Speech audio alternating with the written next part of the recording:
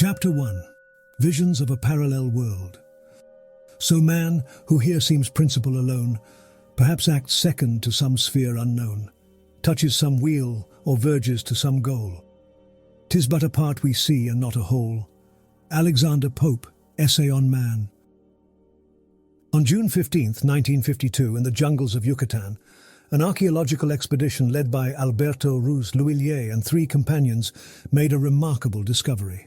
The team was investigating the impressive Palenque monuments located in the state of Chiapas, on the site of a well-known Mayan city that scientists were busy restoring and mapping in systematic fashion.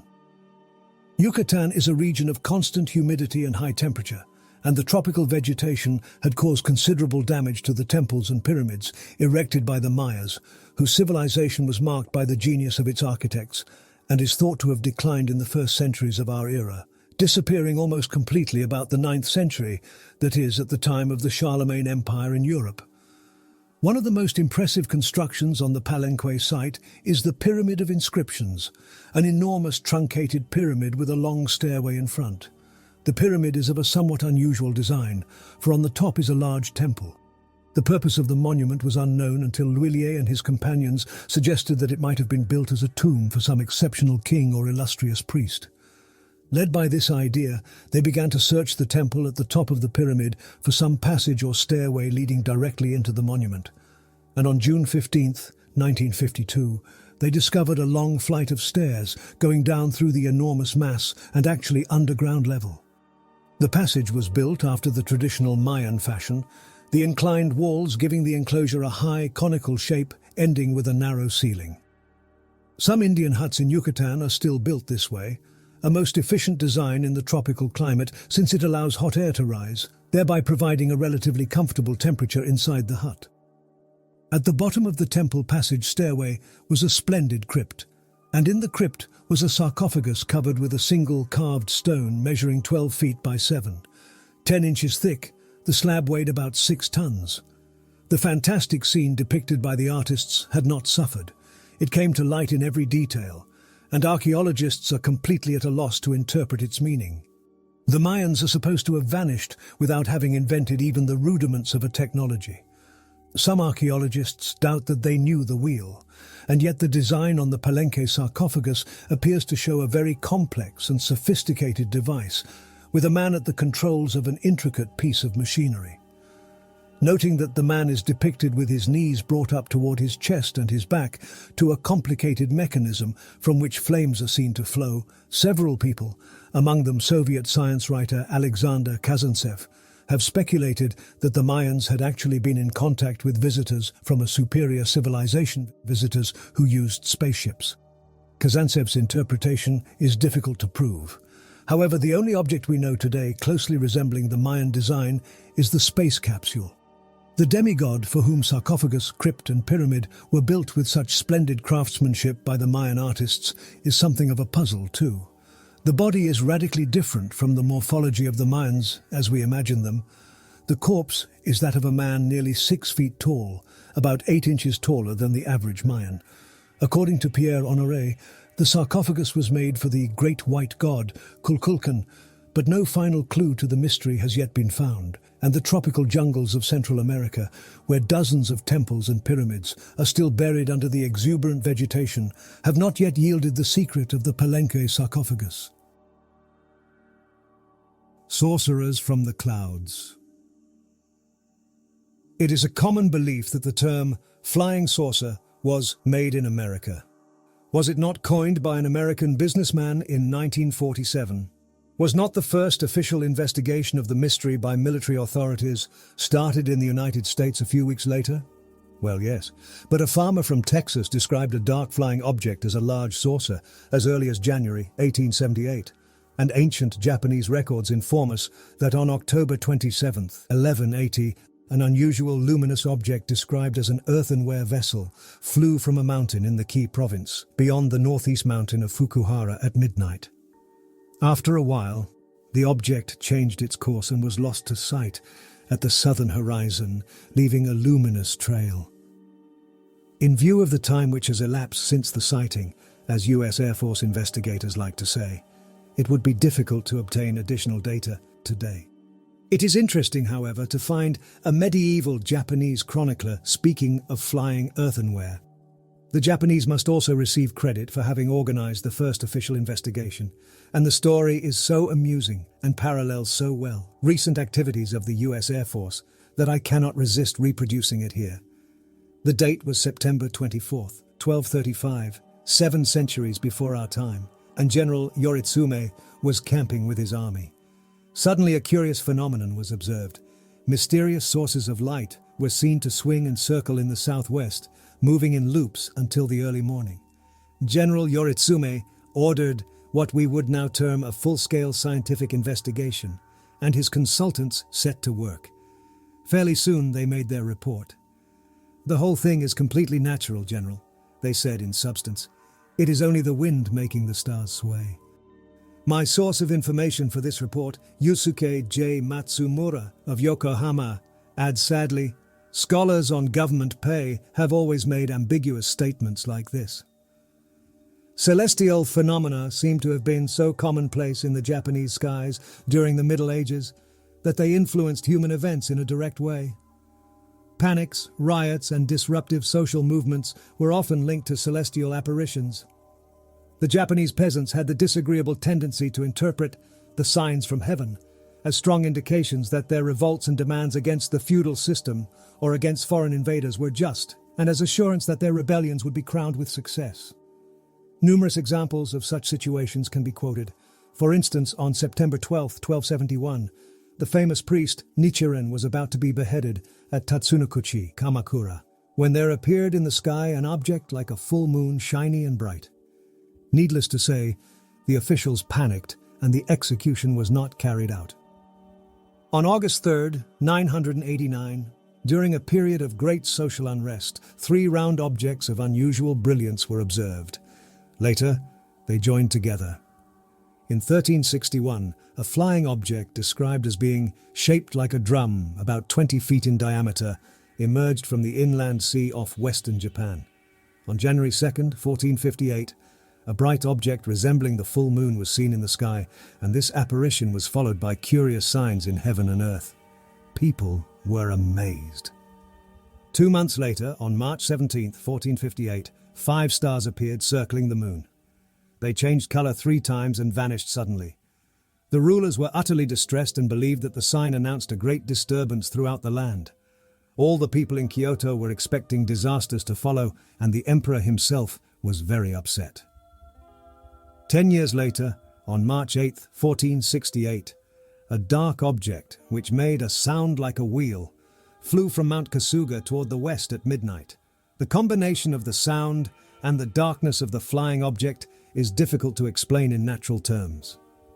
On January 3, 1569, in the evening, a flaming star appeared in the sky. It was regarded as an omen of serious changes, announcing the fall of the Chu dynasty. Such phenomena continued during the 17th and 18th centuries. For instance, in May 1606, fireballs were continuously reported over Kyoto, and one night, a whirling ball of fire resembling a red wheel hovered near the Nijo castle and was observed by many of the samurai. The next morning, the city was filled with rumors and the people muttered, "This must be a portent."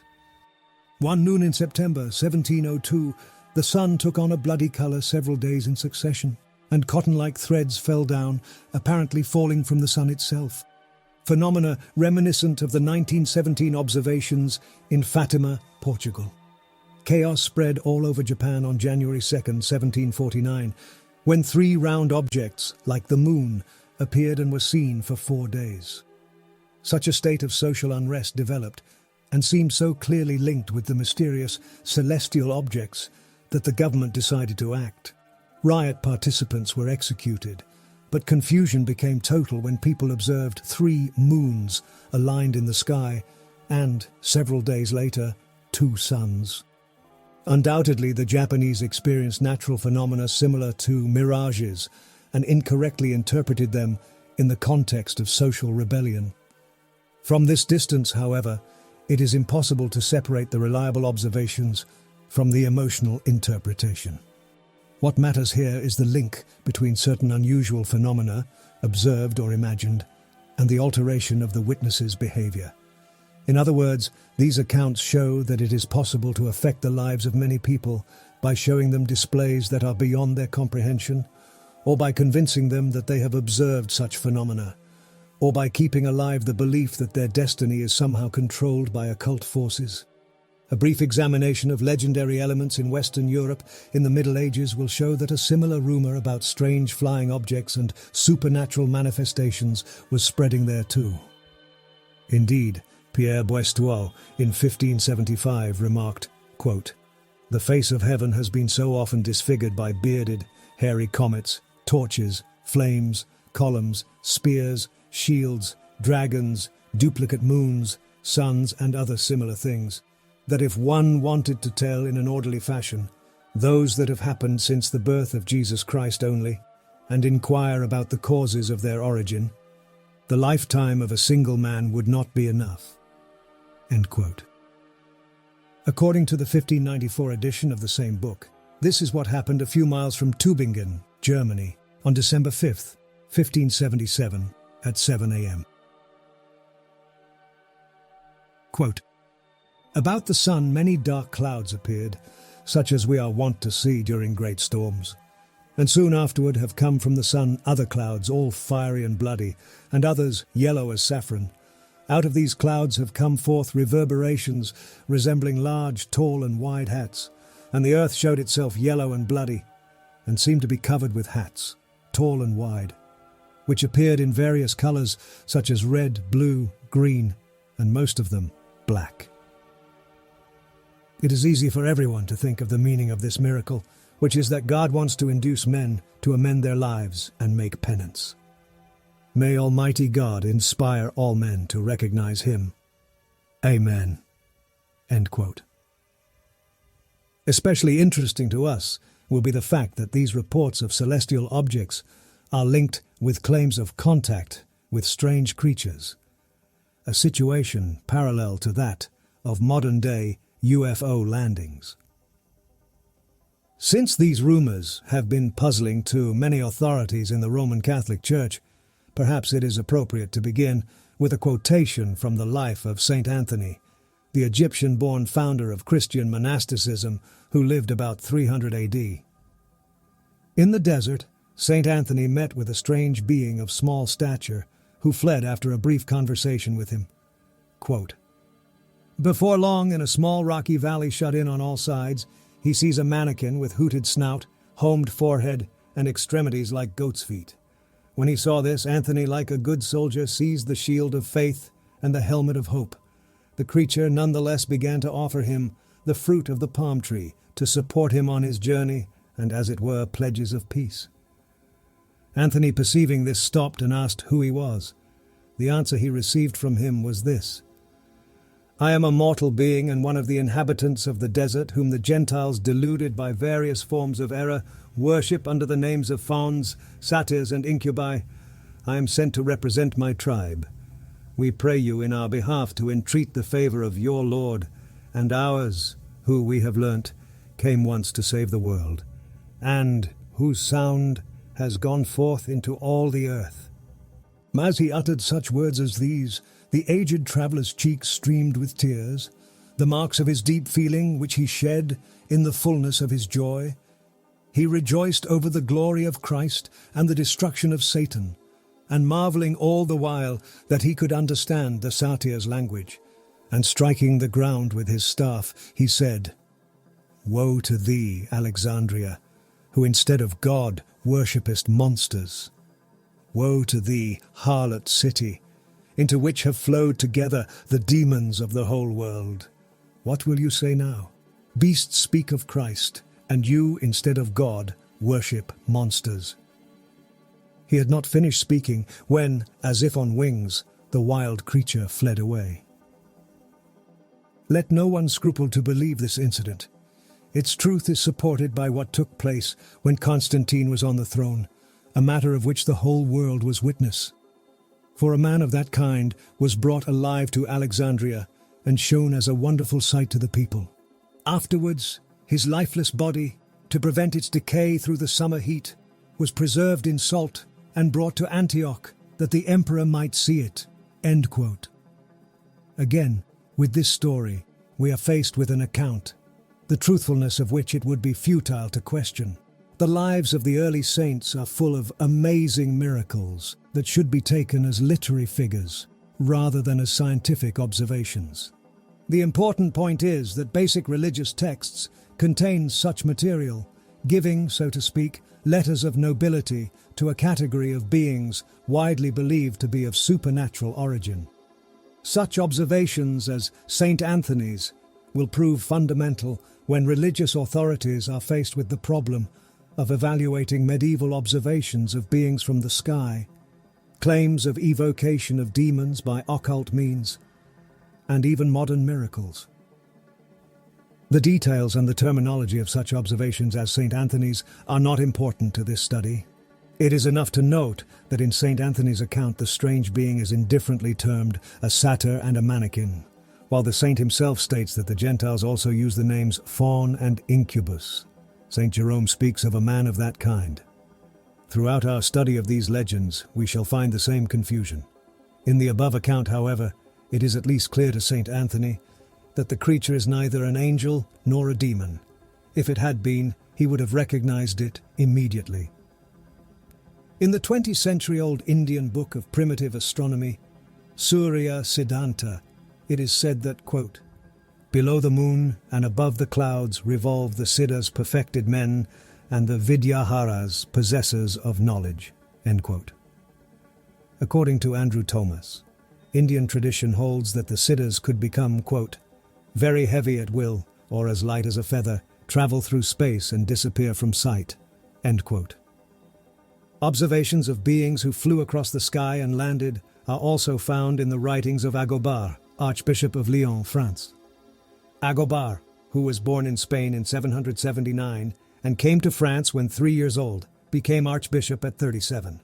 When he died in 840, one of the most celebrated and learned prelates of the 9th century, he left an interesting account of a peculiarly significant incident when, quote, "We have, however, seen and heard many men plunged in such great stupidity, sunk in such depths of folly, as to believe that there is a certain region, which they call Magonia, whence ships sail in the clouds in order to carry back to that region those fruits of the earth which are destroyed by hail and tempests, the sailors paying rewards to the storm wizards, and themselves receiving corn and other produce. Out of the number of those whose blind folly was deep enough to allow them to believe these things possible, I saw several exhibiting in a certain concourse of people, 4 persons in bonds, 3 men and a woman who they said had fallen from these same ships. After keeping them for some days in captivity, they had brought them before the assembled multitude, as we have said, in our presence to be stoned. But truth prevailed." End quote. We shall see in the following pages that the occultists give a quite different interpretation to the same incident.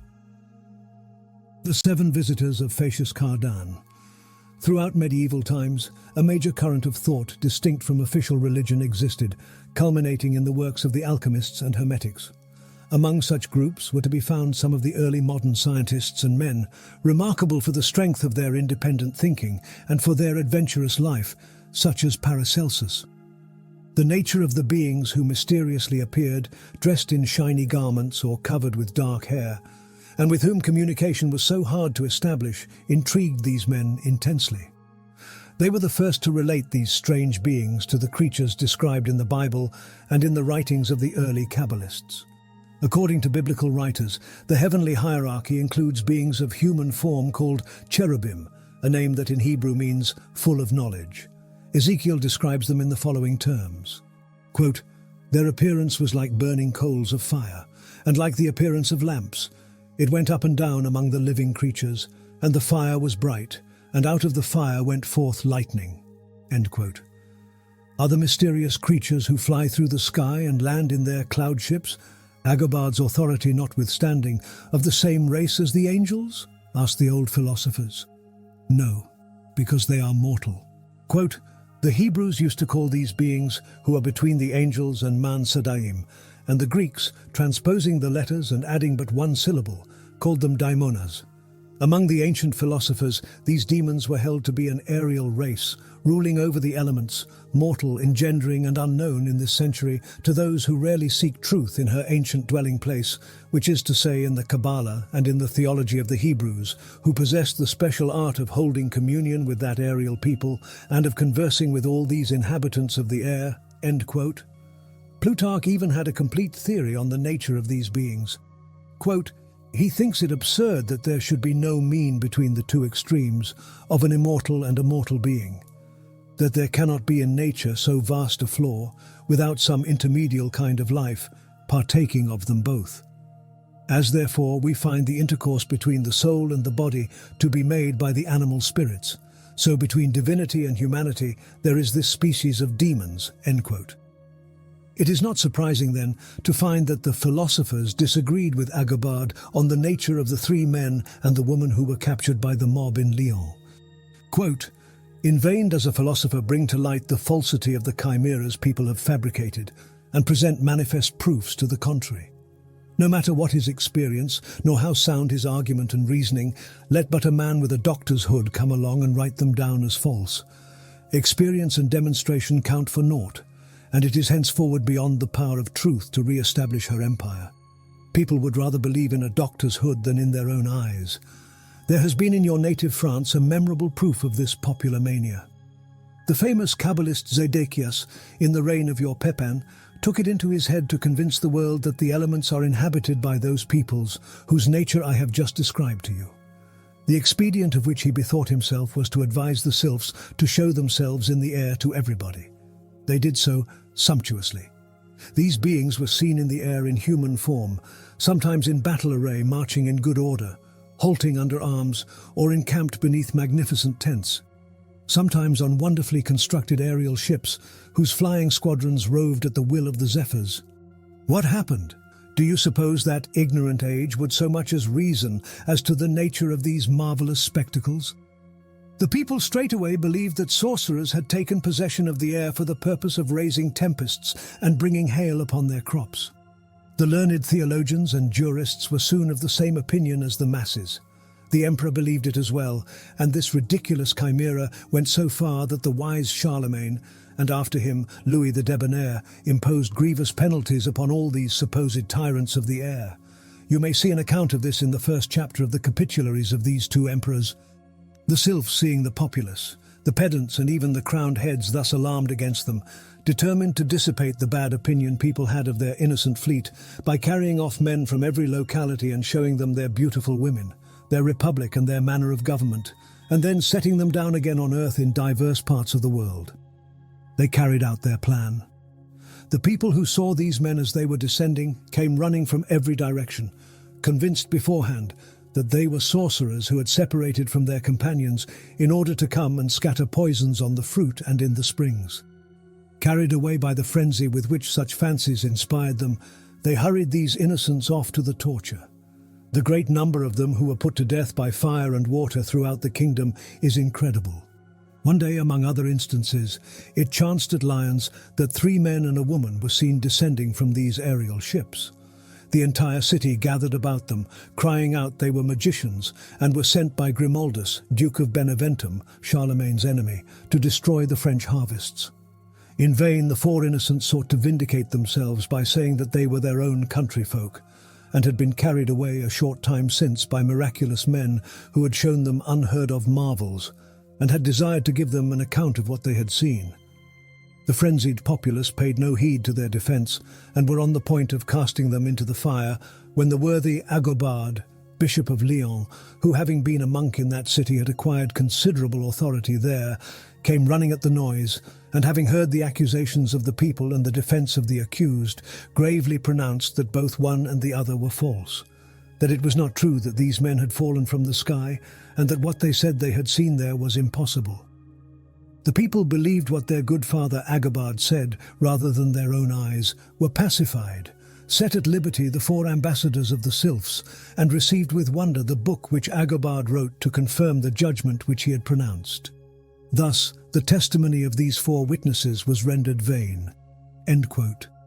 Such stories were so well established during the Middle Ages that the problem of communicating with the elementals became a major preoccupation of the Hermetics and an important part of their philosophy. Paracelsus wrote an entire book on the nature of these beings, but betook great pains to warn the reader of the dangers of an association with them.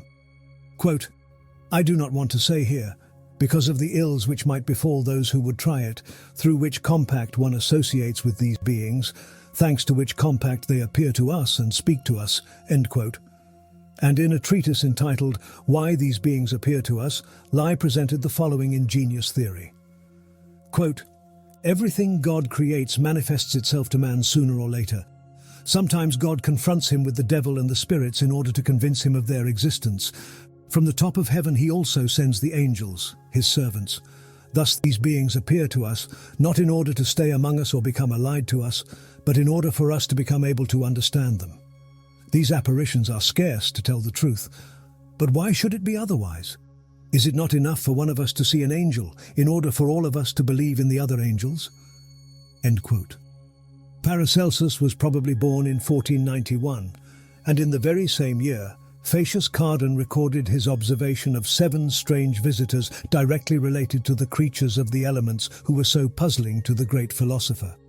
The incident is preserved in the writings of his son, Jerome Cardan, 1501 to 1576, who is well known to us today as a mathematician. Jerome Cardan lived in Milan and was not only a mathematician but also an oculist and a physician. In his book De Subtilitate, Cardan explains that he had often heard his father tell the particular story and finally searched for his record of the event, which read as follows, quote, "August 13th, 1491. When I had completed the customary rites at about the 20th hour of the day, 7 men duly appeared to me clothed in silken garments resembling Greek togas and wearing as it were shining shoes. The undergarments beneath their glistening and ruddy breastplates seemed to be wrought of crimson and were of extraordinary glory and beauty. Nevertheless, all were not dressed in this fashion, but only 2 who seemed to be of nobler rank than the others. The taller of them, who was of ruddy complexion, was attended by 2 companions, and the second, who was fairer and of shorter stature, by 3. Thus, in all, there were 7. He left no record as to whether their heads were covered. They were about 40 years of age, but they did not appear to be above 30. When asked who they were, they said that they were men composed, as it were, of air, and subject to birth and death. It was true that their lives were much longer than ours, and might even reach to 300 years' duration. Questioned on the immortality of our soul, they affirmed that nothing survives which is peculiar to the individual. When my father asked them why they did not reveal treasures to men if they knew where they were, they answered that it was forbidden by a peculiar law under the heaviest penalties for anyone to communicate this knowledge to men.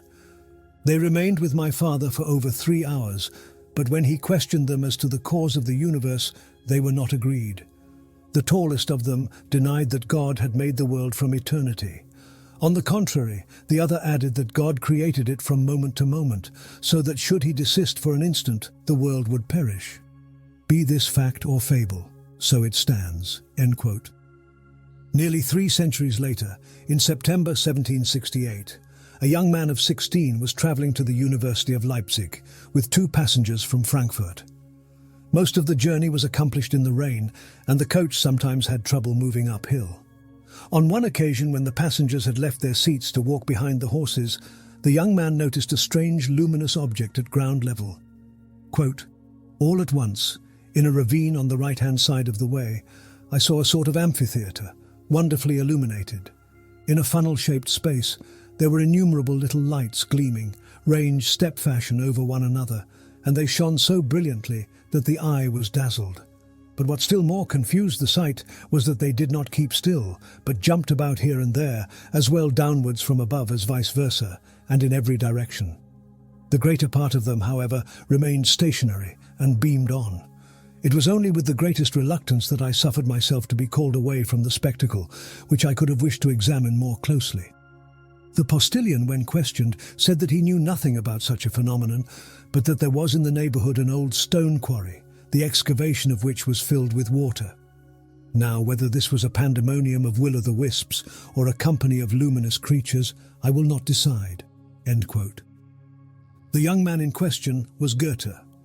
You will find this sighting in the 6th book of his autobiography, according to Kenneth Anger, to whom I am indebted for this very interesting discovery.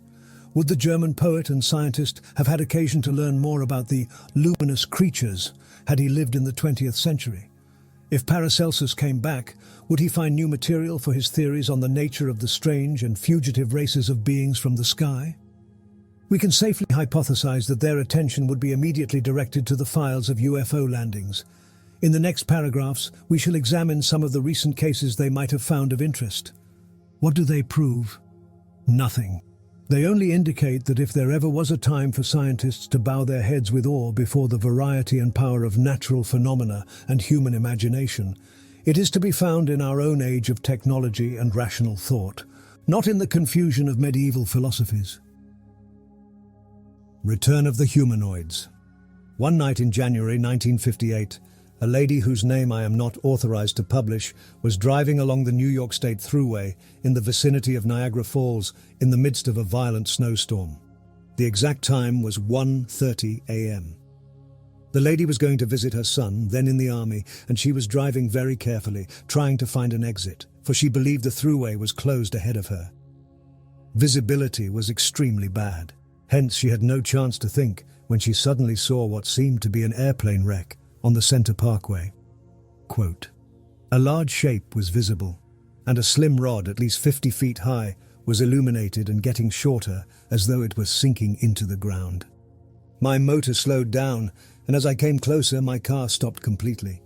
I became panicky and tried desperately to start it as I had no lights. My first thought was to get out and see what was happening. But I suddenly saw two shapes rising around that slim pole, which was still growing shorter. They were suspended but moving about it. They seemed to be like animals with 4 legs and a tail, but 2 front feelers under the head like arms. Then, before I could even gasp, the things disappeared, and the shape rose, and I then realized it was a saucer. It spun and zoomed about 10 feet off the ground and up into the air, and I could not even see where it went. My lights suddenly came on. I started the car and it was all right. I pulled up to that place, got out with a flashlight, and walked over to where it had been sitting. A large hole was melted in the snow, about a foot across, and grass was showing on it. The grass was warm, but nothing was dug up around there." End quote. The lady, who met only with disbelief when she told her story to her family, reported the case in a letter to Otto Binder when his syndicated series, Our Space Age, began to appear in a number of newspapers. The most puzzling element in this account is not so much what is described, but the fact that such stories have become, since 1946, rather common in all parts of the world. To a physicist, of course, they appear unbelievable, just as the strange mannequin met by St. Anthony would appear unbelievable to a biologist. And yet, there are several cases on record in which similar accounts are associated with traces that can hardly be questioned. In the celebrated incident at Socorro, New Mexico, it was a policeman, Lonnie Zamora, who reported seeing 2 small beings dressed in white close to a shiny, egg-shaped object, which rested on 4 pads before it took off with a thunderous noise, only to become perfectly silent as it flew away. The incident took place on April 24, 1964, and was the occasion for some interesting measurements by local police officials and a Federal Bureau of Investigation of the traces left by the object, and of some even more interesting deductions by William T. Powers on the possible mechanical construction of the landing gear. Here again, we observe an emotional pattern strangely reminiscent of the medieval scene just surveyed.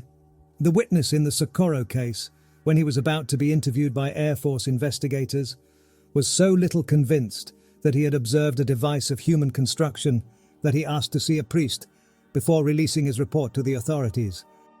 Then, of course, there is the report of the Kentucky family who claimed to have been besieged by several little men, whose appearance was completely fantastic. The incident occurred on the night of April 21st, 1955, and was the occasion of many strange observations of the behavior of the visitors. One of the creatures was seen approaching the farmhouse with both hands raised. When it was about 20 feet away, 2 of the witnesses shot at the intruder. It did a flip and was lost in the darkness. Then it appeared at the window when the men came back inside the house and was again shot at. Another creature, seen on the roof, was knocked over by a bullet, but instead of falling, it floated to the ground. The entities had oversized heads, almost perfectly round, and very long arms, terminating in huge hands armed with talons. They wore a sort of glowing aluminum suit, which is reminiscent of the sylphs of 1491.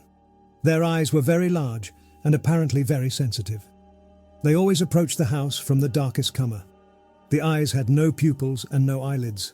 The eyes were much larger than human eyes and set on the side of the head. The creatures generally walked upright, but when shot at, they would run on all fours with extreme rapidity, and their arms seemed to provide most of the propulsion.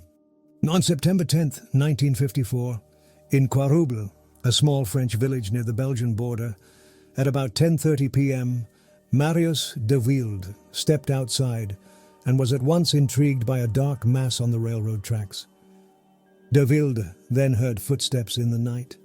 Turning on his light, he found himself facing two beings wearing very large helmets and what seemed to be heavy diving suits. They had broad shoulders, but De Wilde did not see their arms. They were less than 4 feet tall. De Wilde moved toward them with the intention of intercepting them, but a light appeared on the side of the dark object on the tracks, and De Wilde found he could not make a single move. When he regained control of his body, the two visitors had re-entered the supposed machine and flown away. This classic observation had a strange sequel, never before published. French civilian investigators who studied the case were cooperating closely with local police officials, but there were other people on the site, notably representatives of the air police from Paris. When an inquiry was made regarding the analyses performed on some stones found calcined at the spot where the saucer had been seen by De Wilde, it was discovered that even the police could not obtain information as to the results of the analyses. In the words of the local police chief, quote, "The official body working in liaison with the air police belongs to the Ministry of National Defense. The very name of this ministry excludes the idea of any communication." End quote. On November 19th, 1954, the following facts came to light. The police confirmed that De Wilde had made a second report concerning an observation of an object in the vicinity of his home. We were later to learn that the report in fact described a landing. However, the police said, quote, "De Wilde and his family have decided, for fear of adverse publicity, to take no one in their confidence regarding this second occurrence. Therefore, you will find no mention of it in local newspapers." End quote. Furthermore, civilian investigators were told politely, but in no uncertain terms, that any further information on such incidents would be kept confidential by the police. Reports continued, however, and some of them would have delighted Paracelsus. On October 14th, 1954, a miner named Starovsky claimed to have met, on a country road near Urchin, also in the north of France, a strange being of small height and bulky figure with large slanted eyes and a fur-covered body.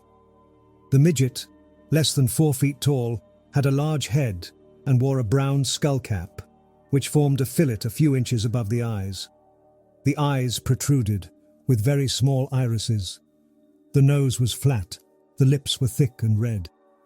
A minor detail: the witness did not claim he had seen the creature emerge from a flying saucer or re-enter it. He just happened to meet the strange being, who did not wear any kind of respiratory device. Before he could think of stopping him, the creature had disappeared.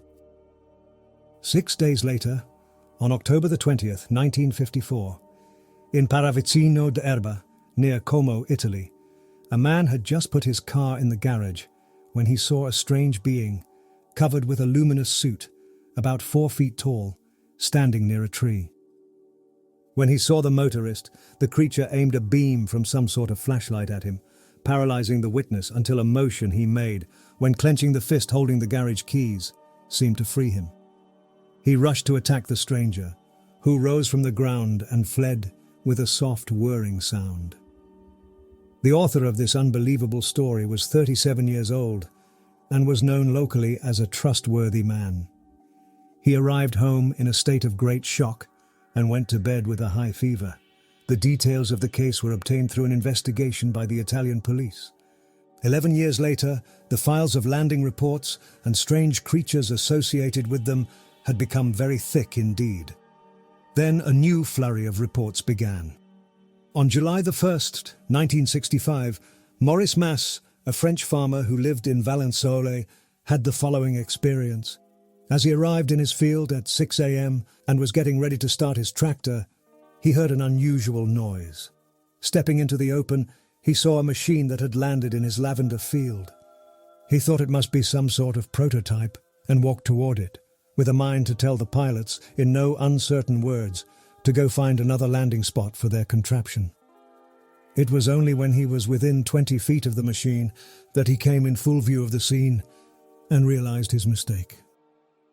The object was egg-shaped, had a round cockpit, was supported by 6 thin legs and a central pivot, and was not bigger than a car. In front, appearing to examine a lavender plant, were the 2 pilots. They were dressed in one-piece grey-greenish suits. On the left side of their belts was a small container. A larger one was on the right side. They were less than 4 feet tall and had human eyes, but their heads were very large, about 3 times the volume of a human head. They had practically no mouth, only a very small opening without lips. They wore no respiratory device, no headgear, and no gloves. They had small, normal hands. When Massey came upon them, they seemed to become suddenly aware of his existence, and yet it was without any indication of fear or surprise that one of the pilots took a small tube from its container and pointed it at Massey, with the result that the witness found himself suddenly incapable of movement. For the next 60 seconds or so, the 2 entities looked at Massey. They appeared to be exchanging their impressions vocally in a sort of gargle. These sounds came from their throats, insisted the witness, but the mouths did not move. The eyes, in the meantime, conveyed human expressions. In private, Massey told a civilian investigator that he had not been frightened by their attitude and that it contained more friendly curiosity than hostility toward him. After some time, estimated by Masse, as I have said, as about 1 minute, the creatures went inside the craft. The door closed, like the front part of a wooden file cabinet, but Masse could see them through the cockpit. They were facing him as the object took off in the opposite direction, first hovering a few feet from the ground, then rising obliquely with the takeoff speed of a jet plane. When it was about 60 yards away, it vanished. The witness was closely questioned on this last point by French scientists who were privately interested by the case. But Massey insisted he could not say whether the object went away so fast that the eye could not follow it or whether it actually disappeared. He made it quite clear, however, that one moment the thing was there and the next moment it was not there anymore. Massey remained alone in his field, paralyzed. The word paralysis is not properly used in connection with incidents of this type. Massey said that he remained conscious during the whole observation. His physiological functions, respiration, heartbeat, were not hampered, but he could not move. Then he became very frightened indeed. Alone in his field, unable even to call for help, Massey thought he was going to die. It was only after about 20 minutes that he gradually regained voluntary control of his muscles and was able to go home. There is a sequel to his experience. For several weeks after the incident, Massey was overcome with drowsiness, and all his relatives, as well as the investigators, observed that he needed so much sleep that he found it difficult to stay awake even for 4 hours at a time. This is another little-known characteristic of close proximity cases. To Massey, who was used to working from sun up to sundown, as the early hour of his observation itself shows, this was a very impressive and disturbing consequence of his experience. Another result of the publicity the case attracted was the great damage to Massey's field, as crowds of tourists gathered to see the traces left by the craft. At this point, I should say that Massey is a man respected in the community, a former resistance fighter, a conscientious and successful farmer. He is regarded as absolutely trustworthy by the police authorities who investigated the case under the direction of Captain Valnet of Digne. Yet this man tells us a story that does not simply appear fanciful. It is completely unbelievable. What is Massey's impression of the visitors? For some reason, he says, he knows they meant no harm. They were not hostile to him, only indifferent.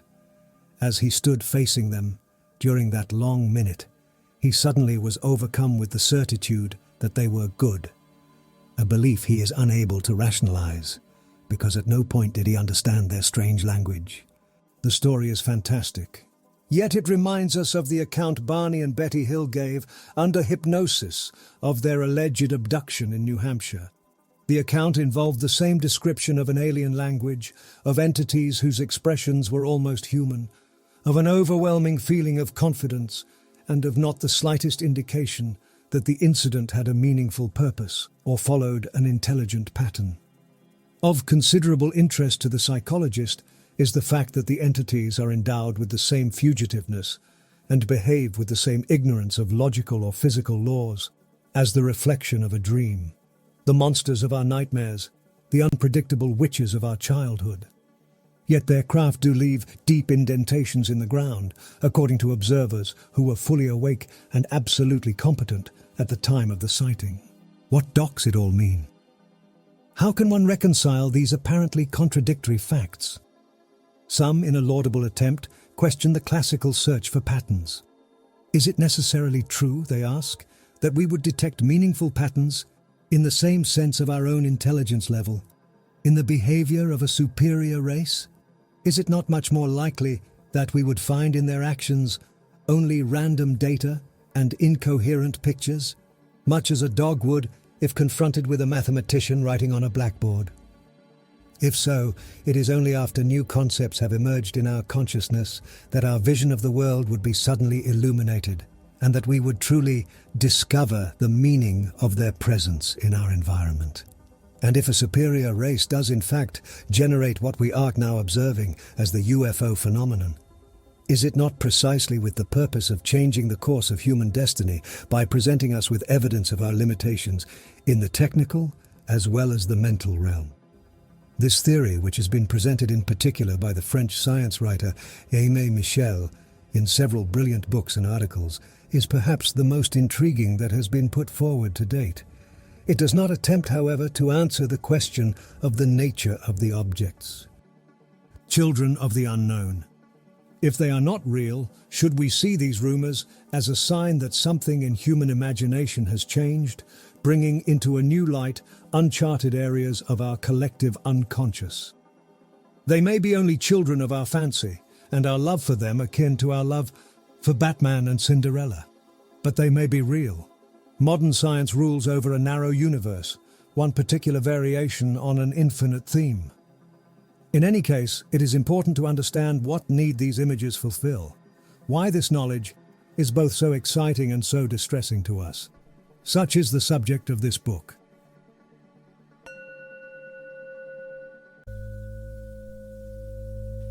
Chapter 2. The Good People. Quote, "Man's imagination, like every known power, works by fixed laws, the existence and operation of which it is possible to trace. And it works upon the same material, the external universe, the mental and moral constitution of man and his social relations. Hence, diverse as may seem at first sight, the results among the cultured Europeans and the debased Hottentots, the philosophical Hindus and the Red Indians of the far west, they present on a close examination features absolutely identical." End quote. Edwin S. Hartland, The Science of Fairy Tales, an inquiry into fairy mythology. It was an unusual day for the Food and Drug Laboratory of the U.S. Department of Health, Education and Welfare when the Air Force requested an analysis of a piece of wheat cake that had been cooked aboard a flying saucer. The human being who had obtained the cake was Joe Simonton, a 60-year-old chicken farmer who lived alone in a small house in the vicinity of Eagle River, Wisconsin. He was given 3 cakes, ate one of them, and thought it tasted like cardboard. The Air Force put it more scientifically. Quote, "The cake was composed of hydrogenated fat, starch, buckwheat hulls, soybean hulls, wheat bran. Bacteria and radiation readings were normal for this material. Chemical, infrared and other destructive type tests were run on this material. The Food and Drug Laboratory of the U.S. Department of Health, Education and Welfare concluded that the material was an ordinary pancake of terrestrial origin." End quote. Where did it come from? The reader will have to decide for himself what he chooses to believe after reading this second chapter. It begins with the Eagle River incident, because this is a first-hand account given by a man of absolute sincerity.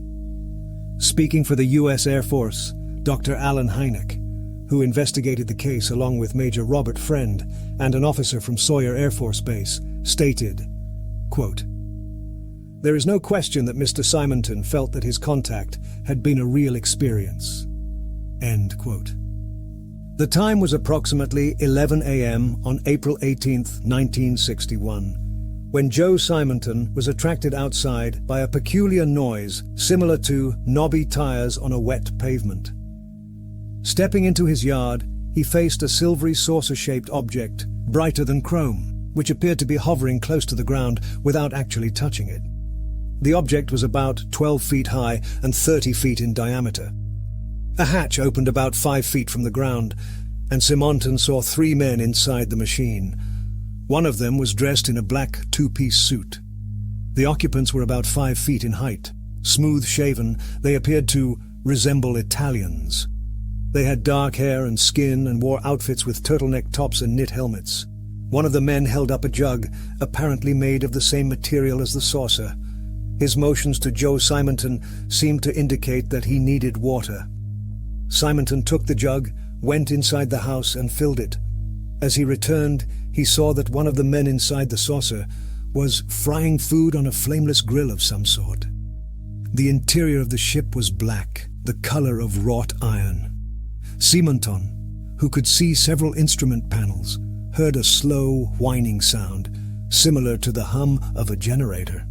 When he made a motion indicating he was interested in the food that was being prepared, one of the men, who was also dressed in black, but with a narrow red trim along the trousers, handed him 3 cookies about 3 inches in diameter and perforated with small holes. The whole affair had lasted about 5 minutes. Finally, the man closest to the witness attached a kind of belt to a hook in his clothing and closed the hatch in such a way that Simonton could scarcely detect its outline. Then the object rose about 20 feet from the ground before taking off straight south, causing a blast of air that bowed some nearby pine trees. Along the edge of the saucer, the witness recalls, were exhaust pipes 6 or 7 inches in diameter. The hatch was about 6 feet high and 30 inches wide, and although the object has always been described as a saucer, its shape was that of 2 inverted bowls. When 2 deputies sent by Sheriff Schroeder, who had known Simonton for 14 years, arrived on the scene, they could not find any corroborative evidence. The sheriff affirmed that the witness obviously believed the truth of what he was saying and talked very sensibly about the incident. Food from fairyland. The Eagle River case has never been solved. The Air Force believes that Joe Simonton, who lived alone, had a sudden dream while he was awake and inserted his dream into the continuum of events around him of which he was conscious. I understand several psychologists in Dayton, Ohio, are quite satisfied with this explanation, and so are most serious amateur ufologists. Alas, ufology, like psychology, has become such a narrow field of specialization that the experts have no time left for general culture. They're so busy rationalizing the dreams of other people that they themselves do not dream anymore, nor do they read fairy tales. If they did, they would perhaps take a much closer look at Joe Simonton and his pancakes. They would know about the gentry and the food from fairyland. In 1909, an American Wentz, who wrote a thesis on Celtic traditions in Brittany, devoted much time to the gathering of folk tales about supernatural beings, their habits, their contacts with men, and their food. In his book he gives the story of Pat Feeney, an Irishman of whom we know only that he was well off before the hard times, meaning perhaps the famine of 1846-1847. One day a little woman came to his house and asked for some oatmeal. Quote, Paddy had so little that he was ashamed to offer it, so he offered her some potatoes instead, but she wanted oatmeal, and then he gave her all that he had. She told him to place it back in the bin till she should return for it. This he did, and the next morning the bin was overflowing with oatmeal. The woman was one of the gentry." End quote. It is unfortunate that Paddy did not save this valuable evidence for the benefit of the US Department of Health, Education and Welfare, Food and Drug Lab. Perhaps they would have explained this miracle of the multiplication of the oatmeal, along with other peculiar properties of fairy food, for it is well known in Ireland that if you are taken away by the fairies, you must never taste food in their palace. Otherwise you never come back, you become one of them. It is interesting that the analysis performed for the Air Force did not mention the presence of salt in the pancakes given to Simonton. Indeed, Wentz was told by an Irishman who was quite familiar with the gentry that they never taste anything salt, but eat fresh meat and drink pure water. Pure water is what the saucer men took from Simonton. The question of food is one of the points most frequently treated in the traditional literature of the Celtic legends, along with the documented stories of babies kidnapped by the elves and of the terrestrial animals they hunt and take away. Before we study this abundant material, however, we should supply some background information about the mysterious folks the Irish call the gentry, and the Scots, the good people, Slee Maith. Quote, "The gentry are a fine, large race who live out on the sea and in the mountains, and they are all very good neighbours. The bad ones are not the gentry at all, are the fallen angels, and they live in the woods and the sea." End quote, says one of Wentz's informers. Patrick Water gives this description of a fairy man. Quote, "A crowd of boys out in the fields one day saw a fairy man with a red cap. Except for his height, he was like any other man. He was about 3.5 feet tall. The boys surrounded him, but he made such a sputtering talk they let him go, and he disappeared as he walked away in the direction of the old fort." End quote. There were few places where one could still see fairies, even in Great Britain or France after 1850. All the storytellers, all the popular almanacs agree that as civilization advanced, the little folks became increasingly shy. A few untouched places recommended by Wentz, however, are the Yosemite Valley in California and the Ben Bulben country, and Ross Point in County Sligo, Ireland. Dublin seers are known to have made many trips to Ben Bulben, a famous mountain honeycombed with curious grottos. At the very foot of the mountain, as the heavy white fog banks hung over Ben Bulben and its neighbours, Wentz was told, the following incident occurred. Quote, "When I was a young man, I often used to go out in the mountains over there to fish for trout or to hunt. And it was in January, on a cold, dry day, while carrying my gun, that I and a friend with me, as we were walking around Ben Bulben, saw one of the gentry for the first time. This one was dressed in blue, with a headdress adorned with what seemed to be frills. When he came upon us, he said to me in a sweet and silvery voice, 'The seldom you come to this mountain, the better, mister. A young lady here wants to take you away.' Then he told us not to fire our guns, because the gentry dislike being disturbed by the noise, and he seemed to be like a soldier of the gentry on guard. As we were leaving the mountain, he told us not to look back, and we didn't." End quote. Wentz then asked for a description of the gentry, and was told the following. Quote, "The folk are the grandest I have ever seen. They are far superior to us, and that is why they call themselves the gentry. They are not a working class, but a military aristocratic class, tall and noble appearing. They are a distinct race between our race and that of spirits, as they have told me. Their qualifications are tremendous. We could cut off half the human race, but would not, they said, for we are expecting salvation. And I knew a man 3 or 4 years ago whom they struck down with paralysis. Their sight is so penetrating that I think they could see through the earth. They have a silvery voice, quick and sweet. The gentry live inside the mountains in beautiful castles, and there are a good many branches of them in other countries, and especially in Ireland. Some live in the Wicklow Mountains near Dublin. Like armies, they have their stations and move from one to another. My guide and informer said to me once, 'I command a regiment, Mr.' They travel greatly, and they can appear in Paris, Marseille, Naples, Genoa, Turin or Dublin, like ordinary people, and even in crowds. They love especially Spain, southern France and the south of Europe. The gentry take a great interest in the affairs of men, and they always stand for justice and right. Sometimes they fight among themselves. They take young and intelligent people who are interesting. They take the whole body and soul, transmuting the body to a body like their own. I asked them once if they ever died, and they said, 'No, We are always kept young, Mr. Once they take you and you taste food in their palace, you cannot come back. They never taste anything salt, but eat fresh meat and drink pure water. They marry and have children, and one of them could marry a good and pure mortal. They are able to appear in different forms. One once appeared to me and seemed only 4 feet high and stoutly built. He said, "I'm bigger than I appear to you now. We can make the old young, the big small, the small big." End quote. Now that we have refreshed the reader's memory regarding the gentry, perhaps we shall be forgiven for driving the parallel between fairy faith and ufology a good deal further. The Eagle River incident again will be the occasion for our reflections. The cakes given to Joe Simonton were composed of, among other things, buckwheat hulls. And buckwheat is closely associated with legends of Brittany, one of the most conservative Celtic areas. In that area of France, belief in fairies or fees is still widespread, although Wentz and Paul Sébillot had great difficulty, about 1900, finding Bretons who said that they themselves had seen fees. One of the peculiarities of Breton traditional legends is the association of the fees or corrigans with a race of beings named Fions. In our chapter on the secret Commonwealth, we shall study the Fions more closely.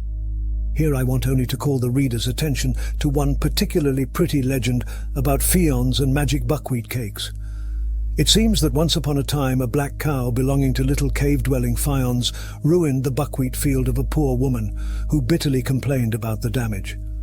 The Fions made a deal with her.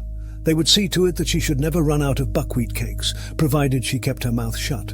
And indeed she and her family discovered that their supply of cakes was inexhaustible. Alas! One day the woman gave some of the cake to a man who should not have been entrusted with the secret of its magical origin, and the family had to go back to the ordinary way of making buckwheat cakes.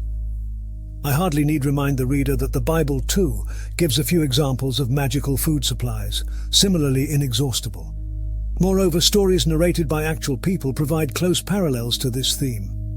Witness the following account, given by Hartland. Quote, "A man who lived at Ystrad Finlays, in Brecknockshire, going out one day to look after his cattle and sheep on the mountain, disappeared. In about 3 weeks, after search had been made in vain for him and his wife had given him up for dead, he came home. His wife asked him where he had been for the last 3 weeks. 3 weeks? Is it 3 weeks you call 3 hours? Said he. Pressed to say where he had been, he told her he had been playing his flute, which he usually took with him on the mountain, at the Ljorfa, a spot near the Van Pool, when he was surrounded at a distance by little beings like men, who closed nearer and nearer to him until they became a very small circle. They sang and danced, and so affected him that he quite lost himself. They offered him some small cakes to eat, of which he partook, and he had never enjoyed himself so well in his life." End quote. Wentz, too, has a few stories about the food from fairyland. He gathered them during his trips through the Celtic countries in the first few years of the present century. John MacNeill of Barra, an old man who spoke no English, told Michael Buchanan, who translated the story from the Gaelic for Wentz, a pretty tale about a girl who was taken by the fairies. The fairies, he said, took the girl into their dwelling and set her to work baking oatcakes. But no matter how much meal she took from the closet, there was always the same amount left on the shelf. And she had to keep baking and baking until the old fairyman took pity on her and said, "I am sure you are wearying of the time and thinking long of getting from our premises, and I will direct you to the means by which you can get your leave. Whatever remainder of meal falls from the cakes after being baked, put into the meal closet, and that will stimulate my wife to give you leave." Naturally, she did as directed and got away. John MacNeill, who was between 70 and 80 years old, gave no date to the story. But since he said he saw the girl after her experience, the event probably took place in the second part of the 19th century. Scientifically inclined people scoff at such stories with a very indignant air. A group of UFO students, when contacted about the Eagle River incident, stated that they did not intend to analyze the cookies, planned no further action, and had much more important things to investigate. 2 weeks after the sighting, Joe Simonton told a United Press International reporter that if it happened again, "I don't think I'd tell anybody about it." And indeed, if flying saucers are devices used by a super-scientific civilization from space, we would expect them to be packed inside with electronic gadgetry, super radars, and a big computerized spying apparatus. But visitors in human shape, who breathe our air and zip around in flying kitchenettes, that is too much, Mr. Simonton. Visitors from the stars would not be human or humanoid. They would not dare come here without receiving a polite invitation from our powerful radio telescopes. For centuries we would exchange highly scientific information through exquisite circuitry and elaborate codes. And even if they did come here, surely they would land in Washington, D.C., where the President of the United States and the scientific ufologists would greet them. Presents would be exchanged. We would offer books on exobiology. They would give us photographs of our solar system taken through space telescopes. But perforated, cardboard-tasting, pancake-shaped buckwheat cakes, how terribly rural, Mr. Simonton. And yet there is no question that Joe Simonton believes that he saw the flying saucer, the nameless grill, the three men. He gave them pure water. They gave him 3 pancakes. If we reflect on this very simple event, as the students of folklore have reflected on the stories quoted above, we cannot overlook one possibility, that the event at Eagle River did happen, and that it has the meaning of a simple yet grandiose ceremony. This latter theory was very well expressed by Hartland when he said about the exchange of food with fairies, quote, "Almost all over the earth, the rite of hospitality has been held to confer obligations on its recipient and to unite him by special ties to the giver. And even where the notion of hospitality does not enter, to join in a common meal has often been held to symbolize, if not to constitute, union of a very sacred kind. That such meaning is still attached to a common meal is readily seen at weddings and other traditional meetings where food is an important constituent, even if the symbolic value of such events is lost to most of our contemporaries." Hartland goes as far as to suggest that the custom of burying the dead with some food might bear some relationship to the widespread belief that one must have a supply of terrestrial food when one reaches fairyland, or forsake the earth entirely. And indeed, in ancient and recent tradition alike, the abode of our supernatural visitors is not always distinct from the world of the dead. This is a moot point, however, because the same applies to visitors from heaven. The theologians who argue about the nature of angels know it very well. But at least the idea of food provides another connection. In the light of Hartland's remarks about the rite of hospitality, a passage from the Bible is noteworthy. Quote, "Let a little water, I pray you, be fetched, and wash your feet, and rest yourselves under the tree, and I will fetch a morsel of bread, and comfort you your hearts. After that ye shall pass on, for therefore are ye come to your servant. And they said, So do as thou hast said. And he took butter and milk, and the calf which he had dressed, and set it before them. And he stood by them under the tree, and they did eat." End quote. And according to Genesis chapter 19 verse 3, Lot took the 2 angels he met at the gate of Sodom to his house, quote, "And he made them a feast, and did bake unleavened bread, and they did eat." End quote. So after all, Joe Simonton's account might be a modern illustration of that biblical recommendation. Quote, "Be not forgetful to entertain strangers, for thereby some have entertained angels unaware." End quote. Rings in the moonlight. This section is devoted to several types of artifacts claimed by popular tradition to be of supernatural origin. Fairy rings and saucer nests obviously fall in this category. Although such phenomena are treated as borderline cases by specialists in UFO investigation, I believe the nests deserve more than passing attention and should be considered in the light of specific traditional beliefs about the meaning of the magic circles that for centuries farmers have found in their fields. The literature on this subject is of course abundant, and we shall select only a few cases to illustrate the point and set the stage for a more detailed discussion in later chapters. On Thursday, July 28, 1966, in the evening, Mr. Lacoste and his wife were walking in the vicinity of Montsoreau, Maine-et-Loire, France.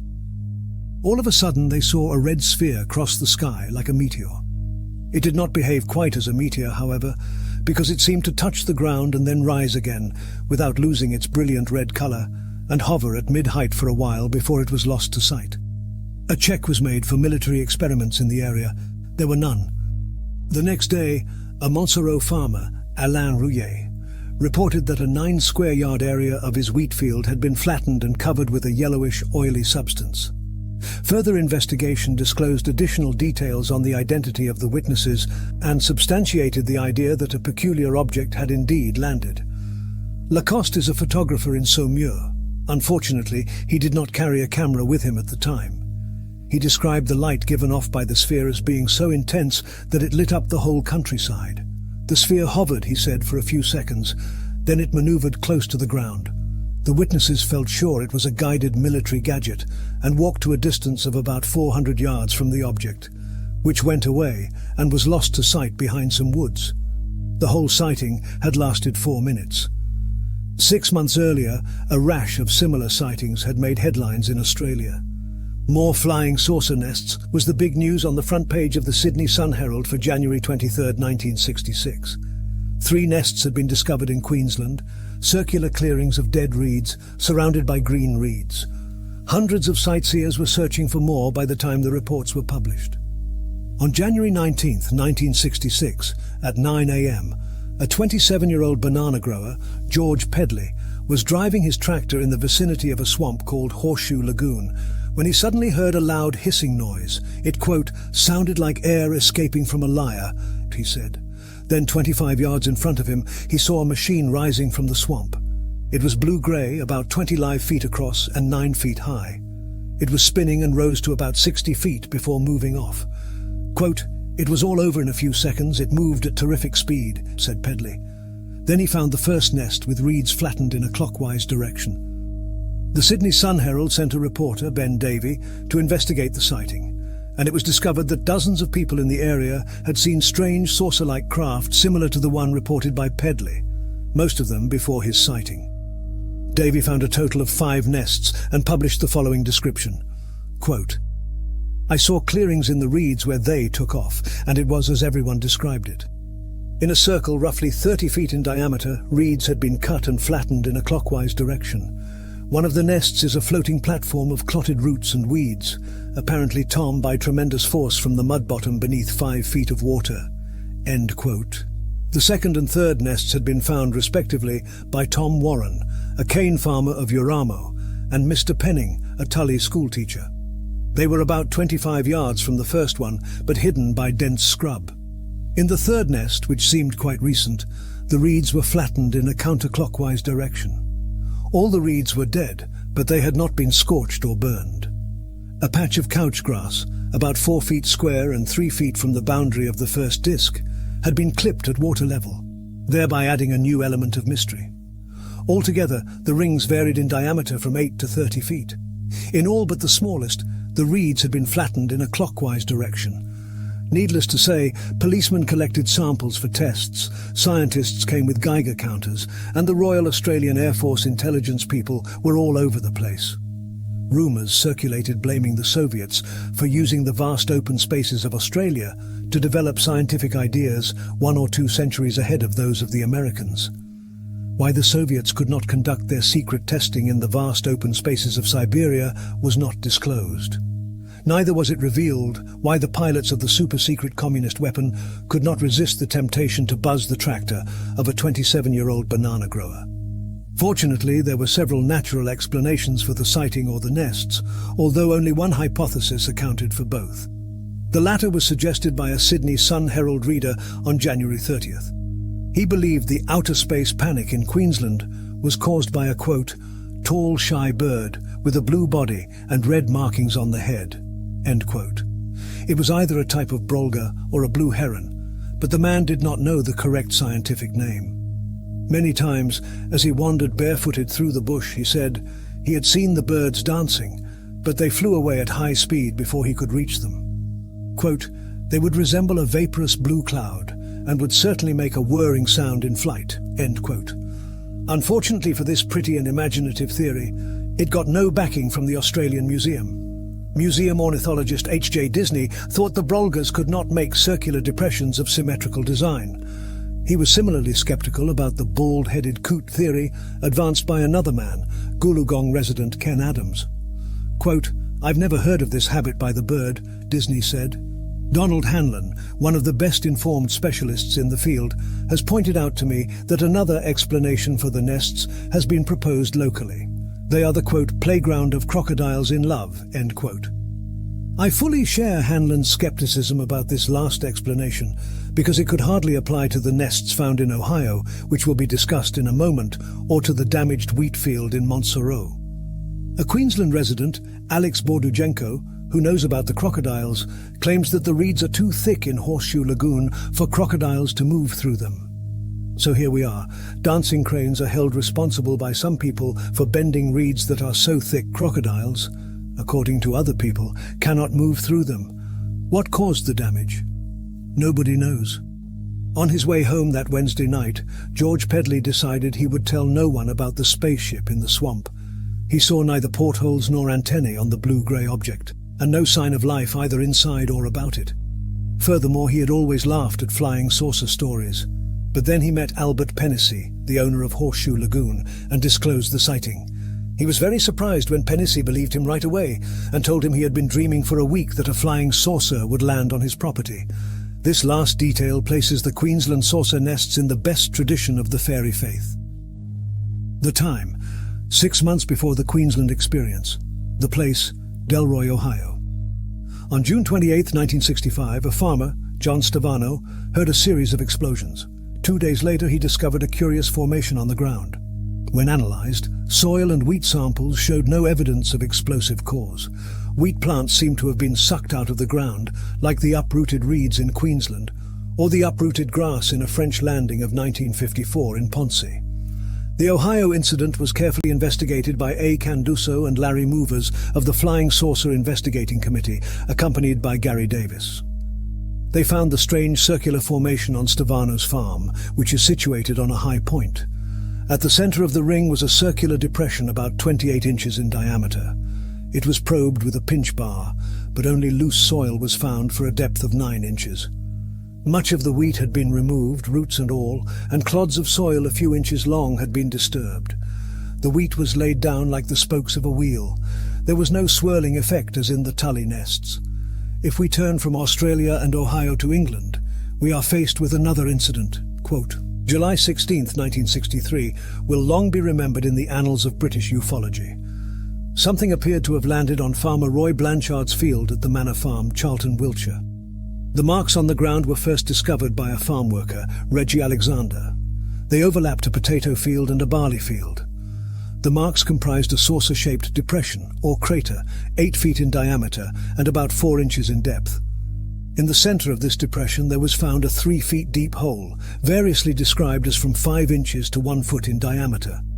Radiating from the central hole were 4 slot marks, 4 feet long and 1 foot wide. The object must have landed, if land it did, unseen.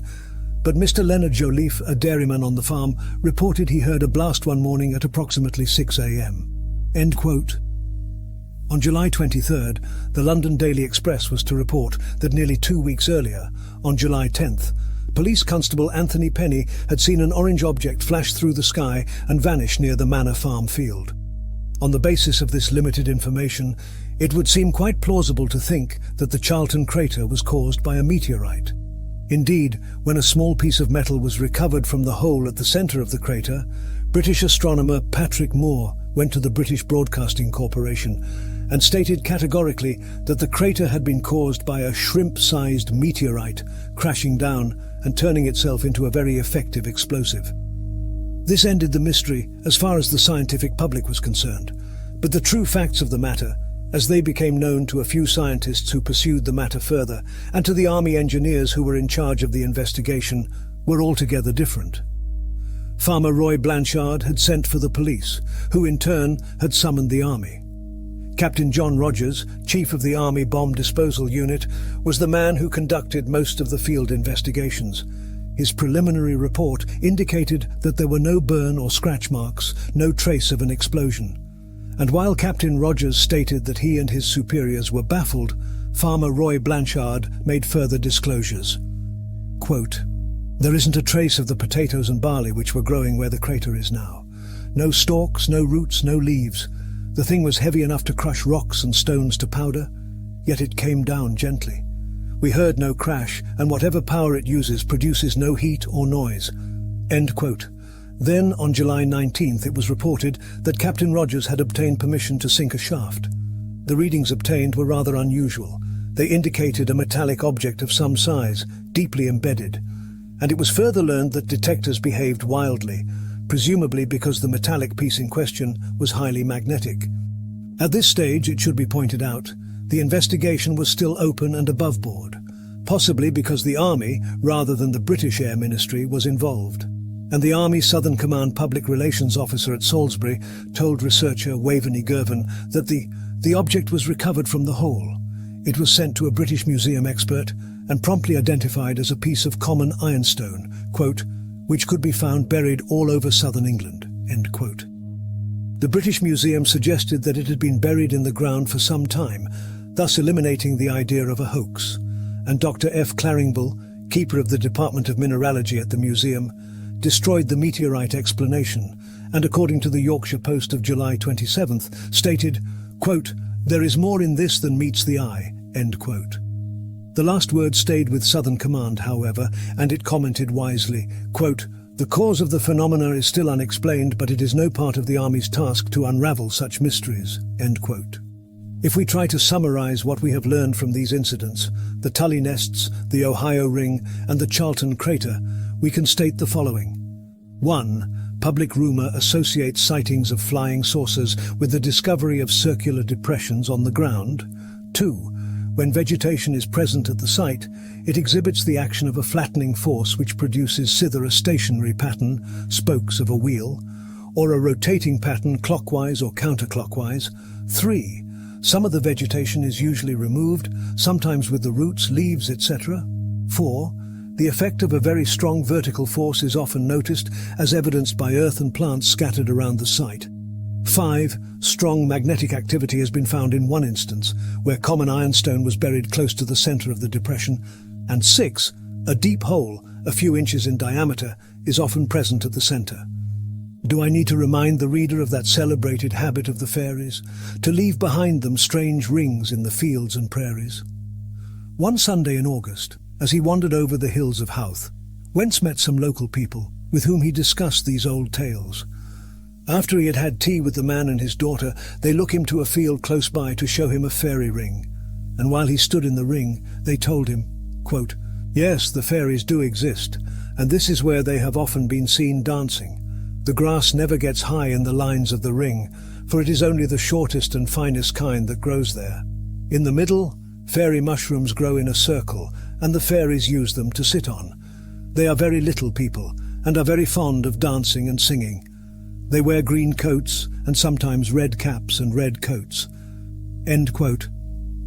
On November 12, 1968, the Argentine press reported that near Nicoquia, 310 miles south of Buenos Aires, a civilian pilot had reported a strange pattern on the ground and investigated it with several military men.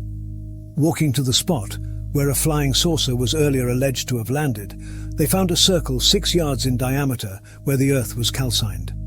Inside this circle grew 8 giant white mushrooms, one of them nearly 3 feet in diameter. In Santa Fe province, other extraordinary mushrooms have been discovered under similar circumstances. Another writer, reporting on Scandinavian legends, noted that elves are depicted there as beings with oversized heads, tiny legs, and long arms. Quote, "They are responsible for the bright green circles called elfdans that one sees on the lawns. Even nowadays, when a Danish farmer comes across such a ring at dawn, he says that the elves have come there during the night to dance." End quote. It is amusing to note that attempts have been made, in the early days of rationalism, to explain fairy rings as electrical phenomena, a consequence of atmospheric effects. P. Maranzino, for example, quotes a little couplet by Erasmus Darwin, the grandfather of the English naturalist, written in 1789, quote, "So from the dark clouds the playful lightning springs, rives the firm oak, or prints the fairy rings," end quote. And according to Erasmus Darwin, quote, "There is a phenomenon supposed to be electric which is not yet accounted for. I mean the fairy rings, as they are called, so often seen on the grass. At times larger parts or prominences of clouds, gradually sinking as they move along, are discharged on the moister parts of the grassy plains. Now this knob or corner of a cloud, in being attracted to the earth, will become nearly cylindrical, as loose wool would do when drawn out into a thread, and will strike the earth with a stream of electricity, perhaps 2 to 10 yards in diameter. Just the external part of the cylinder burns the grass." End quote. The formulation of this idea in terms of modern plasma physics will no doubt soon be provided by eager scholars. They would do well, however, to note the diameter of the cylinder mentioned by the elder Darwin. 2 to 10 yards, the diameter of the average flying saucer. Angels or devils? We have already noted several instances connecting unknown beings with the theft of agricultural products. Lavender plants, grapes or potatoes seem to have been taken away with equal dexterity by the mysterious little men. In story after story from North and South America and from Europe, the creatures are seen flighting from their shiny craft, picking up plants and taking off again before amazed witnesses. Such behavior is well designed to make the investigators of such stories assume that the visitors are gathering samples with all the care and precision of seasoned exobiologists. Are we not, after all, designing robots that will accomplish the preliminary analysis of the Martian flora when the first rockets reach that planet? In a few cases, the visitors even take the time to interview the witnesses at length concerning agricultural techniques. Such was the case in a landing that, curiously enough, took place in Tioga City, New York, on the very day of the Socorro landing, about 10 hours before Officer Zamora observed the egg-shaped, shiny object so familiar to us now. Gary T. Wilcox, a dairy farmer, was spreading fertilizer in his field. Sometime before 10 a.m., he stopped to check a field surrounded by woods about a mile away from his barn. He wanted to see whether ground conditions would allow plowing. As he approached the field, however, he saw a shiny object, which he first took to be a discarded refrigerator, then a wing tank or some other aircraft part. When he drew closer, he realized that the object was egg-shaped and about 20 by 16 feet, had the appearance of durable metal, and did not look like anything he had ever seen before. He touched it. It was not hot. He observed no door or hatch of any kind, and yet 2 human-like creatures suddenly appeared. They were about 4 feet tall, and wore seamless clothing, with headdress and a full-face hood, which did not allow Wilcox to observe any facial features. They appeared to have arms and legs. They talked to him in smooth English, but their voices did not come from their heads as far as Wilcox could tell, but from their bodies. Quote, "Do not be alarmed, we have talked to people before. We are from what you people refer to as planet Mars," they said. In spite of Gary's conviction that, quote, "someone must be playing a gag on me," end quote, the strange conversation continued. The 2 beings were interested in fertilizers and expressed considerable interest in their use. They stated that they grew food on Mars, but the changes in the environment were creating problems they hoped to solve by obtaining information about our agricultural techniques. Their questions were quite childish, and they appeared to have no knowledge of the subject whatever. Each one carried a tray filled with soil. Quote, "When they talked about space or the ship, I had difficulty in understanding their explanations. They said they could only travel to this planet every 2 years, and they are presently using the Western Hemisphere," Wilcox reported. They explained that they landed only during daylight hours, because their ship is less readily visible in daylight. And they said they were surprised that Wilcox had seen their craft. They also volunteered information about space travel. Our astronauts would not be successful, they said, because their bodies would not adapt to space conditions. Finally, they requested a bag of fertilizer, but as Gary Wilcox walked away to get it, the craft took off, disappearing from sight in very few seconds. The witness left a bag of fertilizer at the place. The next day it was gone. A list, even incomplete, of similar cases would rapidly induce tedium. In most of the South American landings, entities have been described walking away with soil samples, plants, even boulders. Everything in their behavior seems designed to make us believe in the outer space origin of these strange beings and their craft. And indeed, such incidents have greatly influenced the researchers who have independently concluded that the UFOs are space probes sent by an extraterrestrial civilization. On November 1st, 1954, Mrs. Rosa Lotti Dainkley, 40 years old, was going to the cemetery at Poggio d'Ambra, Busine, near Arezzo, Italy. A devout Italian woman, she was carrying a pot containing flowers. Her mind at that moment must have been very far indeed from science fiction speculation, and yet what happened to her in the next minute constitutes perhaps the strangest of the entire wave of 1954 incidents. As Mrs. Lotti Dainelli walked past an open grassy space, she saw a vertical, torpedo-shaped machine with pointed edges. A machine, in other words, shaped like 2 cones with common bases. In the lower cone was an opening through which two small scats were visible. The craft looked metallic. It did not resemble anything the witness had seen before. From behind the object, two beings appeared. They were 3.5 to 4 feet tall. They looked joyful. Their smiles displayed white and very thin teeth. They were wearing grey coveralls and reddish leather helmets similar to those used by military drivers. They had what seemed to be a convexity at the center of their foreheads. Speaking an incomprehensible language, the two closed in on the woman, and one of them took away from her the pot containing the flowers. Mrs. Lottie Dinelli now tried to get her property back, but the two beings ignored her and returned to their craft. The witness started to scream and run away, but she returned to the spot with other witnesses, including policemen. Too late. Not a trace of the object was left, but it seems that other people saw the craft in flight, leaving a red and blue trail.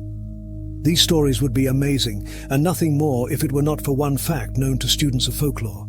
A constant feature of one class of legends involving supernatural creatures is that the beings come to our world to steal our products, our animals, and even, as we shall see in a later chapter, human beings. But for the moment, let us concern ourselves only with the sample-gathering behavior of these beings and their requests for terrestrial products.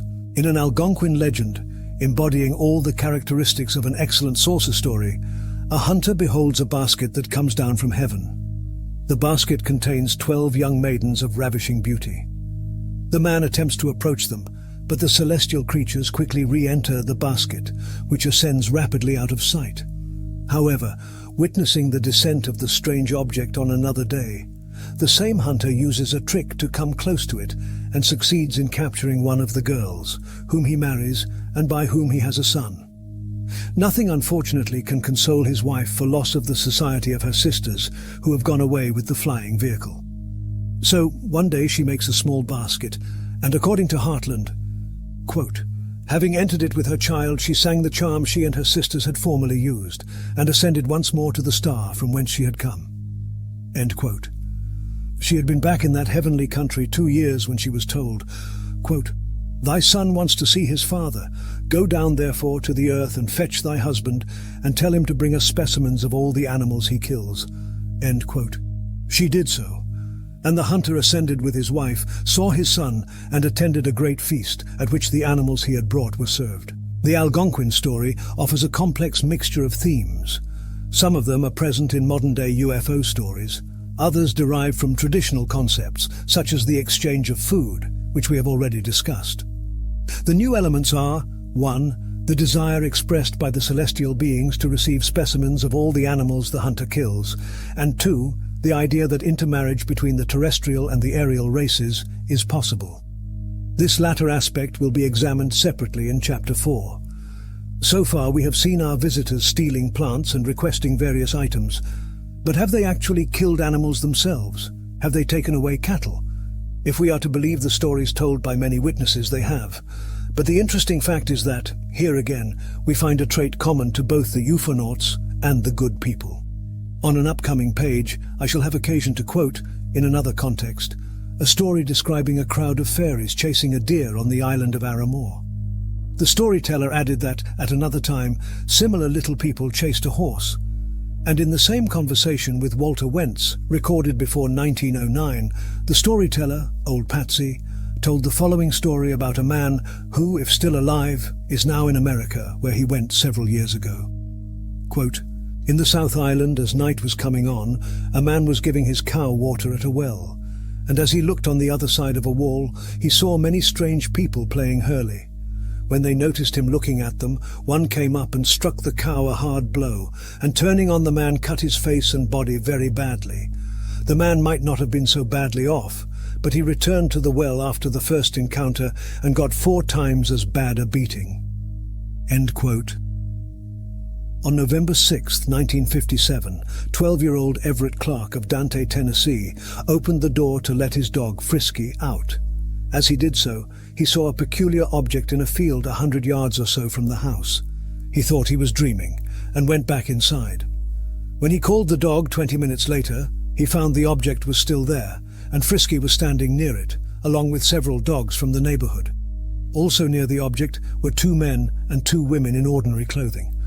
One of the men made several attempts to catch Frisky and later another dog, but had to give up for fear of being bitten.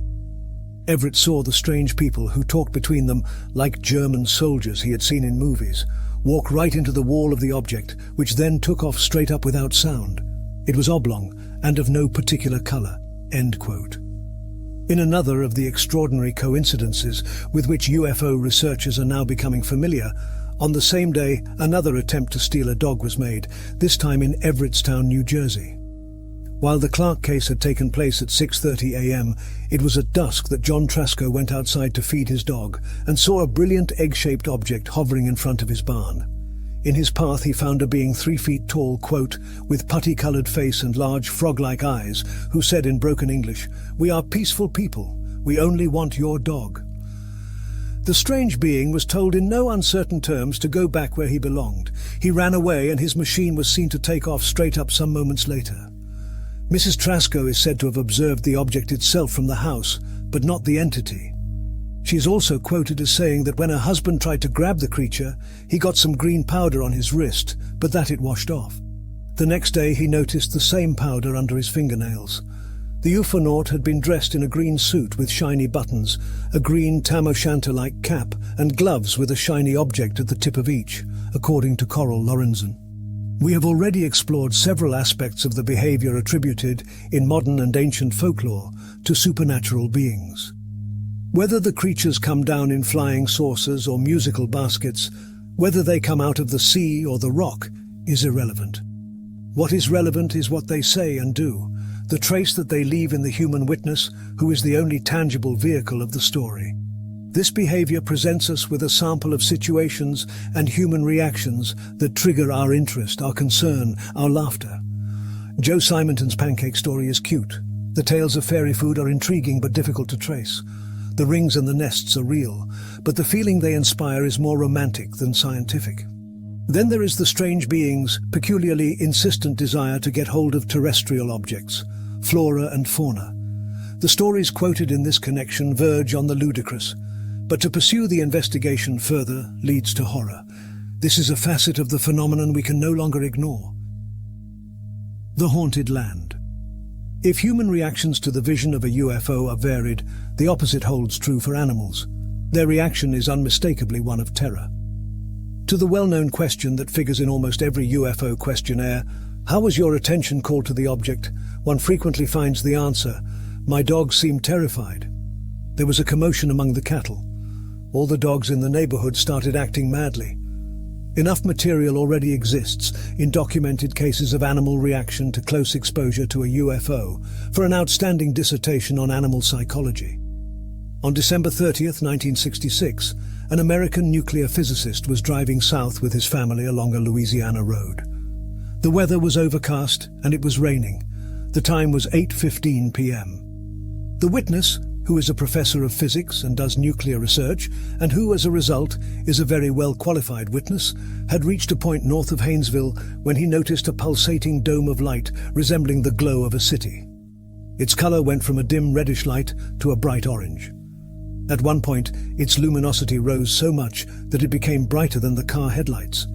So intense was the white illumination that the two children who were sleeping in the back woke up and, with the physicist's wife, observed what followed. The light was emitted by a source that was stationary and below the treetops, at or close to ground level, some distance into the forest. Concern for his family's safety made the witness drive away. But he did make a quick estimate of the amount of energy represented by the light, and it turned out to be a fairly impressive source of radiation, impressive enough to make him return to the location the next day, bearing a scintillometer with him. He determined the probable position of the object, which had been about 1 mile, plus or minus 0.2 mile, from his car at the closest point. Then he made some inquiries in the area. The investigations had 2 results. First, while walking in the forest, he noticed that for some distance around the spot where the source of light had been, animal life had simply vanished. There were no squirrels, no birds, even no insects, and as a hunter, he was quite familiar with the Louisiana fauna. Second, he gathered several reports by local people who had seen the light and claims by farmers that important loss of cattle had occurred in the same period. Until I heard the physicist's testimony, I had never given much credence to reports of stolen cattle. Cows and horses did run away sometimes, or were stolen, and the likelihood that a farmer would try to place the blame on some supernatural agency remains very high even in the 20th century.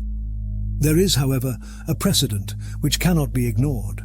The Leroy, Kansas case, where a cow was stolen by the pilots of a living object.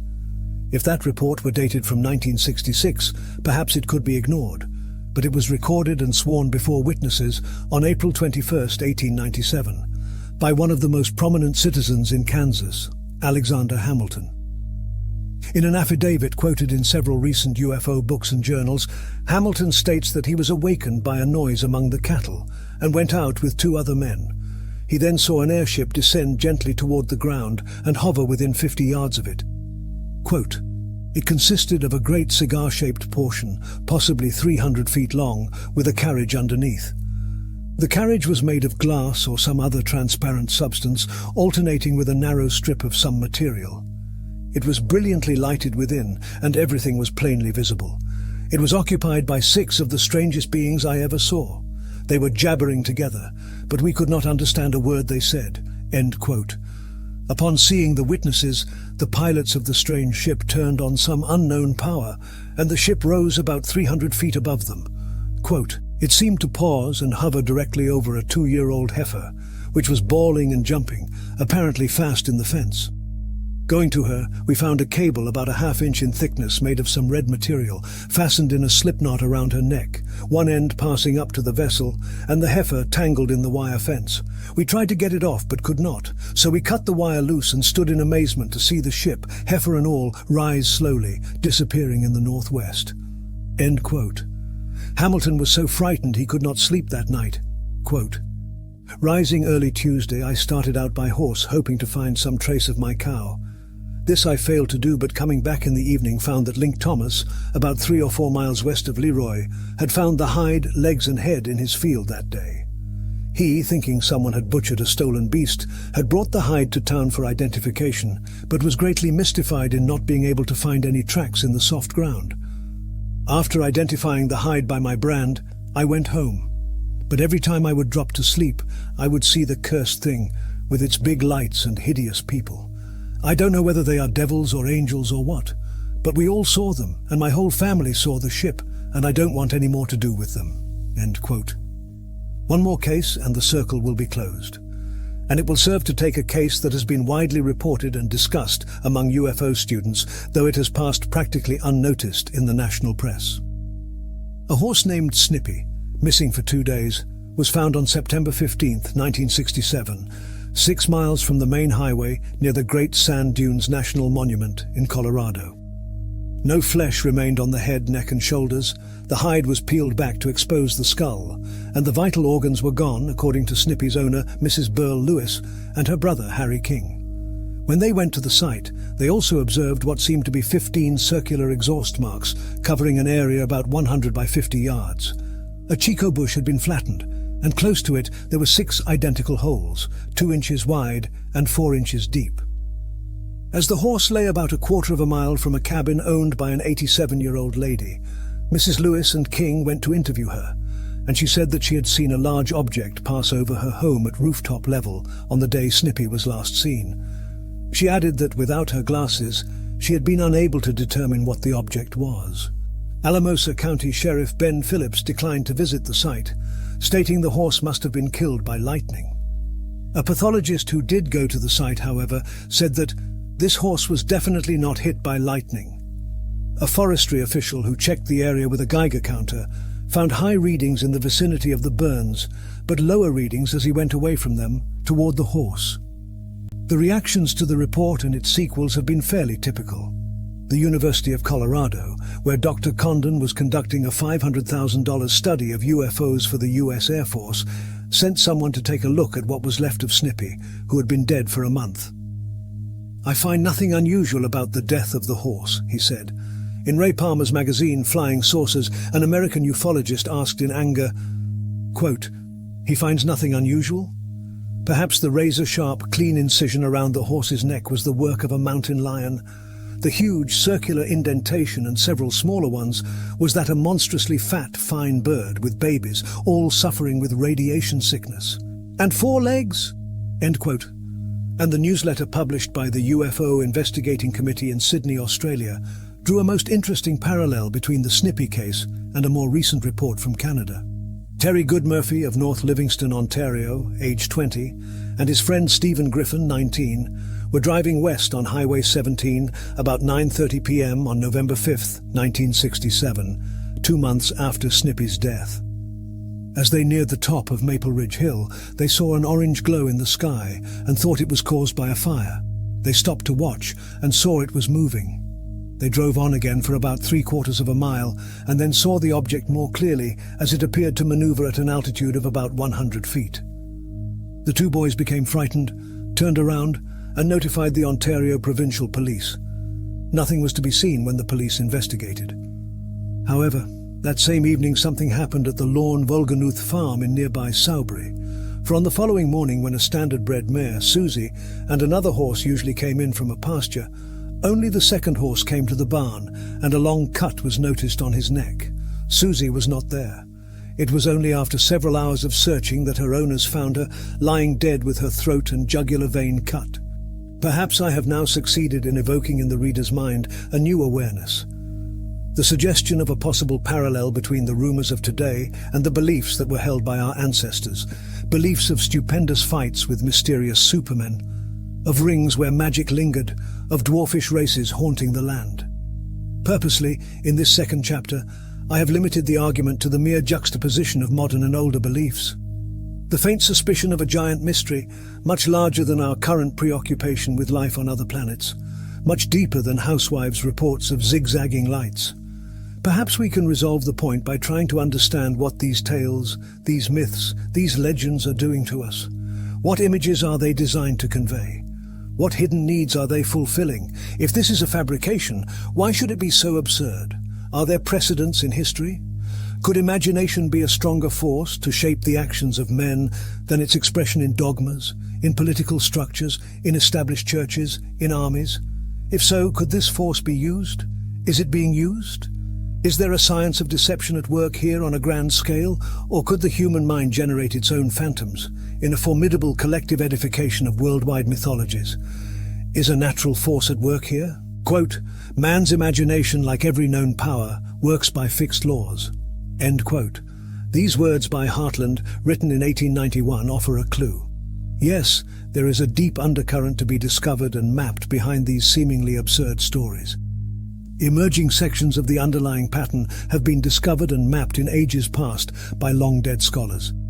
Today, we have the unique opportunity to witness the reappearance of this current, out in the open, colored naturally with our new human biases, our preoccupation with science, our longing for the promised land of other planets. A new mythology was needed to bridge the stupendous gap beyond the meaningless present. They provided it. But who are they? Real beings or the ghosts of our own ridiculous petty dreams? They spoke to us in smooth English. They did not speak to our scientists. They did not send sophisticated signals in uniquely decipherable codes, as alien beings are supposed to do, if they read Walter Sullivan, as any alien being should before daring to penetrate our solar system. No, they picked Gary Wilcox instead, and Joe Simonton and Maurice Massey. What did they say? That they were from Mars, that they were our neighbors, and above all, that they were superior to us, that we must obey them, that they were good. Go to Valensole and ask Massa. He will tell you perhaps how puzzled he was when suddenly, without warning, he felt inside himself a warm, comforting feeling. How good they were, our good neighbors, the good people. They took a great interest in the affairs of men, and they always stood for justice and right. They could appear in different forms. With them, Joe Simonton exchanged food. So in times gone by, did Irishmen who talked to similar beings. In those days too, they were called the good people, and in Scotland, the good neighbours, the Slieve Maith. What did they say then? We are far superior to you. We could cut off half the human race. It does all make sense. These were the facts we have missed, without which we could never piece the UFO jigsaw together. Priests and scholars left books about the legends of their time concerning these beings. These books had to be found, collected and studied. They contained no solutions, only elements of great puzzlement. But this puzzlement was documented. Together, these stories presented a coherent picture of the appearance, the organization, and the methods of our strange visitors. The appearance was, does this surprise you, exactly that of today's UFO pilots. The methods were the same. There was the sudden vision of brilliant houses at night, houses that could often fly, that contained peculiar lamps, radiant lights that needed no fuel. The creatures could paralyze their witnesses and translate them through time. They hunted animals and took away people. Their organization had a name, the Secret Commonwealth. In The Magic Casement, a book edited by Alfred Noyes about 1910, I find this little poem by William Allingham, which I would like all ufologists to learn as a tribute to Joe Simonton. Up the airy mountains, down the rushy glen, we daren't go a-hunting for fear of little men. We folk, good folk, trooping all together, green jacket, red cap, and white owl's feather. Down along the rocky shore, some make their home. They live on crispy pancakes, of yellow tide foam, some in the reeds, of the black mountain lake, with frogs for their watchdogs, all night awake.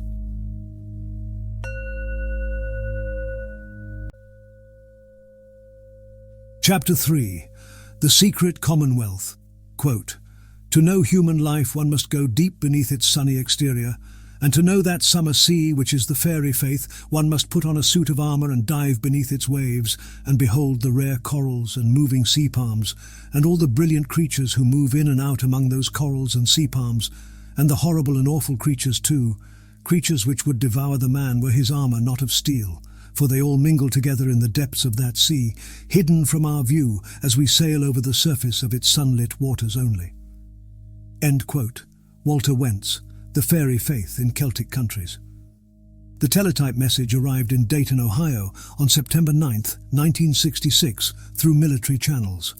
The full text, about 4 pages long, was quite unintelligible. Without knowledge of the Air Force procedure for the transmission of UFO reports, the message is shortened by reference to known standardized questions that are never repeated in the text itself. With the help of the standard questionnaire, however, it is generally possible to find out what the sender is trying to describe. This particular message had originated at Kelly Air Force Base, Texas, and was addressed to the Air Force Systems Command, Headquarters, U.S. Air Force, and the Secretary. It bore the headline, Unclassified Routine, and the title UFO Report is submitted in accordance with AFR 200-2. Kelly Air Force Base was sending something very close to a ghost story. The report made reference to 2 separate incidents occurring respectively on August 6 and September 3, 1966, in a small Texas town. The author of the report is a father of 4 children. We shall call him Robert. His house is located in a fairly isolated spot, and he has never discussed the incidents with his neighbors. On August 6th, the 3 youngest children, ages 6 to 9, noticed a dark object shaped like an upside-down cup. Although it was afternoon, the children had not seen the object arrive. It was dark, without color and without lights. Then a square yellow light appeared, like a door opening, and a small creature was seen in the square of light. The entity, 3 to 4 feet tall, was dressed in black clothing which reflected a yellow or gold color. The observation lasted several minutes, then the door closed. A low humming sound became audible, and the object took off toward the northeast, rising sharply, but at an unexceptional speed. These details, naturally, were not given spontaneously by the children. The story was reconstituted during the investigation. At no time did the object touch the ground. It hovered at a height of about 15 feet near a tree, which was found undamaged, about 35 feet from the house. The second sighting took place on September 3rd. Most of the family had gone away, but the oldest daughter had remained in the house with a friend. They were watching television in the afternoon when the set snowed, then went out. The house was lit up with eerie red and yellow light, which appeared to be circling or twirling. They looked outside and saw an object hovering in the same position, by the same tree, as in the first sighting. Its shape, again, was that of an upside-down cup, with a flat disc beneath, like a saucer. It was covered with light and departed shortly afterward. No sign of life was apparent inside or outside the craft. 2 days later, Robert was propped up in bed. Through his door and across the hall, he could see a dark doorway leading to his son's bedroom. All of a sudden he saw a small person, 3.5 to 4 feet tall, dressed in tight-fitting clothes, enter the dark bedroom. He assumed it was his small daughter going in to talk to her mother, who was in the room with his sons. About 10 minutes later he saw something like a bar of light, which appeared to crumble. He got up and went to the room, where he found his wife and the boys, who had also seen the bar of light. He did not see the person in white leave, and his wife stated their daughter had not been in the room at any time. There was no physical evidence to substantiate the presence of the small person in the house. The rocks were full of them. On the island of Aramore, a man named Old Patsy, whom we met in Chapter 2, told Walter Wentz a true story about the fairies. Quote, 20 years or so ago, around the bed of Dermot and Grania, just above us on the hill, there were seen many fairies, crowds of them and a single deer. They began to chase the deer and followed it right across the island. At another time, similar little people chased a horse. The rocks were full of them, and they were small fellows. End quote. Another person told Wentz, quote, my mother used to tell about seeing the fair folk dancing in the fields near Cardigan, and other people have seen them around the cromlech up there on the hill. They appeared as little children in clothes like soldiers' clothes and with red caps, according to some accounts. End quote. While Wentz was recording material in Ireland, he went to Ratra with Dr. Hyde, and they were told this story about a leprechaun. Quote, one day I was gathering berries along a hedge not far from here, and something made me turn over a flat stone, which I saw in the ditch where I stood. And there, beneath the stone, was the most beautiful little creature I have ever seen in my life, and he in a hole as smug as could be. He wasn't much larger than a doll, and he was most perfectly formed with a little mouth and eyes. I turned the stone over again and ran as hard as I could to bring my mother, but when we got back we couldn't see a thing of him. End quote.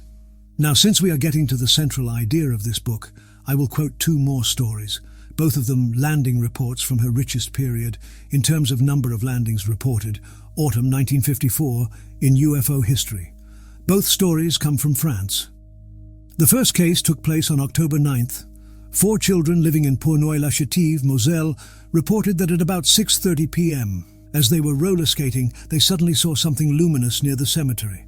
Quote, it was a round machine, about 2.5 meters in diameter, which was standing on 3 legs. Soon a man came out. He was holding a lighted flashlight in his hand, and it blinded us.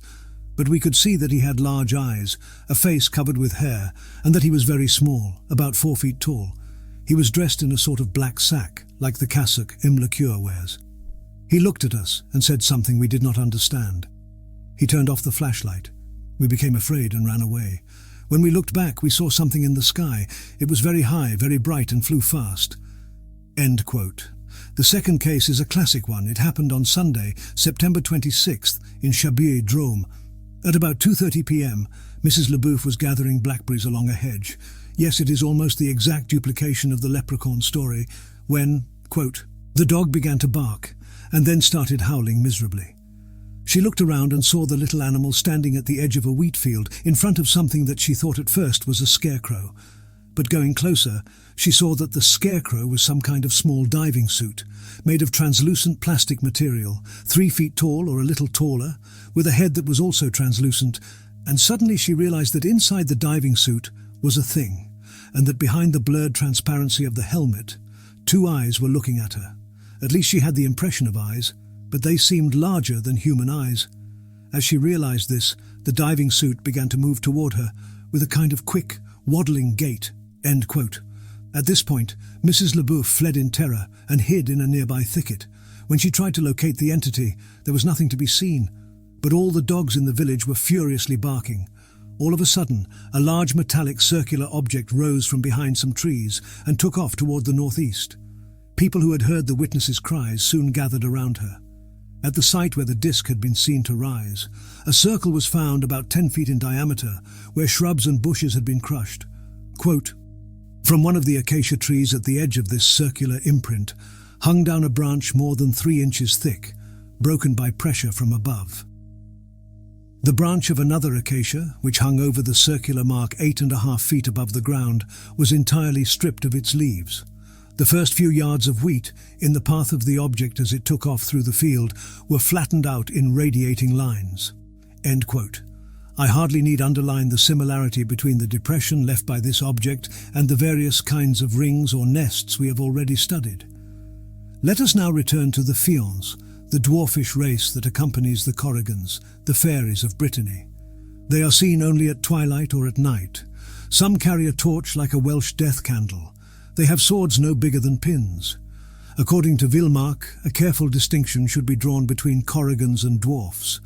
The latter are a hideous race of beings with dark or even black hairy bodies, with voices like old men and little sparkling black eyes.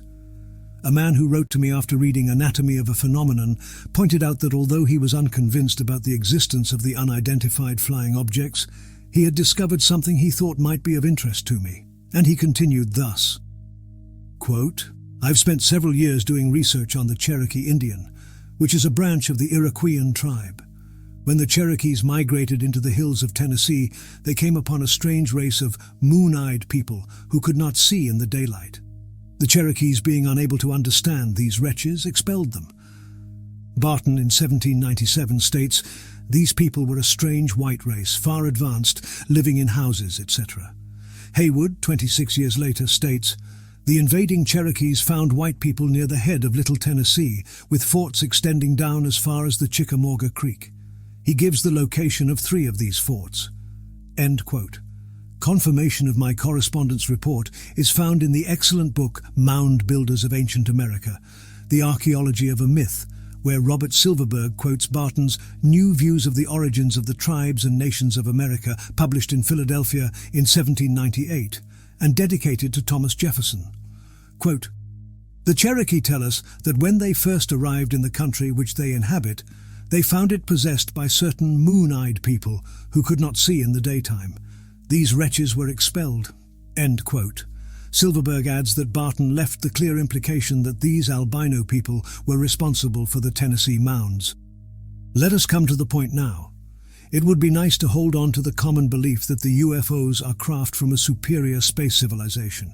Because this is a hypothesis science fiction has made widely acceptable, and because we are not altogether unprepared, scientifically and even perhaps militarily, to deal with such visitors.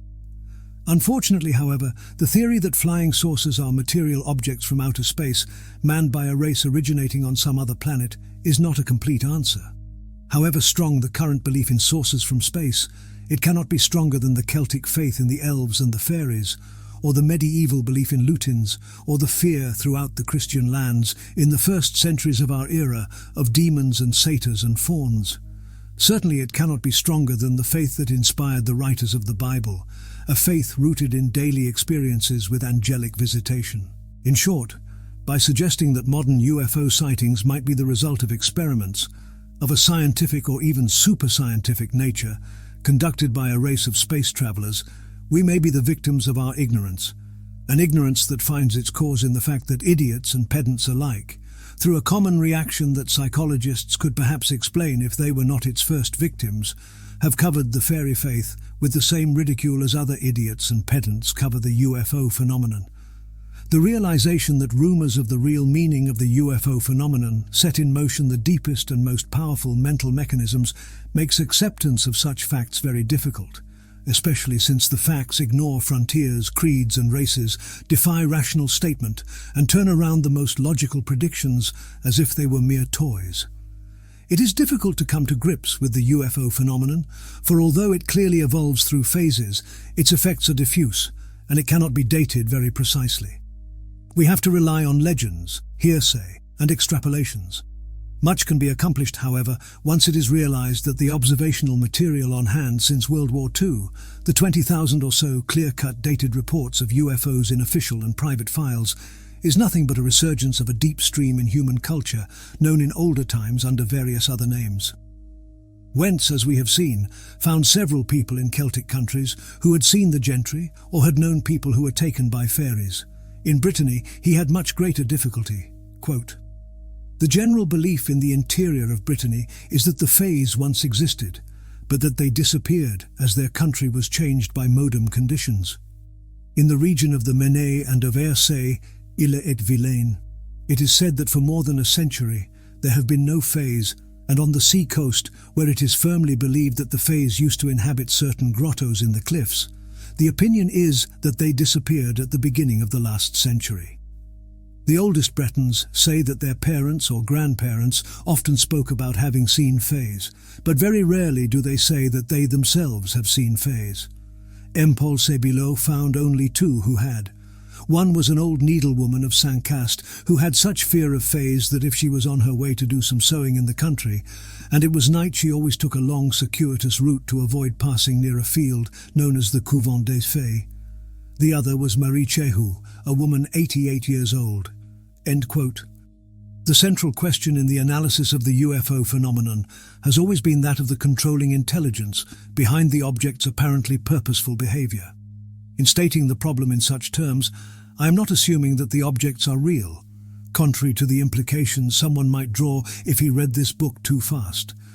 Yet in no way am I excluding the possibility that this controlling intelligence is human, and I shall elaborate on this idea in later chapters. For the time being, let me simply state again my basic contention. The modern global belief in flying saucers and their occupants is identical to an earlier belief in the fairy faith. The entities described as the pilots of the craft are indistinguishable from the elves, sylphs, and lutins of the Middle Ages. Through the observations of unidentified flying objects, we are concerned with an agency our ancestors knew well and regarded with terror. We are prying into the affairs of the secret commonwealth. In undertaking research into beliefs in fairies, gentry, call them what you will, confusion arises from the great variety of names and classifications given the different races of beings. In Lower Brittany alone, Paul Sébillot has found and classified 50 different names given to lutins and conigans, while lutins themselves are the same as the elvish people. Pixies in Cornwall, Robin Goodfellows in England, Golem in Wales, Goblins in Norrimafif and Brownies in Scotland. Can we establish with certainty that the two beliefs are indeed identical? I believe we can. In earlier chapters, I have already given several examples of the means of transportation used by the sylphs. The ability of the fairies to cross the continents cannot have escaped the reader's attention.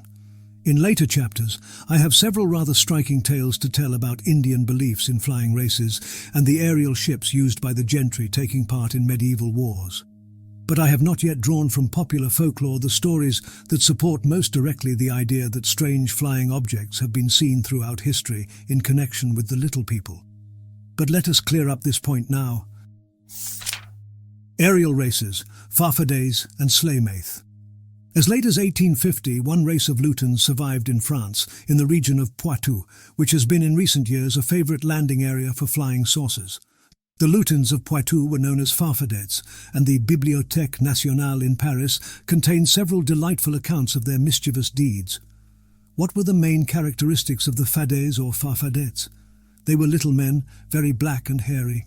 All day long they lived in caves, and at night they liked to get close to the farms. Usually their favourite pastime was to play tricks on terrified women. Their dwellings were located with some precision. C. Puichard, for instance, has reported in a lecture that farfadets lived for a long time at La Bouladière near Terves du Sèvres. In underground tunnels they had dug themselves. At La Boissière, the inhabitants described the fadets as hairy dwarfs who played all sorts of pranks. One night in the 1850 Mirwes, near the shore of the Ygre River, a group of women talked outside until about midnight. As they were returning to the village, they had just crossed a bridge. They heard a terrible noise and saw something that froze their blood. Some object, which for lack of a better term they called a chariot with whining wheels, was speeding up the hill with a marvellous velocity. Naturally it was pulled by the farfadets. The terrified women hung together as they saw the apparition. One of them, although half dead with fear, made the sign of the cross. The strange chariot leapt up over the vineyard and was lost in the night. The women hurried home and told the story to their husbands, who decided to investigate. They wisely awaited dawn, however, and then bravely went to the spot as soon as the sun was up. Of course, there was nothing left to be seen. We have already been told of the travelling habits of the good people. What has not yet been mentioned is the belief, especially in Ireland, that conditions among humans are related to the travels of the fairies. Wentz says that, according to John Glynn, town clerk of Tuam, quote, "During 1846-47, the potato crop in Ireland was a failure, and very much suffering resulted. At the time, the country people in these parts attributed the famine to disturbed conditions in the fairy world. Old T.D. Stead once told me about the conditions then prevailing. Sure, we couldn't be any other way. And I saw the good people, and hundreds besides me saw them fighting in the sky over Knockmag and on towards Galway. And I heard others say they saw the fighting too. End quote. According to another popular Irish belief, the elves have two great feasts each year. The first one takes place at the beginning of spring, when the hero O'Donoghue, who used to reign over the earth, rises through the sky on a white horse, surrounded by the brilliant company of the elves. Lucky is he indeed, the Irishman who sees him rise from the depths of the Lake of Killarney. In January 1537, the people of Franconia, between Parbenburp and the forest of Thuringia, saw a star of marvellous size. It came lower and lower and appeared as a large white circle from which whirlwinds and patches of fire came forth. Falling to earth, the pieces of fire melted spearheads and ironwork, without causing harm to human beings or their houses. The favourite abode of the gentry, however, was not always an aerial one. In many tales related by the students of folklore, as in the literature of UFOs, the strange beings often come from the sea. Thus Wentz learned, quote, "There is an invisible island between Innismurray and the coast opposite Grange, on which part of the gentry is supposed to reside. When it is visible, it is only visible for a short time." End quote. In the legends of Europe, it is between the 8th and the 10th centuries that celestial prodigies were most often visible. But the books on magic and demonology associate supernatural beings with celestial signs. A strange category of devils called Friday demons is described in the magical works of Henri Corneille Agrippa. These devils are of medium height, rather handsome. Their arrival is preceded by a brilliant star. According to the Western Kabbalists, the sylphs flew through the air with the speed of lightning, riding a peculiar cloud. It is noteworthy, too, that in France, some fairies are supposed to bear a luminous stone, an object that is often part of the equipment of flying saucer occupants. Many a little man has a light on either his belt, chest or helmet. In a French tradition that survives in modern novels, the fortunate mortal who can steal the fairy's luminous stone is sure of lifelong happiness. On June 17, 1790, near Alençon, France, there was an apparition so strange and so disturbing that Police Inspector Liabeuf was instructed to make a thorough investigation. His report reads thus, in part, quote, "At 5 a.m. on June 12th, several farmers caught sight of an enormous globe which seemed surrounded with flames. First they thought it was perhaps a balloon that had caught fire, but the great velocity and the whistling sound which came from that body intrigued them. The globe slowed down, made some oscillations and precipitated itself towards the top of a hill, unearthing plants along the slope. The heat which emanated from it was so intense that soon the grass and the small trees started burning. The peasants succeeded in controlling the fire which threatened to spread to the whole area. In the evening this sphere was still warm, and an extraordinary thing happened, not to say an incredible thing. The witnesses were 2 mayors, a doctor and 3 other authorities who confirmed my report, in addition to the dozens of peasants who were present. This sphere, which would have been large enough to contain a carriage, had not suffered from all that flight. It excited so much curiosity that people came from all parts to see it. Then all of a sudden, a kind of door opened, and there is the interesting thing. A person like us came out of it, but this person was dressed in a strange way, wearing a tight-fitting suit, and seeing all that crowd, said some words which were not understood and fled into the wood. Instinctively, the peasants stepped back in fear, and this saved them because soon after that the sphere exploded in silence, throwing pieces everywhere, and these pieces burned until they were reduced to powder. Researches were initiated to find the mysterious man, but he seemed to have dissolved." End quote. Let us follow the strange beings across the world now, to Mexico, where an American anthropologist, Brian Strauss from Berkeley, reports that the Zeltal Indians have strange legends of their own. One night, Strauss and his Indian assistant discussed these legends of the Icals or Icals, the little black beings after seeing a strange light wandering about in the Mexican sky. The Icals are 3-foot tall, hairy, black humanoids whom the natives encounter frequently, and Strauss learned, quote, "About 20 years ago or less, there were many sightings of this creature or creatures, and several people apparently tried to fight it with machetes. One man also saw a small sphere following him from about 5 feet. After many attempts, he finally hit it with his machete, and it disintegrated, leaving only an ash-like substance. End quote. The beings were observed in ancient times. They fly, they attack people, and in the modern reports, they carry a kind of rocket on their backs and kidnap Indians. Occasionally, Stross was told, people have been paralyzed when they came upon the Icals, who are said to live in caves which the natives are careful not to enter. Gordon Crichton, a staff member of the Flying Saucer Review and a former linguistic expert with the British Foreign Service, had occasion to study Indian folklore during several visits in Latin America. Commenting upon Stress's report, Crichton pointed out that words such as Ike and Ikal were found in all the dialects of the Maya-Soke linguistic group. Quote, the Tzeltal words Ik and Ikal, the adjective form, simply mean black being or black. In the Maya language, we find that Ik means air or wind, and Ikal means a spirit, while Ik means black. The Quechua Maya in the Alta Vera Paz region of Guatemala talk of a Quech. The Quech, meaning black in the Quechua dialect of Maya, is said to be a centaur-like being that guards his patron's house at night and frightens people at dusk. Black, ugly, hairy, he is half-human, with human hands but the hooves of a horse. End quote. We shall return to the Icals, or Wendis, as they are called in British Honduras, in a later chapter, in connection with another feature of their behavior. For the time being, however, the Mexican legends show quite conclusively that many, perhaps every region of the world, has its own traditions about such creatures and associates them very definitely with the idea of aerial or even cosmic origin. In the Tzeltal cosmology, the Earth is flat and supported on 4 columns. At the base of these columns lives a race of black dwarves, and Crichton points out that their blackness is due, so runs the Indian theory, to the fact that they are scorched by the sun when he passes close to them every night as he travels through the underworld. According to the Paiute Indians, California was once populated by a superior civilization, the Havmusuvs. Among other interesting devices, they used flying canoes, which were silvery and had wings. They flew in the manner of eagles and made a whirring noise. They were also using a very strange weapon, a small tube that could be held in one hand and would stun their enemies, producing lasting paralysis and a feeling similar to a shower of cactus needles. How could primitive tribes better describe electrocution? It is interesting to gather such tales in America, but Europeans hardly have to go as far as that to find similarly interesting and forgotten episodes.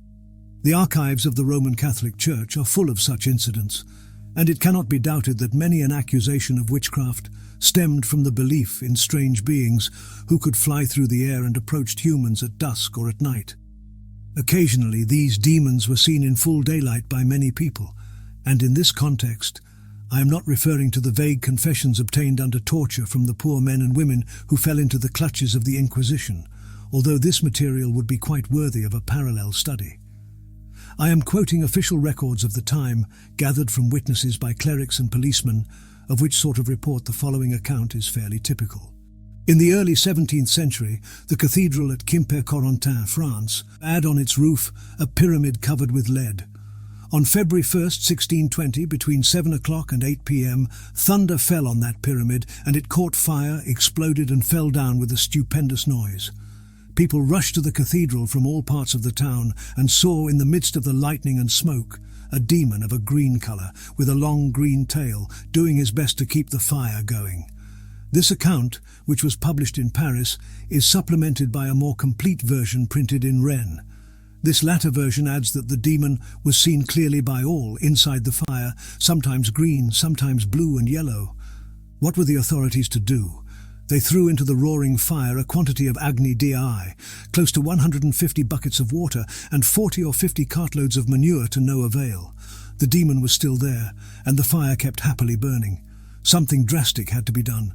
A consecrated host was placed inside a loaf of bread and thrown into the flames, and then blessed water was mixed with milk given by a nurse of above-reproach conduct, and spread over the demon and the burning pyramid. This the visitor could not stand. He whistled in a most horrible fashion and flew away. I can only recommend the recipe to the US Air Force. 800 years earlier, that is, about 830 in the days of Emperor Lothair, creatures similar to the elementals were seen very often in the northern parts of the Netherlands. According to Corneille van Kempen, they were called dames blanches, white ladies. He compares them to the nymphs of antiquity. They lived in caves, and they would attack people who travelled at night. The shepherds would also be harassed, and the women who had newly born babies had to be very careful, for they were quick in stealing the children away. In their lair, one could hear all sorts of strange noises, indistinct words that no one could understand, and musical sounds. In the last half of the 17th century, a Scottish scholar gathered all the accounts he could find about the Slay Maith, and in 1691 wrote a manuscript bearing the title The Secret Commonwealth of Elves, Fauns and Fairies.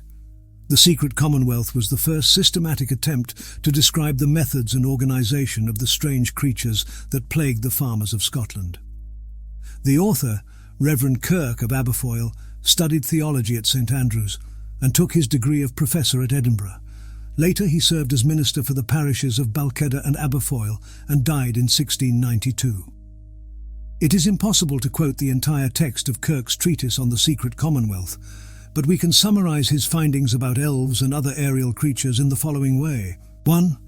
They have a nature that is intermediate between man and the angels. 2. Physically they have very light and fluid bodies which are comparable to a condensed cloud. They are particularly visible at dusk. They can appear and vanish at will. 3. Intellectually they are intelligent and curious. 4. They have the power to carry away anything they like. 5. They live inside the earth in caves, which they can reach through any crevice or opening where air passes. 6. When men did not inhabit most of the world, they used to live there and had their own agriculture. Their civilization has left traces on the high mountains. It was flourishing at a time when the whole countryside was nothing but woods and forests. 7. At the beginning of each 3-month period, they change quarters because they are unable to stay in one place. Besides, they like to travel. It is then that men have terrible encounters with them, even on the great highways. 8. Their chameleon-like bodies allow them to swim through the air with all their household. 9. They are divided into tribes. Like us, they have children, nurses, marriages, burials, etc. Unless they just do this to mock our own customs, or to predict terrestrial events. 10. Their houses are said to be wonderfully large and beautiful, but under most circumstances they are invisible to human eyes. Kirk compares them to enchanted islands. The houses are equipped with lamps that burn forever and fires that need no fuel. 11. They speak very little. When they do so, when they talk among themselves, their language is a kind of whistling sound. 12. Their habits and their language when they talk to humans are similar to those of local people. 13. Their philosophical system is based on the following ideas. Nothing dies. All things evolve cyclically in such a way that at every cycle they are renewed and improved. Motion is the universal law. 14. They are said to have a hierarchy of leaders, but they have no visible devotion to God, no religion. 15. They have many pleasant and light books, but also serious and complex books, rather in the Rosicrucian style, dealing with abstract matters. 16. They can be made to appear at will before us through magic. The similarities between these observations and the story related by Phaseus Cardan, which antedates Kirk's manuscript by exactly 200 years, are clear. Both Cardan and Paracelsus write, like Kirk, that a pact can be made with these creatures, and that they can be made to appear and answer questions at will. Paracelsus did not care to reveal what that pact was, because of the ills that might befall those who would try it. Kirk is equally discreet on this point, and of course, to go deeper into this matter would open the whole field of witchcraft, which is beyond my purpose in this book. Kirk's conclusion is that every age has left a secret to be discovered. Sooner than we think, he says, the relations with the aerial beings will be as natural to us as, say, microscopy or the printing press, all things that caused considerable surprise when they were first introduced. We can only follow him in this and give a humble salute to a man who managed to gather such a complete description of our visitors. It is remarkable that one cannot find a single writer who claims he knows the physical nature of the fairies. They give us their personal opinions on the subject or report on the various theories held during their time, but they do not assure us they have a final answer. To Kirk, the good people have bodies so, quote, pliable, thorough the subtlety of the spirits that agitate them, that they can make them appear or disappear at pleasure. Some have bodies or vehicles so spongens thin and defecate that they are fed by only sucking into some fine spirituous liquors that pierce like pure air and oil." End quote. According to medieval occultists, all invisible beings can be divided into 4 classes: the angels, the gods of the ancients, the devils or demons, the fallen angels, the souls of the dead, and the elemental spirits, which correspond to Kirk's secret commonwealth. In the 4th group are the gnomes, who inhabit the earth and correspond to mine-haunting fairies, goblins, pixies, korrigans, leprechauns, and the domovoys of Russian legends, and the sylphs, who inhabit the air. These subdivisions are obviously arbitrary, and Paracelsus himself will admit it is extremely difficult to provide definitions for these various classes. The bodies of the elementals are, quote, "of an elastic semi-material essence, ethereal enough so as not to be detected by the physical sight, and they may change their forms according to certain laws." End quote. To start from this basis would naturally open the way to far-reaching speculations. From John McNeill of Barra, Wentz learned, quote, "The old people said they didn't know if fairies were flesh and blood or spirits. They saw them as men of more diminutive stature than our own race. I heard my father say that fairies used to come and speak to natural people, and then vanish while one was looking at them. Fairy women used to go into houses and talk and then vanish. The general belief was that the fairies were spirits who could make themselves seen or not seen at will. And when they took people, they took body and soul together." End quote. Another man interviewed by Wentz insisted that the fairies of the air are different from those in the rocks. Similarly, in Brittany, popular tradition divides the fairies into 2 groups: pygmy-sized entities endowed with magic powers and the science of prophecy, on one hand, and white aerial fairies on the other. Beings in the first category are black, hairy, their hands terminate in talons, they have old faces and hollow eyes, small and bright like burning coals. Their voices are low as if broken by age. With the remark about prophecy, we are led again to consider the relationship between the actions of the secret commonwealth and the affairs of men. Wentz, noting this relationship in ancient poetry, says that during the last fight of the great hero of Ulster, Cuchulainn, who was a favourite of the Cid or fairies, one of these beings named Morrigu flew over Cuchulainn's head as he fought in his war chariot. Similarly, the fairies took part in the Battle of Clontarf, April 23, 1014, providing what would be called, in modern military language, air support for the Irish side. Before the battle, a fairy woman came to Dunlang O'Hartigan and begged him not to fight. She knew the issue could only be death, and here we find the prophetic powers of fairies again. He assured her that he was ready to die for Ireland. The 2 armies met near Dublin. Quote, "It will be one of the wonders of the Day of Judgment to relate the description of this tremendous onset. There arose a wild, impetuous, precipitate, mad, inexorable, furious, dark, lacerating, merciless, combative, contentious Badb, which was shrieking and fluttering over their heads. And there arose also the satyrs and sprites, and destroying demons of the air and firmament, and the demoniac phantom host." End quote. This is only one of many references to the flying hosts of the fairies. We shall have occasion to study them more closely in a later chapter. But first, let us return to UFOs. Can we study modern UFO reports without reopening the entire problem of apparitions? To most UFO writers, the answer is yes. Unidentified flying objects, they argue, leave physical traces and behave like space probes.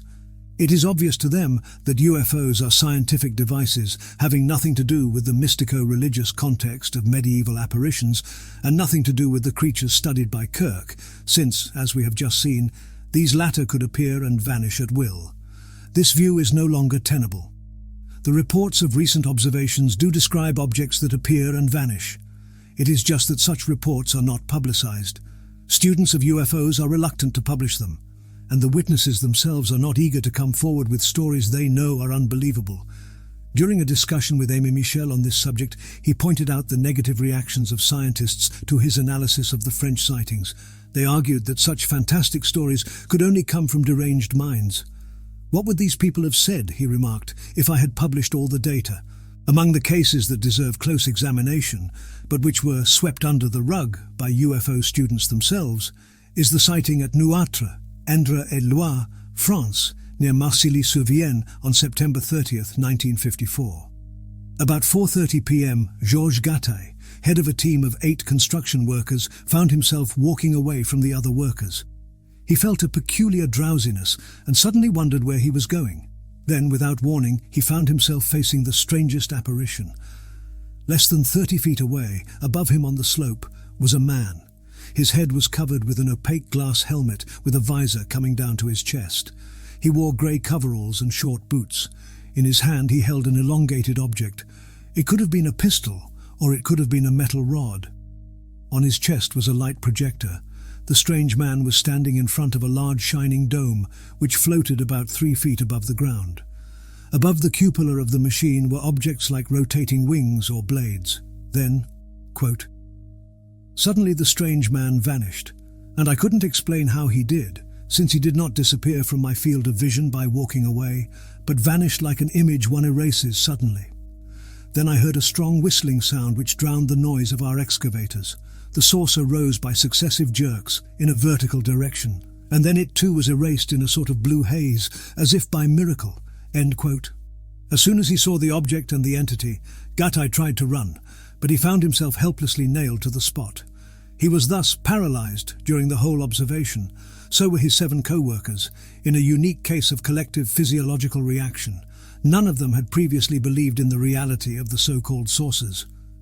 As soon as he was able to move again, Gatai rushed back to his men and cried, "Have you seen something?" Mr. Bourrois told him, "Yes, a flying saucer." And the man who was the driver of the excavator, Mr. Lubanovich, added, "There was a man dressed like a diver in front of it." 4 others, Messrs. Séché, Villeneuve, Rougier and Amirault, a truck driver, confirmed all the details of the sighting. It must be pointed out that the incident took place in a remote rural region. At the time, the end of September, the French wave of reports was just beginning. But Gatai, who fought during the war with the resistance and was wounded in Luxembourg, said that he is not used to flights of fancy. Following the incident, he suffered from insomnia, strong headaches, and loss of appetite for a week. Ironically, the 8 men are still not convinced that flying saucers were from another world. They feel sure they are a secret development by a terrestrial nation, probably France. In Jalapa, Mexico, early in September 1965, a hovering object with luminous slits in its circumference and a black-clad being with eyes gleaming like a cat's, holding a shining metal rod, was seen. The entity vanished suddenly while under observation in a Jalapa street by a local reporter, 2 taxi drivers, and a bullfighter. In the Carazinho case of July 26, 1965, 5 dwarfs dressed in dark uniforms and small boots were seen. We are told that one of them had in his right hand a brilliantly luminous object like a wand. There was a sudden flash of lightning about 1:45 p.m. on January 28, 1967, on Studham Common, near Whipsnade Park Zoo, an isolated spot up in the Chiltern Hills in England. Rain was falling and the atmosphere was heavy, reports R.H.B. Winder, who investigated this case for the Flying Saucer Review. 7 boys were on their way to school in the vicinity of the Dell, a shallow valley and an ideal spot for playing hide-and-seek. Alex Butler, aged 10, was looking south over the Dell when he saw clearly, in the open, quote, "a little blue man with a tall hat and a beard."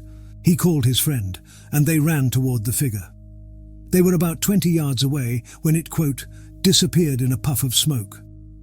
The boys were very much surprised, naturally, but nothing in the attitude of the strange figure had inspired fear or suggested threat, so they kept looking for the little blue man and saw him again on the opposite side of the bushes from where he was first standing. They went toward him. He vanished once more, reappearing at the bottom of the dell. This time they heard voices in nearby bushes and became slightly afraid. The voices reminded them of foreign-sounding babble. Finally, they saw the man a 4th time before they were summoned to school by the whistle.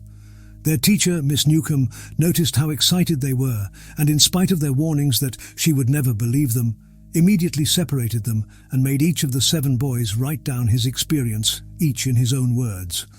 The essays were then gathered into a book called The Little Blue Man on Studham Common, which, notes Winder, makes fascinating reading and no doubt will occupy an honoured place in the archives of the Studham Village Primary School. Investigation by Winder, Mulster, Bowen and Creighton disclosed a number of local sightings, among them 2 landings in the vicinity of the spot, within a few months of the January sighting. Naturally, the investigators were most interested in hearing the boys themselves give details on the appearance of the creature. They interviewed them in the presence of their teacher, and Winder reports, Quote, "They estimate the little man as 3 feet, tall by comparison with themselves, with an additional 2 feet. Accounted for by a hat or helmet, best described as a tall, brimless bowler, that is, with a rounded top. The blue colour turned out to be a dim, greyish-blue glow, tending to obscure outline and detail. They could, however, discern a line which was either a fringe of hair or the lower edge of the hat, 2 round eyes, a small, seemingly flat triangle in place of a nose, and a one-piece vestment extending down to a broad black belt, carrying a black box at the front, about 6 inches square. The arms appeared short and were held straight down close to the side at all times. The legs and feet were indistinct." End quote. As for the puff of smoke, it apparently was a whirling cloud of yellowish-blue mist shot toward the pursuers. I hardly need to quote more cases. The magic casement. The Reverend Robert Kirk makes no bones about it. The elves did at one time occupy the land. Today it is still a common belief in the north of Scotland that the Sith or fairy people existed once, a belief that survives in their title, Good Neighbours, although they could occasionally be hostile to man. Quote, "While the Sith had no inborn antagonism towards human beings and were occasionally known to do good turns to their favourites, they were very quick to take offence, capricious in their behaviour, and delighted in playing tricks on their mortal neighbours. These cantrips had to be patiently endured, as resistance or hostility might lead to dreadful reprisals, the kidnapping of children or even adults. An attitude of passive friendliness on the human side was therefore assumed to be eminently desirable." End quote. Scott refers to this when Bailey Nicol Jarvie in Rob Roy tells his companion as they pass a fairy hill near Aberfoyle, quote, "They call them Daewin Sith, which signifies, as I understand, men of peace, meaning thereby to make their goodwill. And we may even as well call them that too, Mr. Osbaldistone, for there's nae goode in speaking ill of the laird within his ain bounds." End quote. A Gaelic scholar, Campbell, Minister of Tiree, published a story called Na Amhuiscin, the Dwarfs or Pygmies, in which he remarks, quote, "The existence of pygmies in some unknown region bordering upon, if not forming part of, the kingdom of coldness, is of interest as indicating some of the connection between smallness of person and cold climate, and so leading to the speculations as to the first dispersion of the human race and connection of tribes that are now far removed from each other in appearance, dress, mode of life, and dialects." End quote. Although the connection between climate and size is not a tenable hypothesis, Campbell's remarks do open the way to interesting speculations. He notes that the term Lapanach applies to a certain little, thick-set, insignificant man who figures in many tales, and he adds, quote, "There are many traditional tales in the Highlands of much interest in which little men of dwarfish and even pygmy size figure as good bowmen, slaying men of large size and powerful make by their dexterity in the use of the bow and arrow." End quote. In spite of their small size, they are understood to have been of very considerable strength. They were not undersized in the same way that children are, but full-grown individuals, undersized and sinewy or muscular. These dwarfs or pygmies are called Na Awiskian, or more correctly, Na Awiskian. The English phonetics for the Gaelic Amhuisk would be Awisk. The same beings are sometimes found under the names Tamhuisk and Amhuish, and these words uniformly designate dwarfs. It is ironic, therefore, that in one tale, The Lad with the Skin Garments, quoted by MacDougall, the Awisks address a human intruder as "O little man," while he in turn calls them "big men all." Now one point must absolutely be cleared up. Were there or were there not races of dwarves living among the West and Middle Europeans of antiquity? Were the legends about the fairies and the elves based on the fact that the ancient inhabitants of the northern parts of the British Isles were such a race? Historical and archaeological researchers definitely say no, and we must agree with them. Yet several writers, such as David McRitchie, claim there are indications in this direction, and of course such indications would be crucial to any theory concerning the nature of the humanoids. In a book published in London in 1894, Tyson's essay concerning the pygmies of the ancients, Professor Windle of Birmingham remarks that a race of dwarfs supplied the best warriors and bodyguard of several kings. Tyson made an extensive study of the dwarf races and quotes the Greek historian Ctesias. Quote, "Middle India has black men, who are called pygmies, using the same language as the other Indians. Of these pygmies, the king of the Indians has 3,000 in his train, for they are very skillful archers.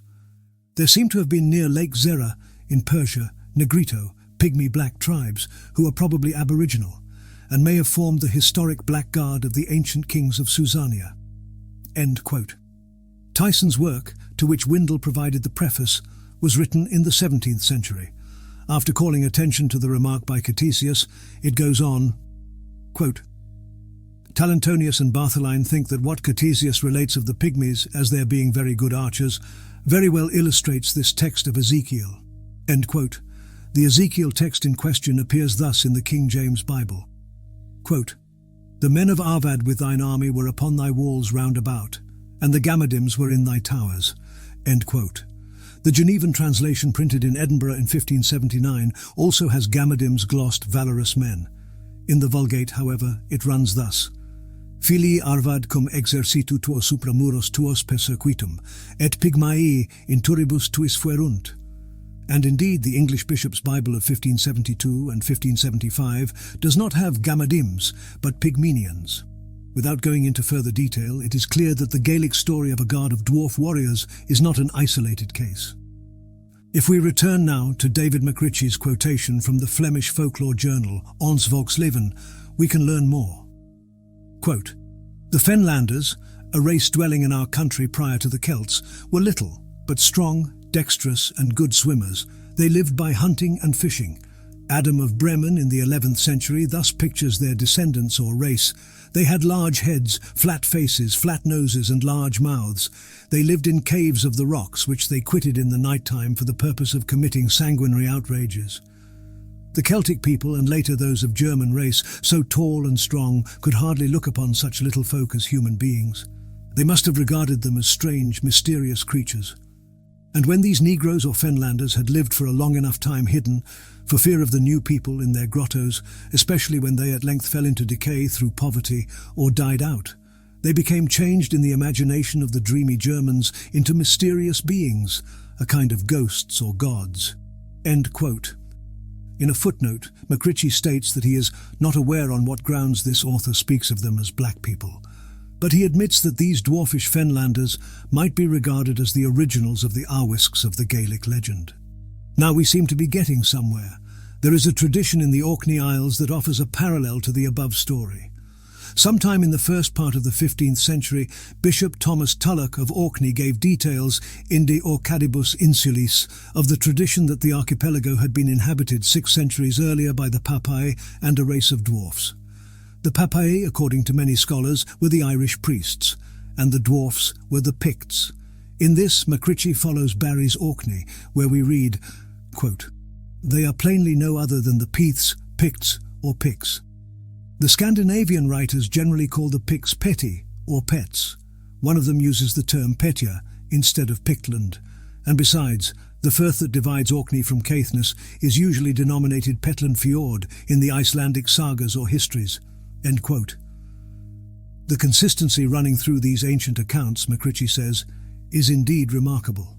The Irish priests followed St. Columba, who himself was a great-grandson of Conall Gulban, who, tradition states, had fierce battles with a race of dwarfs. Conall Gublin's fights with the dwarfs indeed are the origin of a series of tales sometimes attributed to other legendary heroes. If we try to get as close as possible to the original story, this is what we get. Conall Gulban was the son of the famous Neil or Niall, the ancestor of the O'Neills of Ulster. He was the paternal grandfather of Fedlimid, the father of St. Columba, and his adventures begin in the northwest of Ireland, somewhere in the dawn of the 5th century. After various experiences, Gulban landed in the realm of Lochlan, generally believed to be Scandinavia, which itself had a rather vague meaning at the time. There, Gulban was intrigued by a strange construction and asked his guide, "What pointed house is there, Duanach?" "That is the house of the Tamhaisk, the best warriors that are in the realm of Lochlan," Duanach the guide replied. "I heard my grandfather speaking about the Tamhaisk," said Conall, "but I have never seen them. I will go to see them." "It were not my counsel to thee," were Duanach's last words. This advice, naturally, Conall Gulban disregarded. He went straight to the palace of the King of Lochlan and challenged him to combat. He was told that, quote, he should get no fighting at that time of night, but he should get lodging in the house of the Amhusk, the Awisks, where there were 1,800 Amhusk, and 18 score. He went, and he went in, and there were none of the Amhuish within that did not grin. When he saw that they had made a grin, he himself made too. "What was the meaning of your grinning at us?" said the Amhusk. "What was the meaning of your grinning at me?" said Connell. Said they, "Our grinning at thee meant that thy fresh royal blood will be ours to quench our thirst, and thy fresh royal flesh to polish our teeth." "And," said Connell, "the meaning of my grinning is that I will look out for the one with the biggest knob and slenderest shanks, and knock out the brains of the rest with that one, and his brains with the knobs of the rest." End quote. At this point, each of the Awisks put a stake of wood against the door, and Connell asked them why they had done so. Quote, "We have never seen coming here one a gulp of whose blood, or a morsel of whose flesh could reach us, but thou thyself except one other man, and he fled from us. And now everyone is doubting the other in case thou shouldest flee. That was the thing that made me do it myself likewise, since I have got yourselves so close as you are," answered Connell, who had followed their lead in this action. Then he went and he began upon them. "I feared to be chasing you from hole to hole and from hill to hill, and I did that." Then he gazed at them from one to two, and he seized on the one of the slenderest shanks and the fattest head. He drove upon the rest sliocht slashed, till he had killed every one of them, and he had not a jot of the one with whom he was working at them, but what was in his hands of the shanks. End quote. The tale of Connell Gulban, recorded by Campbell of Islay, continues with many wonderful fights in other lands. In France, for example, Connell wins in the same absurd way over the House of the Tamhaisk, the best warriors that the King of France had. MacRitchie concluded, quote, "It is of course to be understood that the passage as it stands is as impossible as it is ludicrous. But this does not interfere with the assumption that the basis of the story may be an actual encounter between men of tall stature and a race of dwarves, the excessive number of the latter, and the case with which the hero swings them about, being merely the embroidering of tale-tellers in later times." End quote. As for the seeming impossibility that a tale could be transmitted for 15 centuries and yet be historical, MacRitchie adds, quote, "It ought to be remembered that the oral transmission of history and genealogy, with the most careful attention in language and details, was a perfect science among the Gaelic-speaking peoples." End quote. But then, what became of the dwarfish race? According to MacRitchie, the dwarfs were destroyed or went into hiding toward the 6th century, when Columba and his followers carried on a religious war against the Picts. At the same time, he says, the Irishmen were also using force against the same people in the north of Ireland. And since the new owners of the land felt for their ancient enemies a mixture of guilt and fear, numerous rumours were born concerning the ghosts of the Picts still roaming through the land, and this in turn led to the elves and fairies. This theory, generally referred to as the pygmy theory, is however now no longer tenable in the face of the evidence historians have gathered about the Picts. The name Picti, according to Wainwright, appears first in 297 AD, and from that time on it is applied to all the peoples who lived north of the Antonine Wall and were not Scots. In earlier times we're really concerned with the predecessors of the Picts, who formed various groups called Proto-Picts. Could MacRitchie's pygmies have figured among the Proto-Picts? Wainwright gives the following translation of a passage from the historic Norwegia, already referred to above. These islands were first inhabited by the Picts and the Papai. Of these, one race, the Picts, little exceeded pygmies in stature. They did marvels in the morning and in the evening in building walled towns, but at midday they entirely lost all their strength and lurked through fear in little underground houses. And Wainwright comments, "The story is interesting in that it brings together Picts, Souterrains, and perhaps Brocks, at once explaining the common belief that the Picts were a pygmy people, and providing an early example of the mistaken equations implicit in the names Picts' houses, Souterrains, and Pictish towers, Brocks. Should we believe that among the Proto-Picts there were dwarves who were mistaken for a native people? And then, where did they come from?" MacRitchie's theory offers only confusion, and it is amusing to observe his embarrassment when he must report that the Fenlanders were not only dwarfish, but black too. Could it be that there were Icals in northern Europe at the dawn of recorded history? I believe we have at least established that there were open questions in the minds of the scholars of all epochs concerning such beings. And on this point, Hartland does not disagree with MacRitchie. Quote, Nothing is more likely than the transfer to the mythical beings of Celtic superstition of some features derived from alien races. In his conclusion to his discussion of the pygmy theory, which he rejects as Hartland does, Wentz remarks that it leaves all the problems of the historical origins of the fairy faith unsolved, since it is clearly global, not limited to the Celtic lands.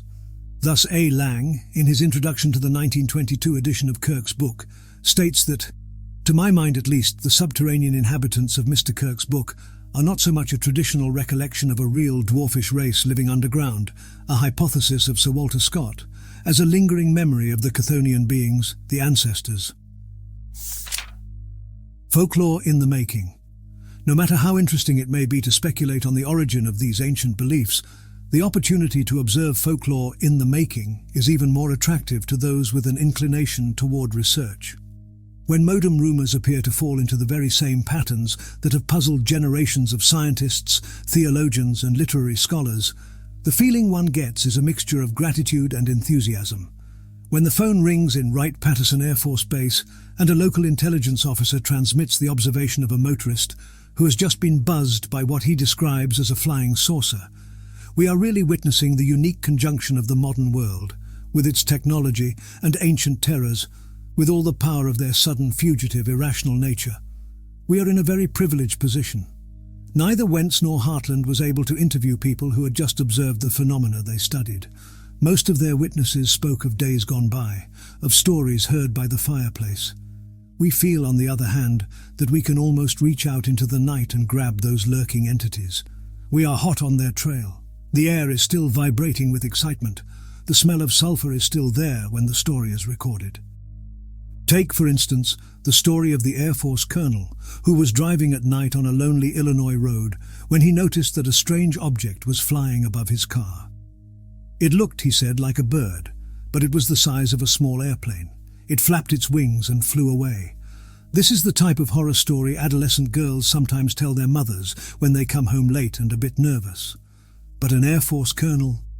During November through December 1966, West Virginia was plagued by a similar bird called the Mothman by imaginative reporters. One witness, 25-year-old Thomas Urey, who lives in Clarksburg, met the creature at 7:15 a.m. on November 25, 1966, in the vicinity of Point Pleasant. It was a large grey thing which rose from a nearby field. "It came up like a helicopter and veered over my car," he told John Keel, who spent many days in the area investigating the reports. He accelerated up to 75 mph, but the bird was still there, casually circling the car. It appeared to be about 6 feet long, with a wingspread of 8 to 10 feet. According to other witnesses quoted by Keel, the figure had large, round, glowing red eyes. On January 11, 1967, Mrs. McDaniel saw the bird herself in broad daylight. She was outside her home when she observed what appeared to be a small plane flying down the road almost at treetop level. As it drew closer, she realized it was a man-shaped object with wings. It swooped low over her head and circled a nearby restaurant before going out of sight. Mrs. McDaniel, who works in the Point Pleasant Unemployment Office, is known in the community as a rational and responsible person. Now consider this report. The intruder was tall, thin and powerful. He had a prominent nose and bony fingers of immense power which resembled claws. He was incredibly agile. He wore a long, flowing cloak, of the sort affected by opera-goers, soldiers and strolling actors. On his head was a tall, metallic-seeming helmet. Beneath the cloak were close-fitting garments of some glittering material like oilskin or metal mesh. There was a lamp strapped to his chest. Oddest of all, the creature's ears were cropped or pointed like those of an animal. Was it a prankster in a Batman dress? It seems entirely possible, especially when we take into account the fact that the bird was carrying something on its back and made incredible leaps, actually flying, on one occasion, above the heads of would-be captors. There is only one trouble with this explanation. The latter episode took place not in West Virginia in 1966, but in the dark lanes of a London suburb in November 1837. Like the Mothman of Point Pleasant, the mysterious flying man of London was ignored by authorities as long as possible. Finally, a resident of Peckham wrote a letter to the Lord Mayor, and the censorship could no longer be maintained. Nightly, horse patrols searched the countryside. Admiral Codrington set up a reward fund, still unclaimed by the way. And J. Viner, in a remarkable article about the mystery, informs us that even the old Duke of Wellington himself set holsters at his saddle bow and rode out after dark in search of Spring-Heeled Jack. On February 20th, 1838, a girl of 18, Jane Alsop, of Old Ford near Bow, London, heard a violent ringing of the front door bell. Going out, she faced the most hideous appearance of Spring-Heeled Jack. He wore shining garments and a flashing lamp on his chest. His eyes resembled glowing balls of fire. When Miss Alsop uttered a cry, the intruder grabbed her arm in claw-like fingers, but the girl's sister rushed to her rescue. The visitor spurted a fiery gas in Jane's face, and she dropped unconscious. Then Jack fled, dropping his cloak, which was picked up at once by another shadow who ran after him. 2 days earlier, though not revealed until after the Old Ford incident had made headlines, a Miss Scales of Limehouse was walking through Green Dragon Alley. The alley was a dim-lit passage beside a public house, and when she saw a tall figure lurking in the shadows, Miss Scales hesitated, waiting for her sister who had fallen behind. The sister, who described the loiterer as tall, thin, and save the mark gentlemanly, came up in time to see his long cloak thrown aside and a lantern flashing on the startled girl. There was no time to scream. Jack's weird blue flame spurted into his victim's face, and she dropped to the ground in a deep swoon, whereupon Jack walked away calmly. Viner suggests that Jack had a rendezvous in Green Dragon Alley and wanted to get rid of witnesses. A week after the Old Ford incident, he knocked on the door of Mr. Ashworth's house in Turner Street and inquired for him. The servant who opened the door screamed the place down. Jack fled. He was never seen again, in the London neighbourhood at least. Had a contact been made? It is strange indeed, as Viner remarks, that Spring-Heeled Jack should have paid 2 visits within 2 days to houses less than a mile apart, whose owners were named Alsop and Ashworth respectively. 2 of the main witnesses, as in West Virginia, were young girls. With them, in the 2 cases, were their sisters. There seems to be a pattern here, but rather typically, it is once again an absurd one. In 1877, wearing tight garments and shining helmet, Jack was seen again at Aldershot, Hampshire, England. On that occasion he flew above 2 sentries, who fired at him. He answered with a burst of blue fire, which left them stunned, and vanished. Viner believes that Jack was again to blame for the scare in late August 1944 in Mattoon, Illinois. He was seen at night, peering through windows, as in search for someone known to him by sight. Most of the witnesses were women. Some of them reported falling unconscious after a device was pointed at them by the visitor, who left a strange, cloying smell. In the spring of 1960, Italian jeweller Salvatore Cianci was driving in Sicily near Syracuse, when a small being in shining clothes wearing a diving helmet appeared in the beam of the headlights. It had no arms, but 2 little wings. Mr. Cianci suffered a nervous shock. On Saturday, November 16, 1963, 4 teenagers were walking near Sandling Park, near Hythe, Kent, England. One of the 4, 17-year-old John Flaxton, describes how they were frightened by an object which they first had taken to be a star. Quote, "It was uncanny. The reddish-yellow light was coming out of the sly at an angle of 60 degrees.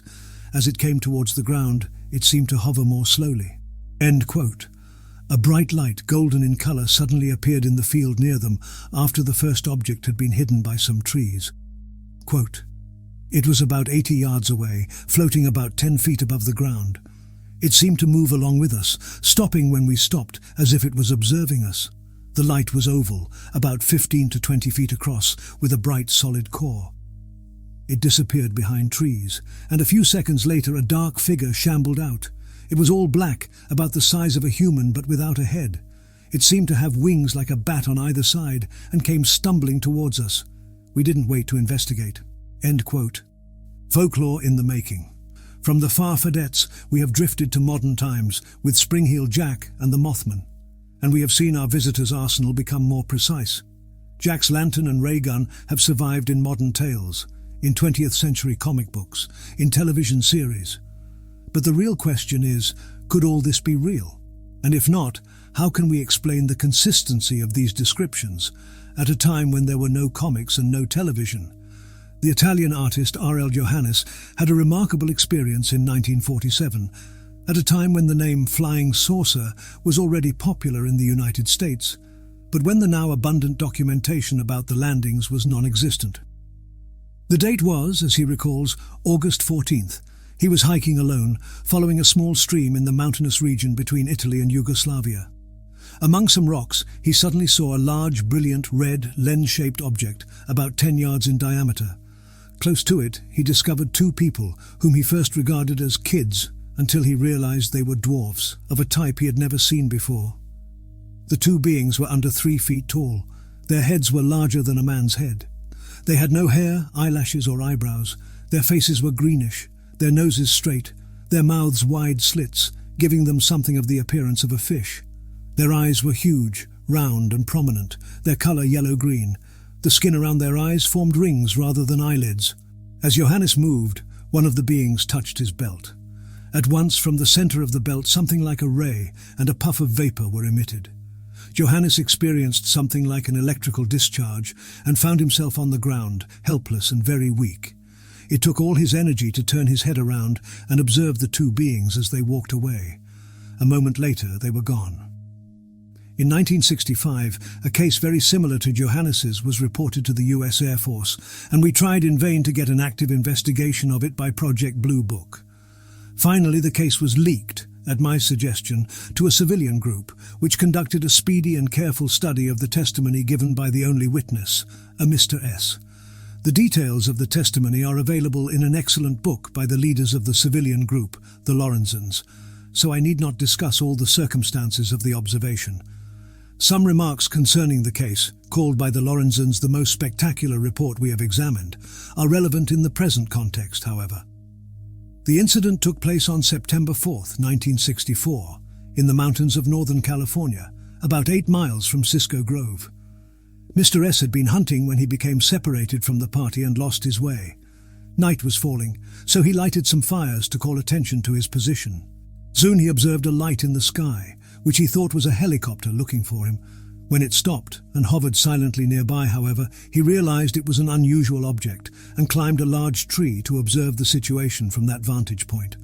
The light circled the tree. S saw a flash and a dark object falling to the ground. Next, he noticed one figure crashing through the woods below him and another moving in from a slightly different direction. Both figures approached the tree and looked at him.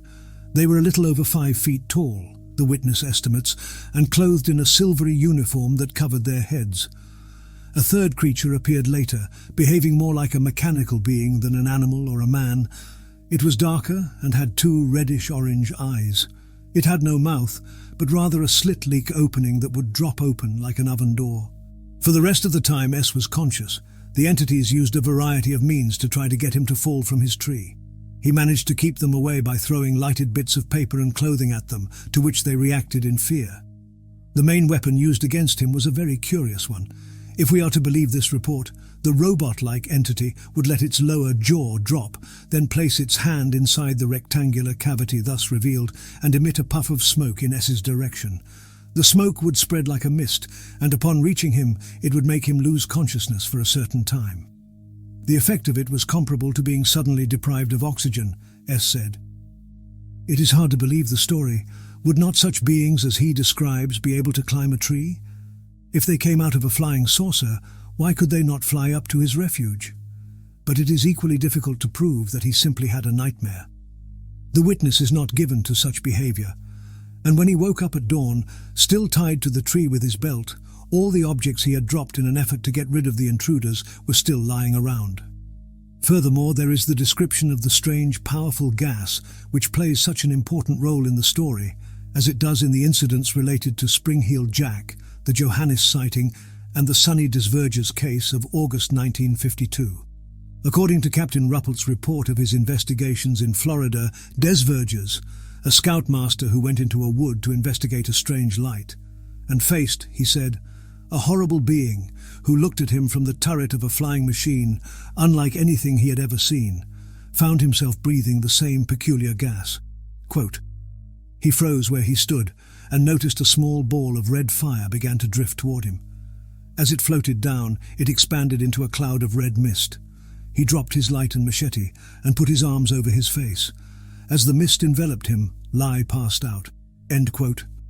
This is confirmed by the unpublished memorandum written by Ruppelt on September 12, 1952, upon his return from West Palm Beach. Captain Ruppelt and Lieutenant R.M. Olson began their investigation by a conference with Captain Corney, Wing Intelligence Officer with the 1707th Air Base Wing, on the morning of September 9th. Quote, "A conference was held with Captain Corney to determine whether or not there had been any late developments in this case that the two Attic officers were not familiar with. Captain Corney stated that to his knowledge there was nothing outstanding that had happened. He was asked about the facts of supposedly anonymous threatening telephone calls that Mr. Desverges had received. He stated that Desverges had called him approximately 2 weeks ago and stated that he had been receiving anonymous threatening telephone calls while at work in the establishment in which he is employed. The gist of the calls was telling Desverges to lay off of his story and that if he didn't, he would be sorry and several other things." End quote. Not much attention was given to this claim, however, and Ruppelt continued his investigations by interviewing people who knew the Scoutmaster, and especially the members of the scout group who were with him in the car when he decided to go into the woods. Quote, "He gave the boys instructions to go get help if he wasn't back in 10 minutes and started in the woods. The boys claimed that they could see his flashlight going back into the woods. From this point on, the boys' stories varied to a certain degree." End quote. The first boy states, quote, "that he did not see the first light that Desverges saw, however, shortly afterwards, after Desverges had got out, made the statement about flying saucers and got back into the automobile. He looked out of the window and saw a semicircle of white lights about 3 inches in diameter going down at an angle of 45 degrees into the trees. None of the other Boy Scouts saw this. He then states that he saw Desverges go back into the woods and that the next thing that he saw was a series of red lights in the clearing. As soon as he saw the red lights, he claims that he saw Sonny stiffen up and fall." End quote. According to 2 other boys, quote, "They both saw Desverges going through the woods, could see flashlights flashing on the trees, and then he disappeared for a few seconds. At least the light disappeared. The next thing they saw was a series of red lights.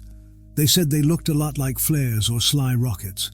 The lights were not making any definite pattern. Some of them were going up, some of them were going down, or going around and around in all directions. It just seemed to be a type of 6 or 8 red lights going in all directions. This time they ran down the road to get help." End quote. Here we have confirmation from witnesses of the observation of red lights.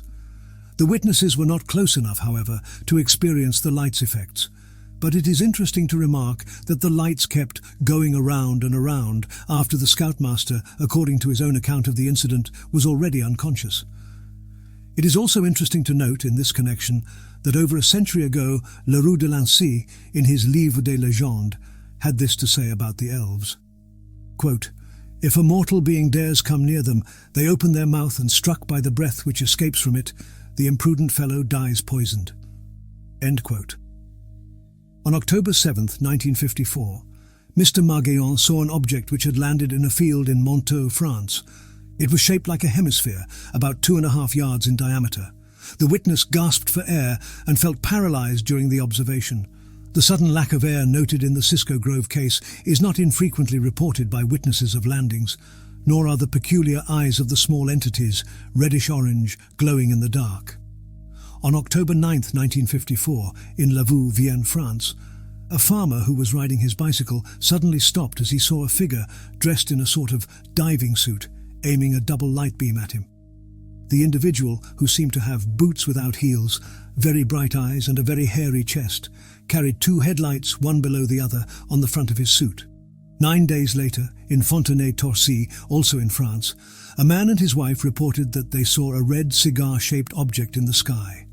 All of a sudden it dived toward them, leaving a reddish trail, and landed behind some bushes. Upon reaching the top of a hill, the witnesses found themselves confronted by a bulky individual, human in appearance but only about 3 feet tall. He wore a helmet, and his eyes glowed with an orange light. One of the witnesses lost consciousness. 4 other people saw the object in flight from another spot. A third group of independent witnesses in another town, Sanson-la-Poterie, saw the craft fly away at tremendous speed in a westerly direction. The countryside was illuminated over an area 1 to 2 miles wide. It is indeed appropriate to tell the man who investigates such cases in the words of Robert Herrick, "Her eyes the glowworm lend thee, the shooting stars attend thee, and the elves also, whose little eyes glow like the sparks of fire befriend thee.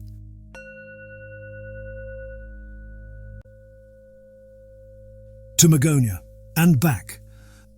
The mind of a person coming out of fairyland is usually blank as to what has been seen and done there. Walter Wentz, The Fairy Faith in Celtic Countries.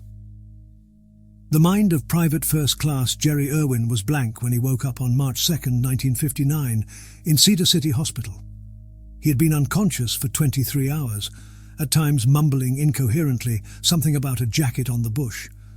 When he became conscious, his first question was, were there any survivors? The story of Private Irwin is a mysterious one, and very little has been done to clarify it.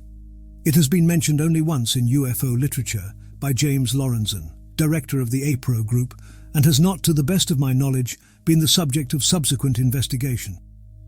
Such an investigation, however, would throw light on some aspects of the UFO problem now gaining considerable publicity and causing some concern to those who follow the development of the sociological context of UFO reports. Perhaps, as Lorenzen suggests, there was a military investigation that has been kept secret. If so, secrecy on the part of the authorities, if they are really concerned with the nation's peace of mind, is not the best course, as the following review of the few well-established facts of the Irwin case, which serves as an introduction to a discussion of the problem of contact, makes clear. Late on February 28, 1959, Jerry Irwin, a Nike missile technician, was driving from Nampa, Idaho, back to his barracks at Fort Bliss, El Paso, Texas. He was returning from military leave.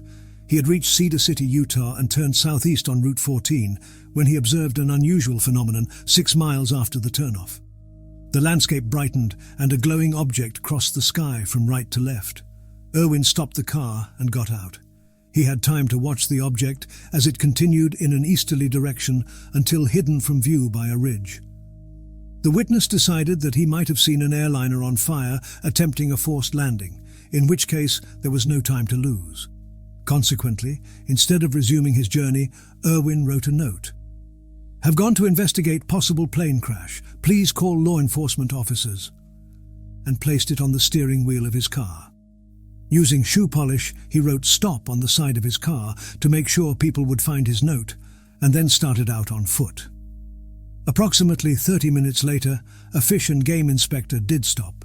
He took the note to the Cedar City Sheriff, Otto Fief, who gathered a party of volunteers and returned to the site. 90 minutes after he had sighted the strange object, Jerry Irwin was discovered unconscious and taken to the hospital. No trace of an airplane crash was found. At the hospital, Dr. Broadbent observed that Irwin's temperature and respiration were normal. He seemed merely to be asleep, but he could not be awakened. Dr. Broadbent diagnosed hysteria. Then, when Irwin did wake up, he felt fine, although he was still puzzled by the object he had seen. He was also puzzled by the disappearance of his jacket. He was assured that he was not wearing it when he was found by the search party. Irwin was flown back to Fort Bliss and placed under observation at William Beaumont Army Hospital for 4 days, after which period he returned to duty. His security clearance, however, was revoked. Several days later, Irwin fainted while walking in the camp, but he recovered rapidly. Several days afterward, on Sunday, March 15th, he fainted again in an El Paso street and was taken to Southwest General Hospital. There, his physical condition was found similar to that observed in Cedar City. He woke up about 2 a.m. on Monday and asked, "Were there any survivors?" He was told that the date was not February 28th, but March 16th. Once more he was taken to William Beaumont Hospital and placed under observation by psychiatrists. He remained there over 1 month. Lorenzen reports that, according to a Captain Valentine, the results of the tests indicated that he was normal. He was discharged on April 17th. The next day, following an unidentifiable but very powerful urge, he left the fort without leave, caught a bus in El Paso, arrived in Cedar City Sunday afternoon, April 19th, walked to the spot where he had seen the object, left the road, and went back through the hills, right to a bush where his jacket lay. There was a pencil in a buttonhole with a piece of paper wound tightly around it. He took the paper and burned it. Then he seemed to come out of a trance. He had to look for the road. Not understanding why he had come there, he turned himself in and thus met Sheriff Otto Fief, who gave him the details of the first incident. The Lorenzens contacted Irwin after he had returned to Fort Bliss and undergone a new psychological examination as futile as the previous one. His case came to the attention of the Inspector General, who ordered a new examination. On July 10th, Irwin re-entered William Beaumont Army Hospital. On August 1st, he failed to report for duty. 1 month later, he was listed as a deserter. He was never seen again. New Hampshire revisited. The Irwin case is reminiscent of another incident that has become one of the standards of modern American folklore. The report by Betty and Barney Hill and their examination under hypnosis by Dr. Benjamin Simon, which has been documented at length by John Fuller in his excellent book, The Interrupted Journey. The reader must carry in mind the main features of the Irwin and Hill cases in order to follow the discussion that is the object of the present chapter. So those already familiar with the cases must forgive me if I repeat what is already well known to them. But in so doing, I hope some observations will come to light that have not previously been published. Report number 100-1-61, in the files of the 100th Bomb Wing, Strategic Air Command, Pease Air Force Base, New Hampshire, was prepared by Major Paul W. Henderson. The only official document concerning the Hill case, it apparently has never before been published, yet it contains a detail of which both Dr. Simon and John Fuller were unaware. The object seen by the Hills had been detected by military radar. Quote, during a casual conversation on the 22nd of September 1961 between Major Gardner B. Reynolds, 100th BWDC-01, and Captain Robert O. Doorday, Commander 1917-2 AACS-DIT, Pease Air Force Base, New Hampshire, it was revealed that a strange incident occurred at 0214 local on the 20th of September. No importance was attached to the incident at the time. Subsequent interrogation failed to bring out any information in addition to the extract of the Daily Report of Controller. End quote. The visual sighting itself is summarized as follows. Quote, on the night of 19 to the 20th of September between 0 dark and 0100, Mr. and Mrs. Hill were traveling south on Route 3 near Lincoln, New Hampshire, when they observed, through the windshield of their car, a strange object in the sky. They noticed it because of its shape and the intensity of its lighting as compared to the stars in the sky. The weather and sky was clear at the time. End quote.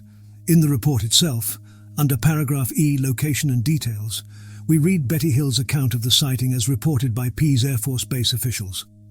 Quote, the observers were traveling by car in a southerly direction on Route 3 south of Lincoln, New Hampshire, when they noticed a brightly lighted object ahead of their car at an angle of elevation of approximately 45 degrees. It appeared strange to them because of its shape and the intensity of its lights compared to the stars in the sky. Weather and sky were clear. They continued to observe the object from their moving car for a few minutes, then stopped. After stopping the car, they used binoculars at times. They report that the object was traveling north very fast. They report it changed directions rather abruptly and then headed south. Shortly thereafter it stopped and hovered in the air. There was no sound evident up to this time. Both observers used the binoculars at this point. While hovering, objects began to appear from the body of the object, which they describe as looking like wings, which made a V shape then extended. The wings had red lights on the tips. At this point they observed it to appear to swoop down in the general direction of their auto. The object continued to descend until it appeared to be only a matter of hundreds of feet above their car.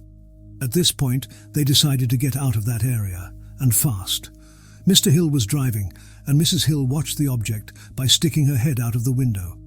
It departed in a generally northwesterly direction, but Mrs. Hill was prevented from observing its full departure by her position in the car. They report that while the object was above them after it had swooped down, they heard a series of short, loud buzzes, which they described as sounding like someone had dropped a tuning fork. They report that they could feel these buzzing sounds in their auto. No further visual observations were made of this object. They continued on their trip, and when they arrived in the vicinity of Ashland, New Hampshire, about 30 miles from Lincoln, they again heard the buzzing sound of the object. However, they did not see it at this time. Mrs. Hill reported the flight pattern of the object to be erratic, changed directions rapidly, that during its flight it ascended and descended numerous times very rapidly. Its flight was described as jerky and not smooth. Mr. Hill is a civil service employee in the Boston Post Office and doesn't possess any technical or scientific training. Neither does his wife. During a later conversation with Mr. Hill, he volunteered the observation that he did not originally intend to report this incident, but inasmuch as he and his wife did in fact see this occurrence, he decided to report it. He says that on looking back he feels that the whole thing is incredible, and he feels somewhat foolish. He just cannot believe that such a thing could or did happen. He says, on the other hand, that they both saw what they reported, and this fact gives it some degree of reality. Information contained herein was collected by means of telephone conversation between the observers and the preparing individual. The reliability of the observer cannot be judged, and while his apparent honesty and seriousness appears to be valid, it cannot be judged at this time." End quote. This report is remarkable for what it does not contain.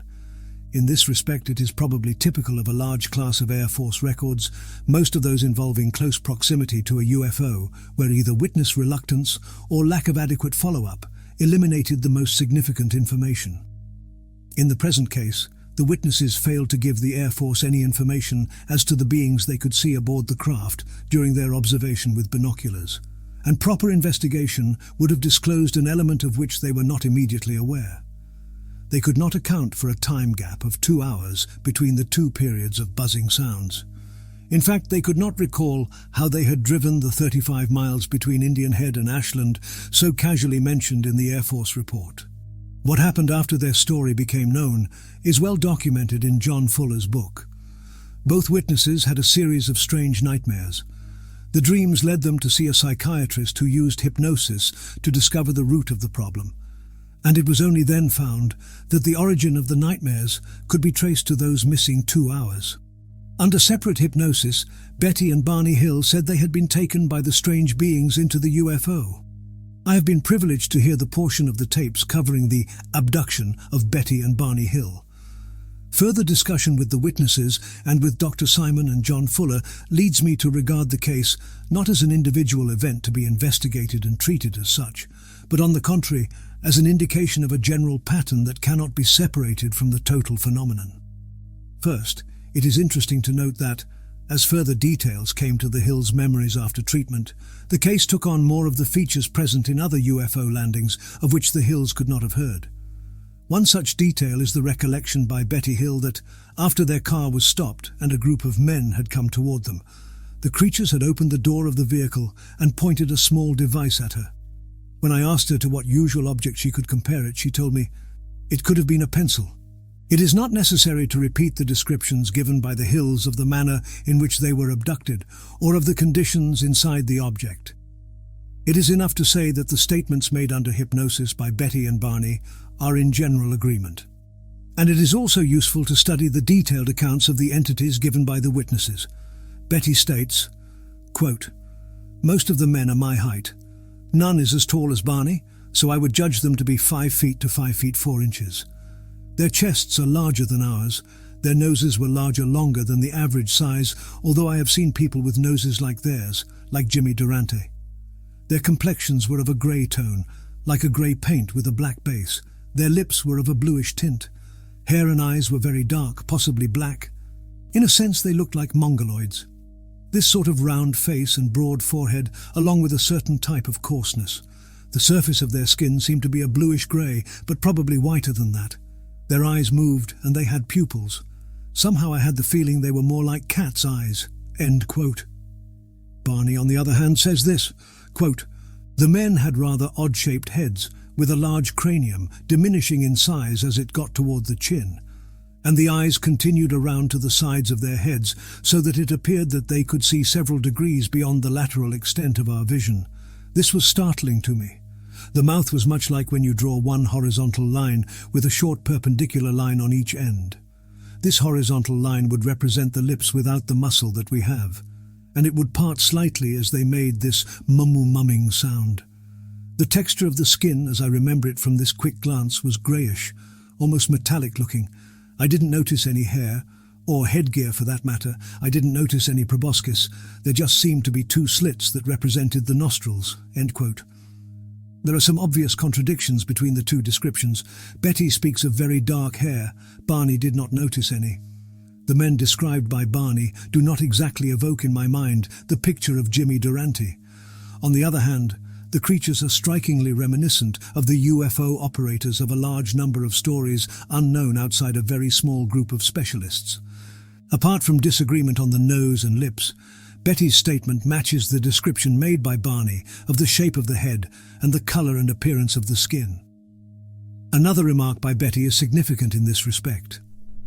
I got the impression that the leader and the examiner were different from the crew members, but this is hard to say because I really didn't want to look at the men. Two other elements are outstanding in this case. One of them is the manner of communication with the strange beings. They communicated among themselves through an audible language, which was definitely not understandable to the witnesses. Yet when they communicated with the hills, their thoughts came through in English. Betty thinks that they spoke English with an accent, while Barney feels that the words and the presence of the entity were two separate things. Quote, I did not hear an actual voice, but in my mind I knew what he was saying. It wasn't as if he were talking to me with my eyes open and he was sitting across the room from me. It was more as if the words were there, a part of me, and he was outside the actual creation of the words themselves. End quote. This very remarkable statement, an excellent description of the mechanism that triggered the communication, may well be a clue to the entire episode, and it certainly places the case in the domain of the theory of apparitions, as it is treated, for instance, by Tyrrell in his celebrated 1942 Myers Lectures before the British Society for Psychical Research. Thus it is noteworthy that the apparent absurdity of the sequence of actions constituting the episode should be reducible to the triggering of high-level perception patterns within the witness's brain, and not necessarily through an actual normal physical process. And this characteristic in its turn is reminiscent both of neurophysiological experiments and of reports by the most reliable observers of ghosts. Although, of course, ghosts are distinguished from the class of phenomena we are studying here by the absence of material traces, which makes their interpretation a good deal simpler. And while it is probable that a complete theory of ghosts could confine the phenomena to parameters within the human nervous system, the same is not true of UFOs. For this reason, therefore, it is crucial to pursue the investigation of cases of apparitions in older times in relation to reports such as that of the hills.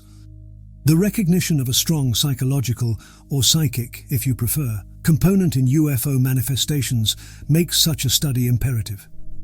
If the phenomena are to be ascribed to psychological causes, then the causes must have manifested themselves during all epochs, although naturally sociologists could give various reasons to expect a considerable increase in such manifestations since World War II. On the other hand, if the phenomenon is not wholly psychological in nature, then the discovery of historical antecedents would be a valuable clue to its nature. The experiment performed on Betty Hill by the entities is therefore quite remarkable. It will be recalled that while she was in the craft, Betty was submitted to a simulated medical test. Under hypnosis, she reported that a long needle was inserted into her navel, that she felt pain, and that the pain stopped when the leader made a certain gesture with his hand in front of her eyes. A 15th century French calendar, the Calendrier des Bergers, shows the tortures inflicted by demons on the people they have taken. The demons are depicted piercing their victims' abdomens with long needles.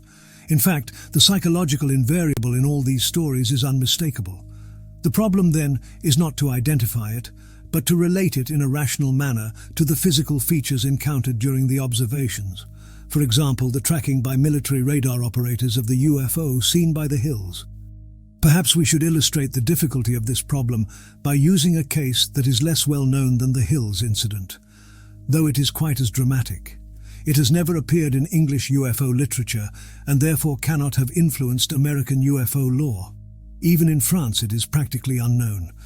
The incident took place on May 20th, 1950 at about 4 p.m. I cannot reveal the name of the witness or the exact location. I can say, however, that the witness was a woman, and that the episode took place in the central region of France, near the Loire River. An official investigation by French local police has substantiated the physical traces mentioned in this report, which can be translated thus. Quote, I was hurrying back home to prepare dinner. I was happy and content, and I was singing some popular tune. Everything was calm and still, without any breeze or wind. I was alone on the path. Suddenly I found myself within a brilliant, blinding light, and I saw two huge black hands appear in front of me. Each one had 5 fingers, of a black colour with a yellowish tint somewhat like copper. The fingers were roughly formed, slightly vibrating or quivering. These hands did not come from behind me, but from above, as if they had been hanging over my head, awaiting the proper time to catch me. The black hands did not immediately apply themselves to my head. I probably took 2 or 3 steps before they touched me. The hands had no visible arms. The 2 black hands were applied to my face with violence and squeezed my head, as a bird of prey rushes on its unfortunate, helpless victim. They pulled my head back against a very hard chest one that seemed to be made of iron. I felt the cold through my hair and behind my neck, but no contact with clothes. The hands were squeezing my head like a formidable vice, not abruptly but gradually. They were very cold, and their touch made me think that they were not made of flesh.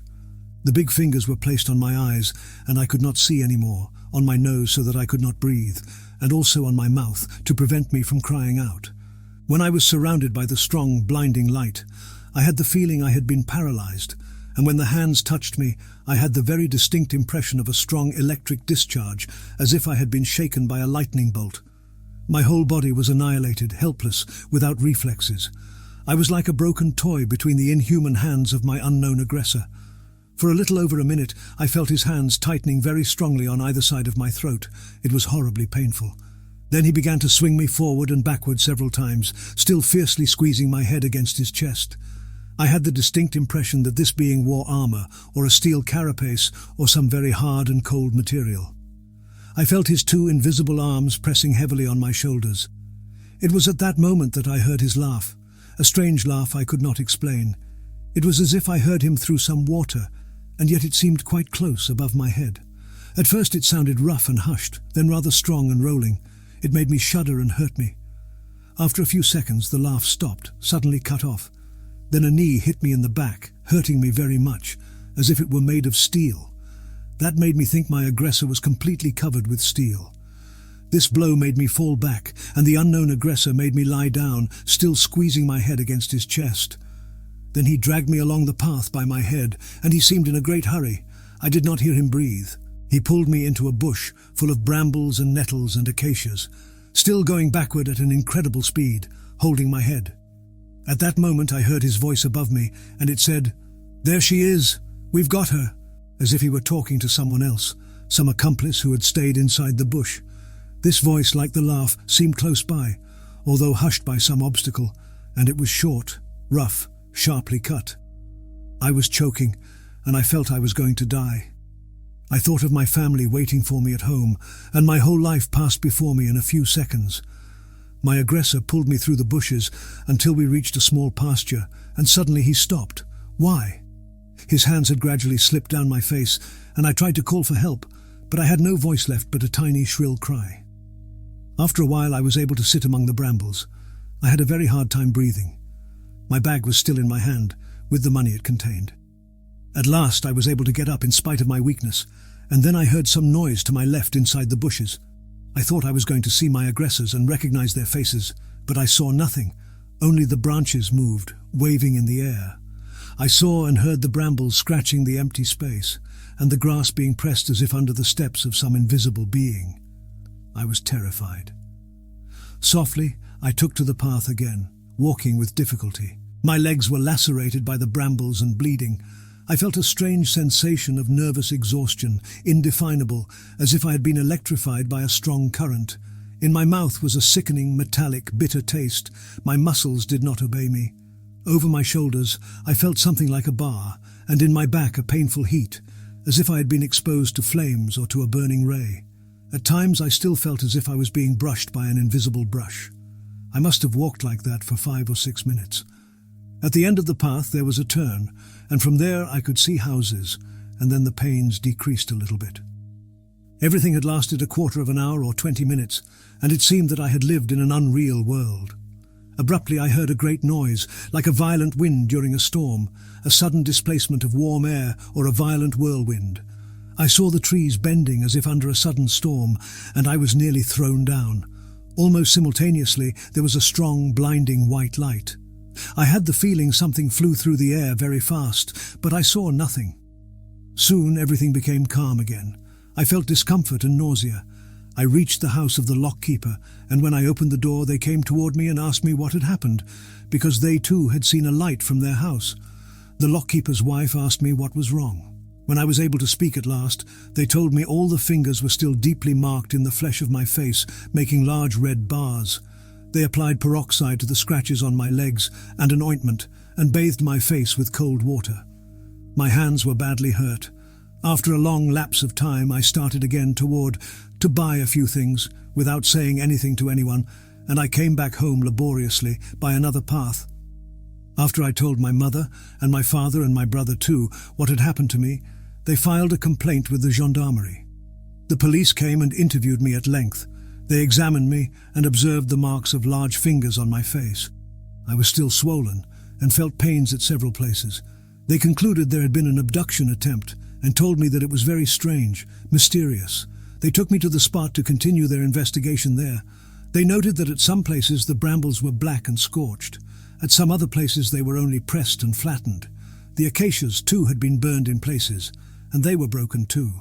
The fences in the pasture, which were made of wooden posts and barbed wire, had suffered also. Some posts were burned, others pulled out, the barbed wire had been wrenched away and broken." End quote.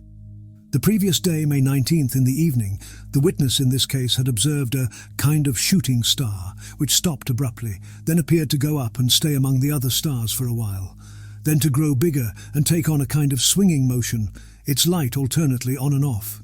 Suddenly it left, on a curved trajectory, and reached the horizon at very high speed. She had dismissed the incident from her mind at the time. The official investigation got nowhere and was dropped. The case is still carried as an unsolved abduction attempt. What can we say about such reports? They are neither more nor less believable than other UFO sightings. They are in line with some of the most dramatic stories of older days, which inspired the fairy tales. They are also in line, as we shall see, with the visions of the 1897 airship and the incidents that followed it. But it is too early to theorize. It is better at this time merely to inspect the documents, though I must confess that I have previously regarded many such cases as worthless, even if their documentation is not inferior to that of the more believable cases we study. Take another abduction case, one that allegedly occurred on August 21st, 1915. Quote, Gallipoli, August 28, 1915. The following is an account of a strange incident that happened in the morning during the severest and final days of the fighting, which took place at Hill 60, Suvla Bay, Australian and New Zealand Army Corps.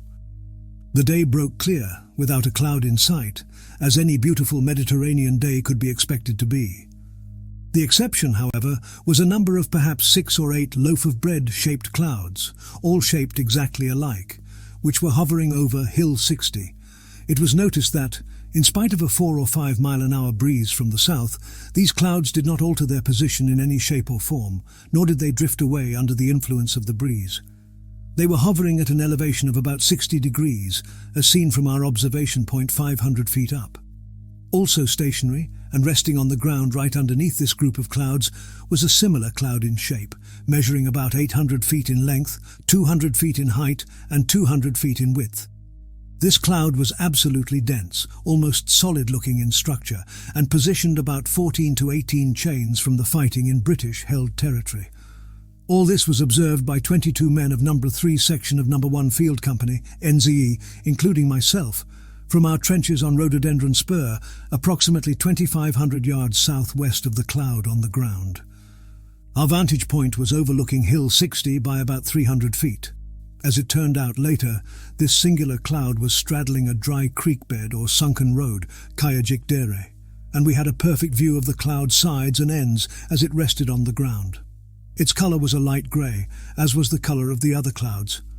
A British regiment, the 1st 4th Norfolk, of several hundred men, was then noticed marching up this sunken road or creek towards Hill 60. It appeared as though they were going to reinforce the troops at Hill 60. However, when they arrived at this cloud, they marched straight into it, with no hesitation, but no one ever came out to deploy and fight at Hill 60. About an hour later, after the last of the file had disappeared into it, this cloud very unobtrusively lifted off the ground, and like any fog or cloud would, rose slowly until it joined the other similar clouds which were mentioned in the beginning of this account.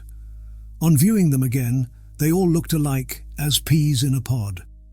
All this time the group of clouds had been hovering in the same place, but as soon as the singular ground cloud had risen to their level, they all moved away northwards, that is towards Thrace, Bulgaria.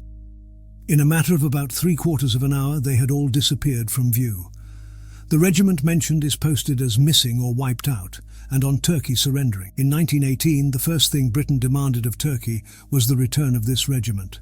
Turkey replied that she had neither captured this regiment nor made contact with it, and did not know that it existed. A British regiment in 1914-18 consisted of any number between 800 and 4,000 men. Those who observed this incident vouch for the fact that Turkey never captured that regiment, nor made contact with it. We, the undersigned, although late in time, that is at the 50th Jubilee of the Anzac landing, declare that the above-described incident is true in every word. Signed by witnesses, number 4165, Sapper, F. Reichart of Matata, Bay of Plenty, number 13416, Sapper, R. Nunes of 157 King Street, Cambridge, and J. L. Newman of 73 Freiburg Street, Otumoktai, Toranga. End quote. Taken by the wind. We've now examined several stories of abductions and attempts at kidnappings by the occupants of flying saucers. These episodes are an integral part of the total UFO problem and cannot be solved separately. Historical evidence gathered by Wentz, moreover, once more points in the same direction. Quote, "This sort of belief in fairies being able to take people was very common and exists yet in a good many parts of West Island. The good people are often seen there, pointing to Knockmag, in great crowds playing hurley and ball, and one often sees among them the young men and women and children who have been taken." End quote. Not only are people taken, but, as in flying saucer stories, they are sometimes carried to faraway spots by aerial means. Such a story is told by the prophet Ezekiel, of course, and by other religious writers. But an ordinary Irishman, John Campbell, also told Wentz, quote, "A man whom I have seen, Roderick McNeil, was lifted by the hosts and left 3 miles from where he was taken up. The hosts went at about midnight." End quote. Reverend Kirk gives a few stories of similar extraordinary kidnappings, but the most fantastic legend of all is that attached to Kirk himself. The good Reverend is commonly believed to have been taken by the fairies. Quote, "Mrs. J. McGregor, who keeps the key to the old churchyard, where there is a tomb to Kirk, though many say there is nothing in it but a coffin filled with stones, told me Kirk was taken into the fairy knoll, which she pointed to just across a little valley in front of us, and is there yet, for the hill is full of caverns, and in them the good people have their homes."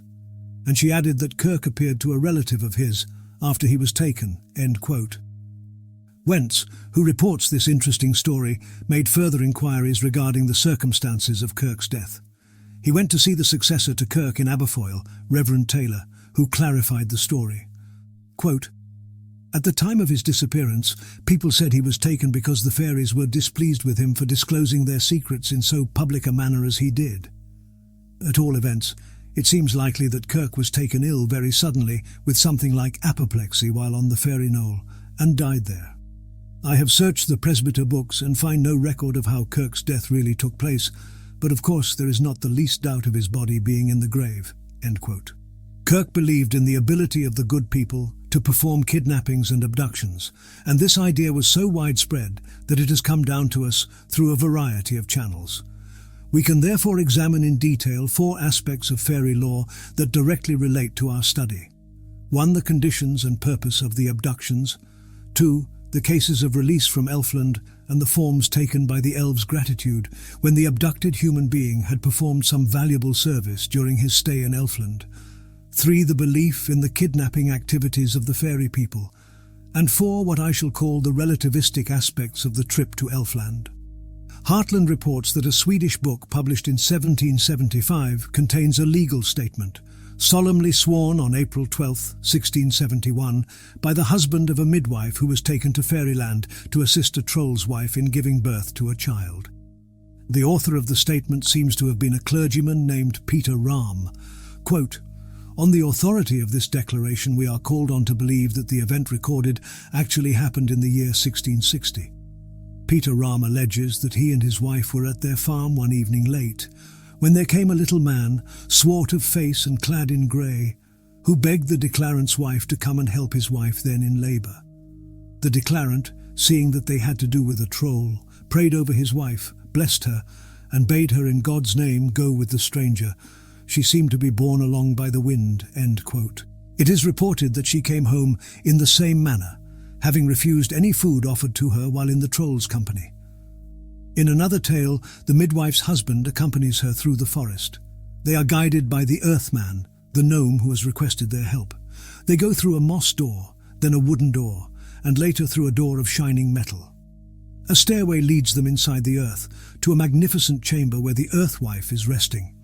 Kirk reports that in a case whose principles he personally knew, the abducted woman found the home of the little people filled with light, although she could not see any lamp or fire. Reverend Kirk also says that later, in the company of another clergyman, he visited a woman, then 40 years old, and asked her questions concerning her knowledge of the fairies. It was rumoured that for a number of years she had taken almost no nourishment, and that she often stayed very late in the fields looking after her sheep, that she met there and talked with people she did not know, and that one night she had fallen asleep on a hill and had been carried away into another place before sunrise. This woman, says Kirk, was always melancholy and silent. The physical nature of Magonia, as it appears in such tales, is quite noteworthy.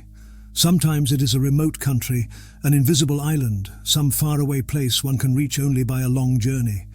Indeed, in some tales, it is a celestial country, as in the Indian story quoted earlier. This parallels the belief in the extraterrestrial origin of UFOs so popular today. A second, and equally widespread theory, is that Elfland constitutes a sort of parallel universe, which coexists with our own. It is made visible and tangible only to selected people, and the doors that lead through it are tangential points known only to the elves. This is somewhat analogous to the theory, sometimes found in the UFO literature, concerning what some authors like to call the fourth dimension, although of course this expression makes much less physical sense than does the theory of a parallel Elfland. It does sound more scientific, however. Hartland gives tales that illustrate the theory of tangential universes, such as the following. Quote, "In Nithsdale, a fairy rewards the kindness of a young mother, to whom she had committed her babe to suckle, by taking her on a visit to fairyland. A door opened in a green hillside, disclosing a porch which the nurse and her conductor entered. There the lady dropped 3 drops of a precious dew on the nurse's left eyelid, and they were admitted to a beautiful land watered with meandering rivulets and yellow with corn, where the trees were laden with fruits which dropped honey. The nurse was here presented with magical gifts, and when a green dew had baptized her right eye, she was enabled to behold further wonders. On returning, the fairy passed her hand over the woman's eye and restored its natural powers." End quote. This tale brings us to our second point, that of the gratitude shown by the elves in return for services performed by humans, and the form such gratitude takes. The gratitude itself is evidenced by many stories of elvish gifts in Scandinavian and Northern European tales, such as this one. Quote, "A German midwife, who was summoned by a waterman, or nix, to aid a woman in labour, was told by the latter, 'I am a Christian woman as well as you, and I was carried off by a waterman who changed me. When my husband comes in now and offers you money, take no more from him than you usually get, or else he will twist your neck. Take good care.'" End quote. In another story, the midwife is asked how much she wants. She answers she will not take more from them than from other people, and the elf replies, "That's lucky for thee. Hadst thou demanded more, it would have gone ill with thee." In spite of that, she received her apron full of gold. In a Pomeranian story, the midwife similarly replies to the same question, and the mannequin says, "Now then, lift up thy apron," and fills it with rubbish that lay in the corner of the room. He then takes his lantern and politely escorts her home. But when she shakes out her apron, pure gold falls on the floor. Elvish gifts have a magical character, which will take very special meaning in the next chapter. Their magical quality could be illustrated with tales from practically any country. Chinese folklore in particular gives numerous examples of it. In one tale, the dwarf fills the woman's apron with something she must not look at before she reaches her house. Naturally, she takes a look as soon as the dwarf has vanished and sees that she is carrying black coals. Angered, she throws them away, retaining 2 as evidence of the dwarf's bad treatment. She arrives home and discovers the black coals have turned into precious stones, but when she goes back to find the other coals, they are all gone. There are, in fact, numerous stories in folklore of humans who have gone to fairyland of their own will, either taking a message or bringing one back, or performing some service for the supernatural beings who live there. But, and this is my third point, we also have numerous accounts of abductions by the fairies. They take men and women, especially pregnant women or young mothers, and they also are very active in stealing young children. Sometimes they substitute a false child for the real one, leaving in place of the real child a broom with rugs wrapped around it, or one of their children, a changeling. Quote, "By the belief in changelings, I mean a belief that fairies and other imaginary beings are on the watch for young children, or sometimes even for adults, that they may, if they can find them unguarded, seize and carry them off, leaving in their place one of them." End quote. This belief is not confined to Europe. It is found in regions as remote from Europe as China and the American Pacific coast. But in any case, once the parents have recognized their child has been taken, what should they do? Hartland says that a, quote, "method in favour in the north of Scotland is to take the suspected elf to some known haunt of its race. Generally, we are told, some spot where peculiar soughing sounds are heard, or to some barrow or stone circle, and lay it down. An offering of bread, butter, milk, cheese, eggs and flesh or fowl must accompany the child." End quote. The parents then retire for an hour or two. If their gifts have vanished when they come back, then their own child will be returned. But sometimes more radical methods have been used, and we can only pity the poor children who have been ill-treated because their superstitious parents thought they looked like elves. As late as May 17, 1884, it was reported in the London Daily Telegraph, 2 women were arrested at Clonmel and charged with cruelty toward a child 3 years old. They thought he was a changeling and, by ill-treating him, hoped to obtain the real child from the fairies. And there is no question that in medieval times the same superstition has led to the death of children who had congenital defects. Sometimes the same treatment applies to adults who have been changed, and Hartland gives a very funny example of such a case. Quote, "A tale from Badenoch represents the man as discovering the fraud from finding his wife, a woman of unruffled temper, suddenly turned a shrew. So he piles up a great fire and threatens to throw the occupant of the bed upon it unless she tells him what has become of his own wife. She then confesses that the latter has been carried off and she has been appointed successor. But by his determination he happily succeeds in recapturing his own at a certain fairy knoll near Inverness." End quote. Of course, the UFO myth has not yet reached such romantic proportions, but we are perhaps not quite far from it, at least in certain rural areas, where strange flying objects have become a source of terror to people travelling at night, and where the rumour that invaders might be around has gained interest, if not support. A recent television series has capitalised on this aspect of UFO lore. In the show, the human race has been infiltrated by extraterrestrials who differ from humans in small details only. This is not a new idea, as the belief in changelings shows. And there is a well-known passage in Martin Luther's Table Talk, in which he tells the Prince of Anhalt that he should throw into the Moldau a certain man who is, in his opinion, such a changeling, or kill crop as they were called in Germany. What was the purpose of such fairy abductions? The idea advanced by students of folk tales is again very close to a current theory about UFOs, that the purpose of such contact is a genetic one. According to Hartland, quote, "The motive assigned to fairies in northern stories is that of preserving and improving their race, on the one hand by carrying off human children to be brought up among the elves and to become united with them, and on the other hand by obtaining the milk and fostering care of human mothers for their own offspring." End quote. We shall see below what parallels can be found in recent UFO cases. However, such is not always the purpose of abduction, and people are often returned by the elves after nothing more than a dance or a game. But a strange phenomenon often takes place. The people who have spent a day in Elfland come back to this world 1 year or more older. This is our fourth point, and quite a remarkable one. Time does not pass there as it does here, and we have in such stories the first idea of the relativity of time. How did this idea come to the storytellers ages ago? What inspired them? No one can answer such questions. But it is a fact that the dissymmetry of the time element between Elfland and our world is present in the tales from all countries. Discussing this supernatural lapse of time in fairyland, Hartland relates the true story of Rhys and Llewellyn, recorded about 1825 in the Vale of Neath, Wales. Rhys and Llewellyn were fellow servants to a farmer. As they went home one night, Rhys told his friend to stop and listen to the music. Llewellyn heard no music, but Rhys had to dance to the tune he had heard 100 times. He begged Llewellyn to go ahead with the horses, saying that he would soon overtake him, but Llewellyn arrived home alone. The next day, he was suspected of murdering Rhys and jailed. But a farmer who was skilled in fairy matters guessed the truth.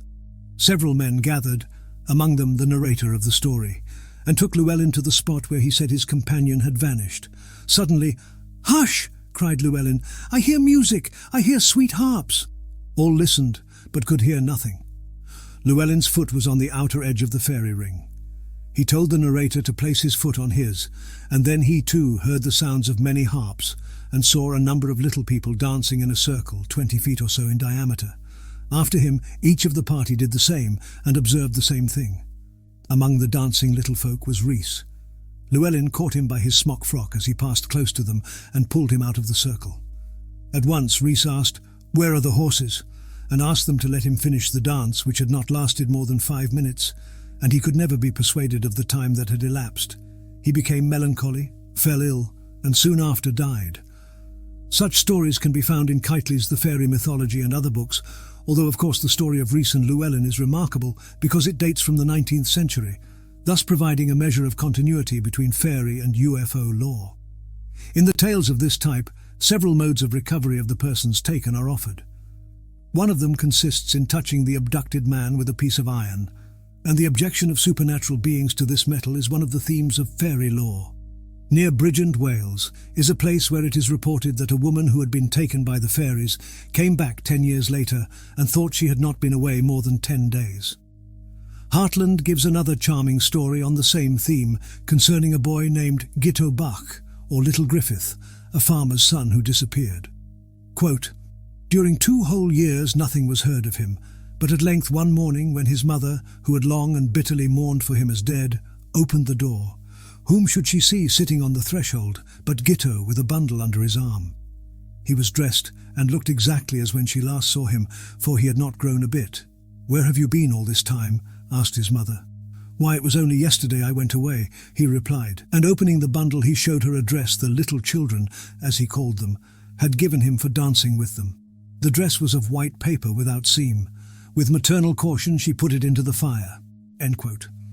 The best-known stories where time relativity is the main theme are of course of the Rip Van Winkle type, patterned after numerous folk stories that allegedly concern actual events. Strangely enough, we again find the identical theme in ages-old Chinese folklore. Witness the story of Wang Qi, one of the holy men of the Taoists. One day, as Wang Qi wandered through the mountains of Qichao gathering firewood, he saw a grotto where some old men were playing chess. He came in to watch their game and laid down his axe. One of the old men gave him something like a date stone and instructed him to place it on his mouth. No sooner had he done so than hunger and thirst passed away. Some time later, one of the aged players told him, "It is long since you came here, you should go home now." But as he turned to pick up his axe, Wang Qi found that the handle had turned into dust. He reached the valley, but found not hours or days but centuries had passed, and nothing remained of the world as he had known it. A similar tradition exists in Denmark. For instance, in a tale which is typical of the pattern, a bride thoughtlessly walked through the fields during the festivities of her wedding day and passed a mound where the elves were making merry. Again, we have here a description of the little people, close to the magical object sometimes described as a large, flat, round table, sometimes as a hillock. A disc or a large cone resting on the ground would fit that description. In describing the fairy knoll, Heartland writes, "The hillock was standing, as is usual on such occasions, on red pillars. The wee folk offered the bride to be a cup of wine, and she joined in a dance with them. Then she hastened back home, where she could not find her family. Everything had changed in the village. Finally, on hearing her cries, a very old woman exclaimed, 'Was it you then who disappeared at my grandfather's brother's wedding 100 years ago?' At these words the poor girl fell down and expired." It is fascinating indeed to find such tales, which antedate Einstein's and Langevins' relativistic traveller by centuries. The supernatural lapse of time in fairyland is often allied to the theme of love between the abducted human being and one of the fairies. Such is the pattern of the story of Ossian or Oisin. Once when he was a young man, O'Sheen fell asleep under a tree. He woke up suddenly and found a richly dressed lady of more than mortal beauty looking at him. She was the queen of the legendary land of Tir na Nog, and she invited him to share her palace. O'Sheen and the queen were in love and happy, but the hero was warned not to go into the palace gardens or to stand on a certain flat stone. Naturally, he transgressed the order, and when he stood upon the stone, he beheld his native land, suffering from oppression and violence. He went to the queen and told her he must return. "How long do you think you have been with me?" she asked. "Thrice 7 days," said he. "Thrice 7 years," was the answer. But he still wanted to go back. She then gave him a black horse from whose back he must not alight during his trip in the other world, for fear of seeing the power of time suddenly fall on him. But he forgot the warning when an incident induced him to dismount, and at once he became a feeble, blind and helpless old man. It is not necessary to spend time here to point out in detail the parallel traditions of the island of Avalon, Morgan the Fay, the legend of Ogier the Dane, and the magical travels of King Arthur. All these traditions insist on the peculiar nature of time in the other world, nor is this limited to European history, as Hartland again points out. Quote, "Many races having traditions of a culture god, that is, of a superior being who has taught them agriculture and the arts of life, and led them to victory over their enemies, add that he has gone away from them for a while, and that he will someday come back again. Quetzalcoatl and Viracocha, the culture gods of Mexico and Peru, are familiar instances of this." End quote. Similarly, Vishnu has yet a 10th incarnation to accomplish the final destruction of this world's wicked. At the end of the present age, he will be revealed in the sky, seated on a white horse and holding a blazing sword. Such great traditions are common knowledge, like the abductions of Enoch, Ezekiel, Elijah, and others in the Bible. What is not commonly known is that such legends have been built on the popular belief in numerous actual stories of the less glorious, more ordinary and personal type we have reviewed here. For instance, while all the books about Mexico mention Quetzalcoatl, they usually ignore the local beliefs in little black beings, the Icals, whose pranks we have already mentioned, and who, while their relationship with modern Latin American UFO lore is clear, also provide an obvious parallel to the fairy faith. In his study of the tales of Tenejapa, Brian Stross reports, quote, "They are believed to be beings from another world, and some have been seen flying with some kind of rocket-like thing attached to the back. With this rocket they are said occasionally to have carried off people." End quote. Similarly, Gordon Crichton reports, quote, "The Ikal of the Tzotzils flies through the air. Sometimes he steals women, and the women so taken are remarkably prolific and may bear a child once a week or once a month or even daily. The offspring are black, and they learn the art of flying inside their father's cave." End quote.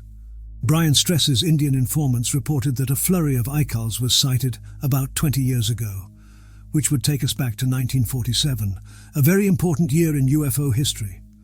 On June 5, 1968, the press reported that a Buenos Aires couple, Mr. and Mrs. Vidal, had a very strange adventure while driving between Chascomús and Maipú. They were surrounded by a thick cloud of mist and fell asleep. When they woke up, their car was on a dirt road they did not know, and they found out to their dismay that they were in Mexico. The paint on their car, a Peugeot 403, had entirely vanished. The Vidals went to the Argentine consulate in Mexico, and from there called some friends of theirs in Buenos Aires to make arrangements for their return. The consulate has refused to comment on the incident. The Vidal's car has been taken to the United States for investigation, and Mrs. Vidal has been hospitalized in an Argentina clinic in a state of nervous depression. 48 hours in the lives of Mr. and Mrs. Vidal cannot be accounted for. Beyond reason. In the past 20 years, UFO reports have been studied not only in a sensational light by people with journalistic motives and methods, but also by serious persons who have tried to place them within the framework of space science, modern physics, psychology, or the history of superstition. An increasing number of researchers, best identified with the Flying Saucer Review in Great Britain and with the groups such as APRO and NICAP in the United States, have made systematic efforts at responsible data gathering, at the same time attempting to discover one or several consistent patterns in the reports. But these efforts at rationalization of the UFO phenomenon have so far failed. The most appealing of the theories proposed, which would regard the UFOs as probes from another planet, fall short of explaining the phenomena in their historical development. Present-day sources cannot be evaluated without reference to the 1897 airship or to earlier sightings of similar objects. Then, too, the theory of simple visitation must be combined with the assumption that the visitors know far more physics than we do.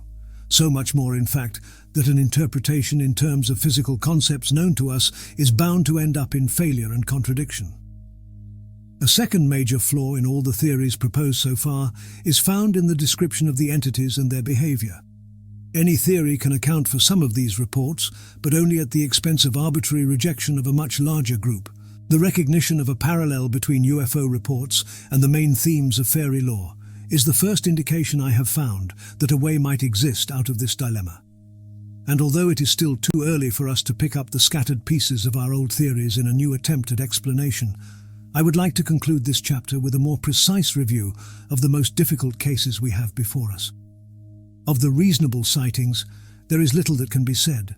The real problem begins when we find witnesses who are typical of the average population and who tell a story that, though not inconsistent with the spectrum of UFO reports, still stands out because of a few specific details that are so unbelievable that our first reaction is to reject the entire story.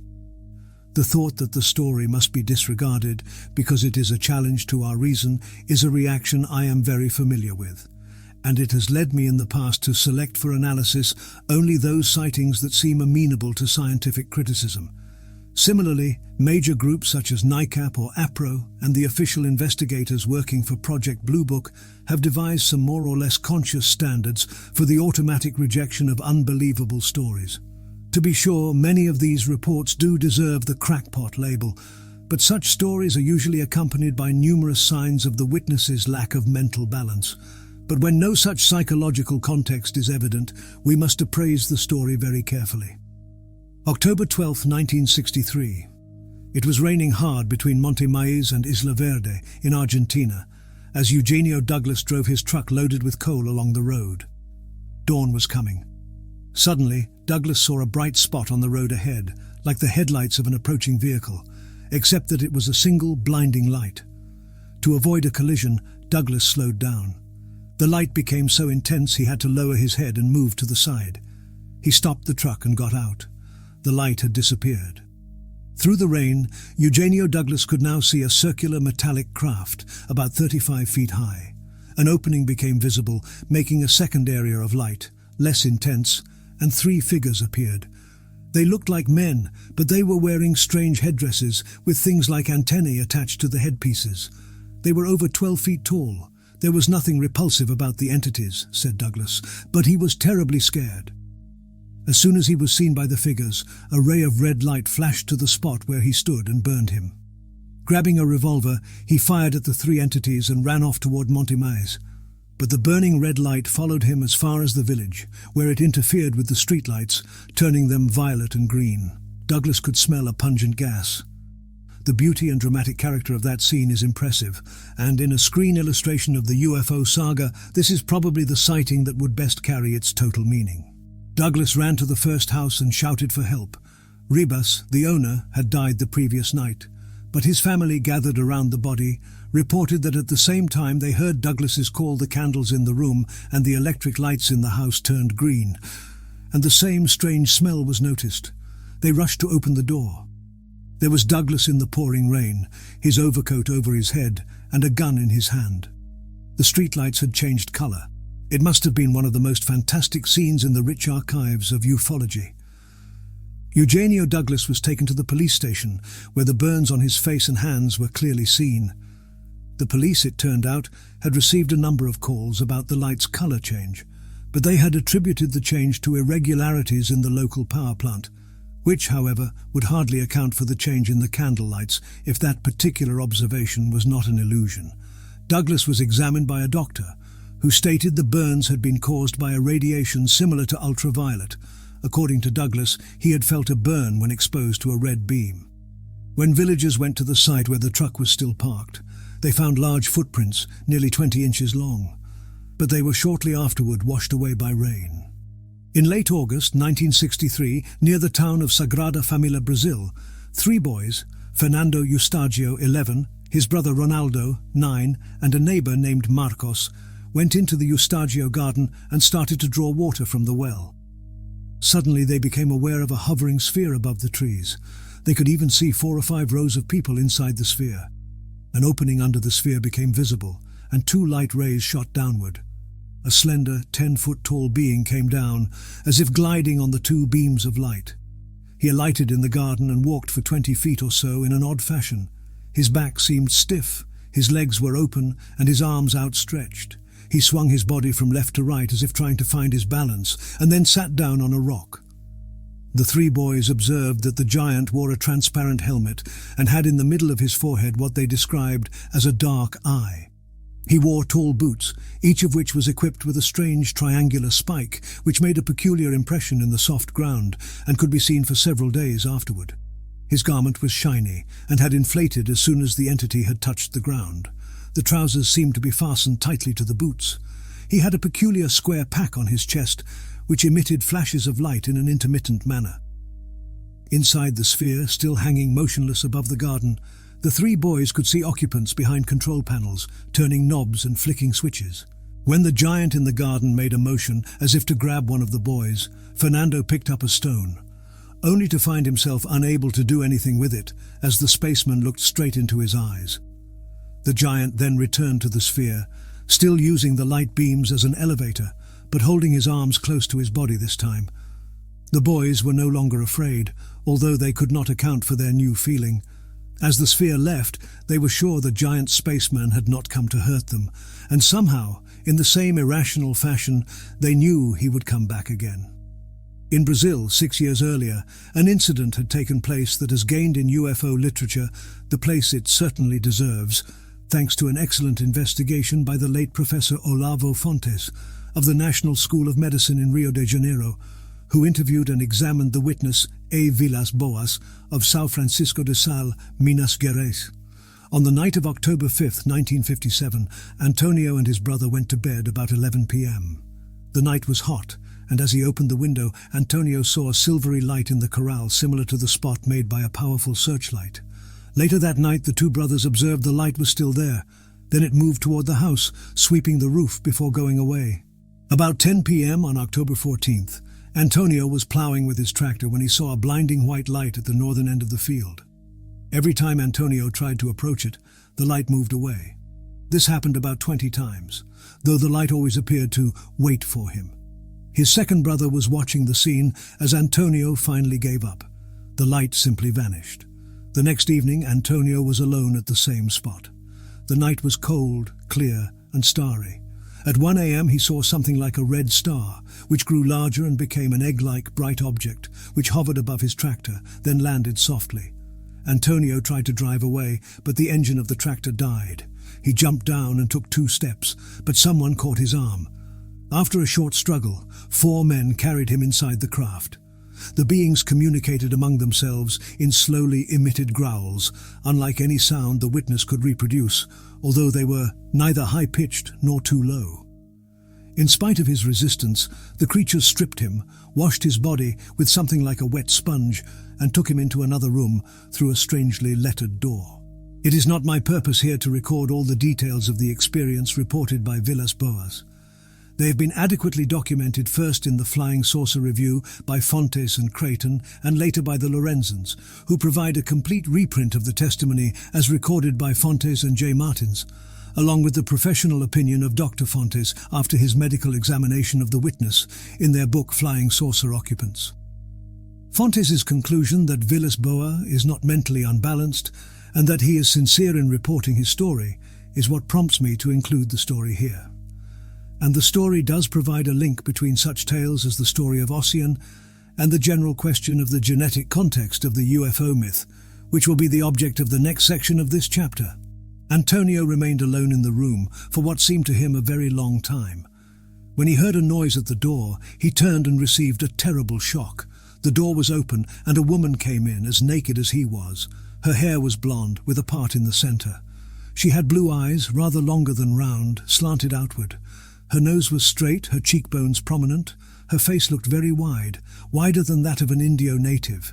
It ended in a pointed chin. Her lips were very thin, nearly invisible in fact. Her ears were small but ordinary. She was much shorter than he was, her head only reaching his shoulder. She quickly made clear to him what the purpose of her visit was. Soon after, in fact, another man came in and beckoned to the woman, who, pointing to her belly, smiled, pointed at the sky, and followed the man out. The men came back with Antonio's clothes, then took him to a room where the other crew members were sitting, growling among themselves. The witness, who felt sure no harm would come to him now, carefully observed his surroundings. Among other things, all his remarks here are of interest. He noticed a box with a glass top that had the appearance of an alarm clock. The clock had one hand and several marks that would correspond to the 3, 6, 9 and 12 of an ordinary clock. However, although time passed, the hand did not move, and Antonio concluded that it was no clock. The symbolism in this remark by Villas-Boas is clear. We are reminded of the fairy tales quoted above, of the country where time does not pass, and of that great poet who had in his room a huge white clock without hands, bearing the word, "It is later than you think." It is the poetic quality of such details in many UFO sightings that catches the attention, in spite of the irrational or obviously absurd character of the tale, and makes it so similar to a dream. Antonio must have thought so, because he reflected that he must bring some evidence back, and tried to steal the clock. At once one of the men shoved him to the side angrily. This attempt to secure evidence is a constant feature of fairy tales, and we are also reminded of the efforts by Betty Hill to convince her captors to let her take a peculiar book she saw inside their craft. As in the Villas-Boas incident, the men denied her the opportunity to convince the world that the experience had been real. At last, one of the men motioned Antonio to follow him to a circular platform. He was then given a detailed tour of the machine, taken to a metal ladder, and signaled to go down. Antonio watched all the details of the preparation for takeoff and observed the craft as it rose from the ground and flew away in a matter of seconds. He noticed that the time was 5:30. He had spent over 4 hours inside the strange machine. It must be noted that the witness volunteered information about the sighting in general terms when a notice appeared in a newspaper calling for UFO reports.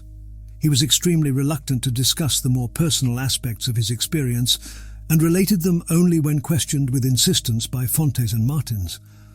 Like Maurice Massé, Villas-Boas suffered from excessive sleepiness for about a month after the incident. Demonialitas. When folklore becomes degraded to a minor literary form, as the fairy faith was degraded to the fairy tales we know today, it naturally loses much of its content, precisely those adult details that cannot be allowed to remain in children's books. The direct result of the censorship of spicy details in these marvelous stories is that they really become mere occasions for amazement. The Villas-Boas case is hardly appropriate for nursery school reading, but to eliminate the little lady from the story would turn it into a tale without deep symbolic or psychological value.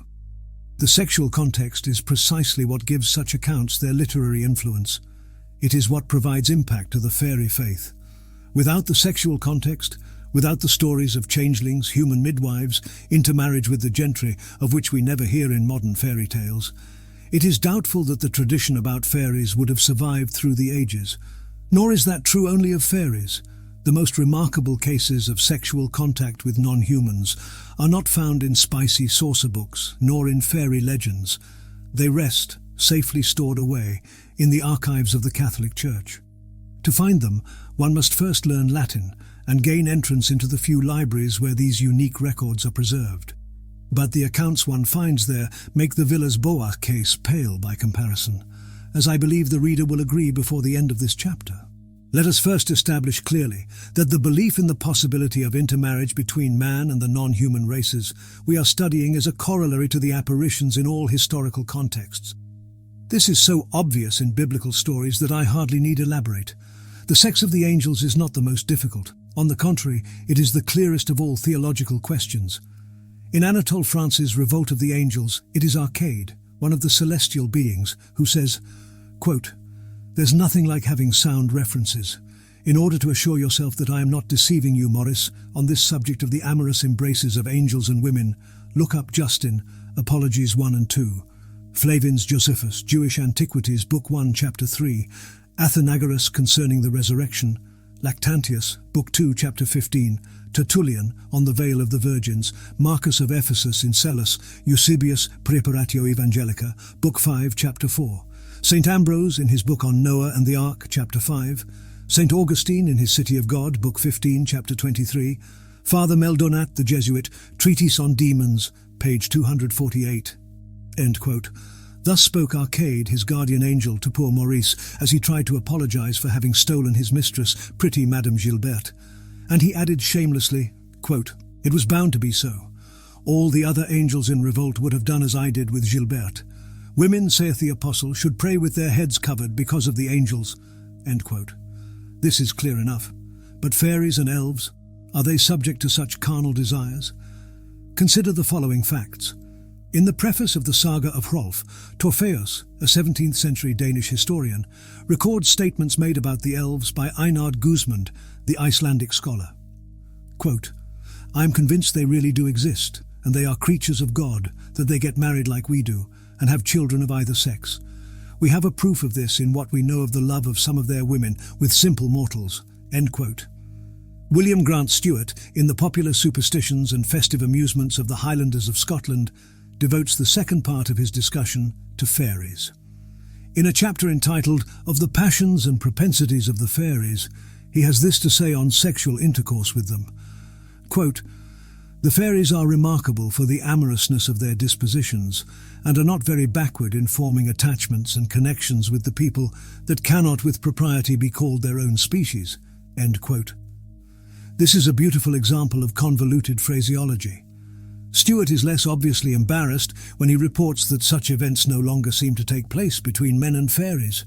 Quote, "We owe it, in justice to both the human and the fairy communities of the present day, to say that such intercourse as that described to have taken place betwixt them is now extremely rare.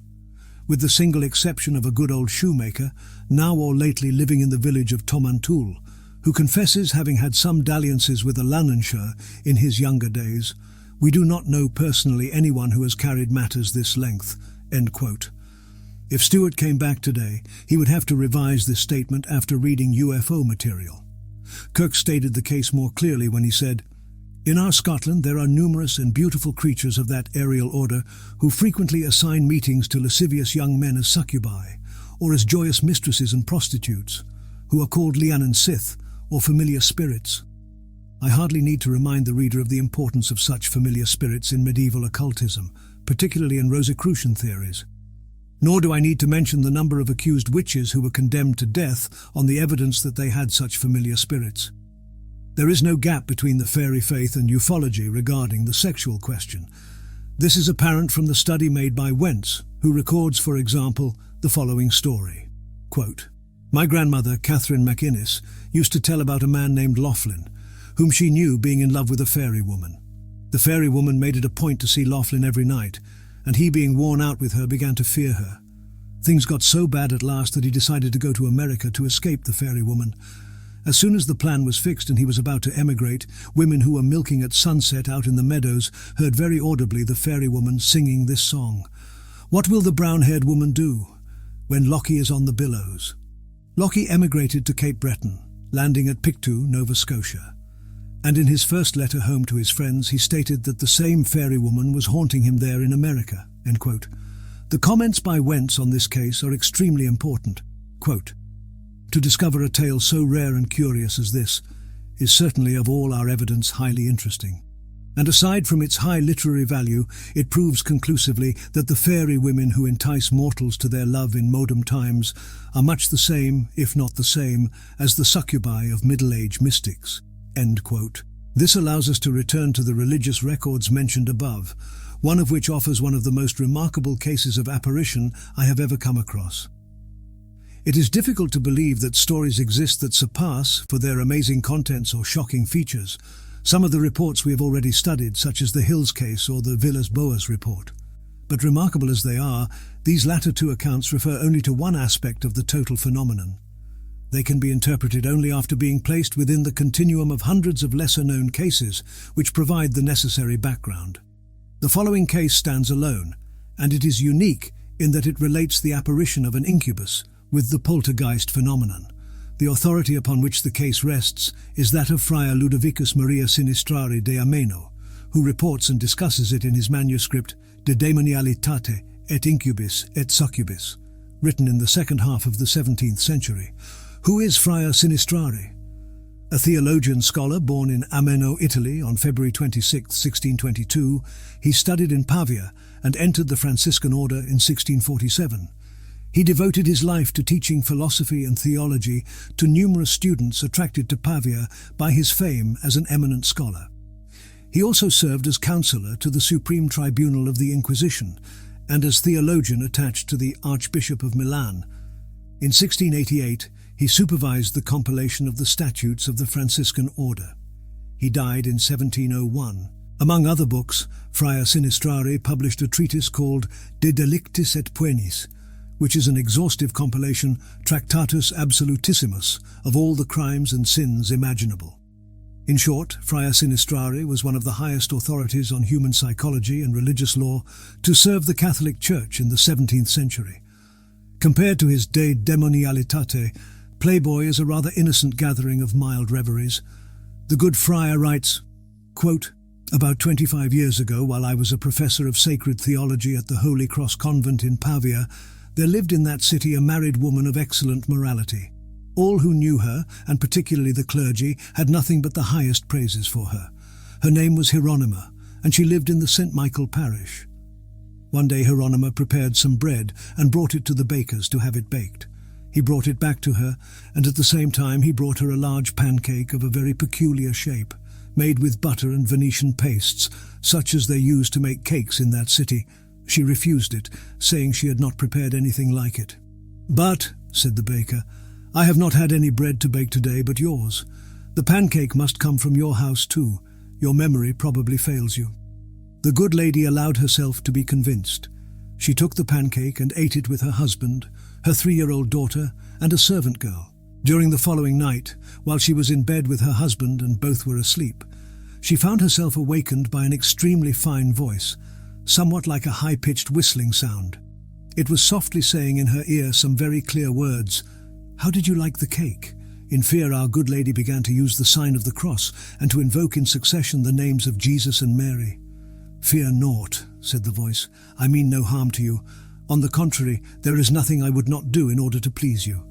I am in love with your beauty, and my greatest desire is to enjoy your embraces.' At the same time, she felt that someone was kissing her cheeks, but so softly and gently that she might have thought it was only the finest cotton down touching her.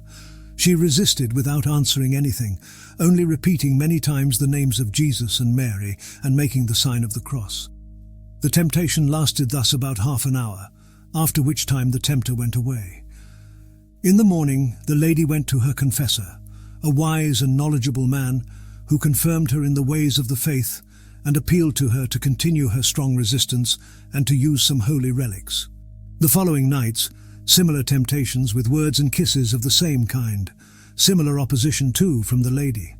However, as she was tired of such lasting trials, she took the advice of her confessor and other serious men and asked to be examined by trained exorcists to decide whether or not she was possessed. The exorcists found nothing in her to indicate the presence of the evil spirit. They blessed the house, the bedroom, the bed, and gave the incubus orders to discontinue his importunities. All was in vain. He went on tempting her, pretending he was dying with love, and crying, moaning, in order to invoke the lady's pity. With God's help, she remained unmoved.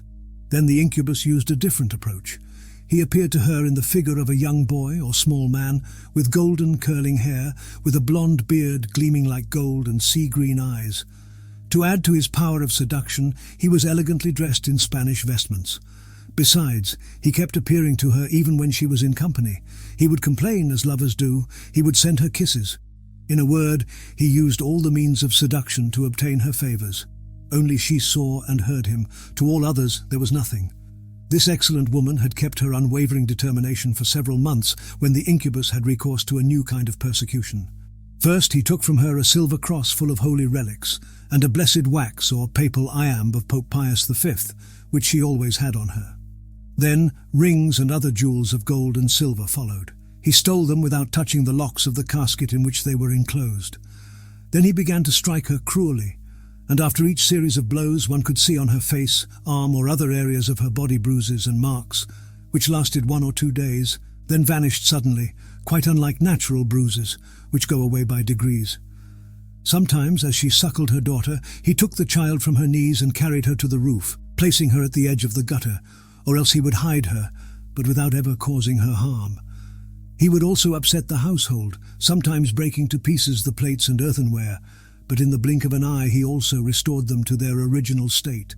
One night, as she lay in bed with her husband, the incubus, appearing to her under his usual form, energetically demanded that she give herself up. She refused, as usual. Furious, the incubus went away, and a short time later he returned with an enormous load of those flat stones that inhabitants of Genoa, and of Liguria in general, used to cover their houses. With these stones he built around the bed such a high wall that it reached almost to the ceiling, and the couple had to send for a ladder in order to come out. This wall was built without lime, it was pulled down and the stones were stored in a coma, where they were exposed to everyone's sight. But after 2 days, they vanished. On the day of St. Stephen, the lady's husband had invited several military friends to dine with him. To honour his guests, he had prepared a respectable dinner. While they were washing their hands according to the custom, hop! Suddenly the table vanished, along with the dishes, the cauldrons, the plates, and all the earthenware in the kitchen, the jugs, the bottles, the glasses too. You can imagine the amazement, the surprise of the guests. There were 8 of them, among them a Spanish infantry captain who told them, "Do not be afraid. It is only a trick, but there used to be a table here, and it must still be here. I am going to find it." Having said that, he went around the room with outstretched hands, attempting to seize the table. But after he had made many turns, seeing he was only touching air, the others laughed at him, and since dinner time had passed, everyone took his coat and started for home. They had already reached the door with the husband, who was politely accompanying them, when they heard a great noise in the dining room. They stopped to find out what it was, and the servant girl ran and told them the kitchen was full of new plates loaded with food, and the table had come back in the dining room. The table was now covered with napkins, dishes, glasses and silverware that were not the original ones, and there were all kinds of precious cups full with rare wines. In the kitchen too, there were new jugs and utensils. They had never been seen there before. The guests, however, were hungry, and they ate this strange meal, which they found very much to their taste. After dinner, as they were talking by the fireplace, everything vanished, and the old table came back with the untouched dishes on it. But oddly enough, no one was hungry any longer, so that nobody wanted to have supper after such a magnificent dinner, which shows that the dishes which had been substituted for the original ones were real and not imaginary. This persecution had been going on for several months. The lady consulted the Blessed Bernardino of Feltre, whose body is the object of veneration in St. James Church, some distance outside the city walls, and at the same time she vowed to wear for a whole year a grey monk's gown with a rope as a belt, like those used by the minor brothers in the order to which Bernardino belonged. She hoped through his intercession that she would be freed from the persecutions of the incubus. Indeed, on September 28th, which is the vigil of the dedication of Archangel St. Michael and the feast of the Blessed Bernardino, she took the votive dress. The next morning was the feast of St. Michael. Our afflicted lady went to the church of that saint, which was, as I have said, her own parish. It was about 10 o'clock, and a very large crowd was going to Mass. Now, the poor woman had no sooner put her foot on the church ground than all of a sudden her vestments and ornaments fell to the ground and were carried away by the wind, leaving her as naked as the hand. Very fortunately, it so happened that among the crowd were 2 knights of mature age who saw the thing and hurriedly removed their coats, to hide as well as they could that woman's nudity, and having put her in a coach, they drove her home. As for the vestments and jewels stolen by the incubus, he returned them 6 months later. To make a long story short, although there are many other tricks that this incubus played on her, and some amazing ones, suffice it to say that he kept tempting her for many years. But, at last, perceiving he was wasting his efforts, he discontinued these unusual and bothersome vexations." End quote. As a theologian, Friar Sinistrari was as puzzled by such reports as most modern students of UFO law are by the Villas-Boas case. Observing that the fundamental texts of the Church gave no clear opinion on such cases, Sinistrari wondered how they should be judged by religious law. A great part of his manuscript is devoted to a detailed examination of this question. The lady in the above example did not allow the incubus to have intercourse with her, but there are numerous other cases in the records of the Church, especially in witch trials, in which there was intercourse. From the Church's point of view, says Friar Sinistrari, there are several problems. First, how is such intercourse physically possible? Second, how does demoniality differ from bestiality? Third, what sin is committed by those who engage in such intercourse? Fourth, what should their punishment be? The earliest author who uses the word demonialitas is J. Caramuel in his Theologia Fundamentalis. Before him, no one made a distinction between demoniality and bestiality. All the moralists, following St. Thomas Aquinas, understood by bestiality any kind of carnal intercourse with an object of a different species.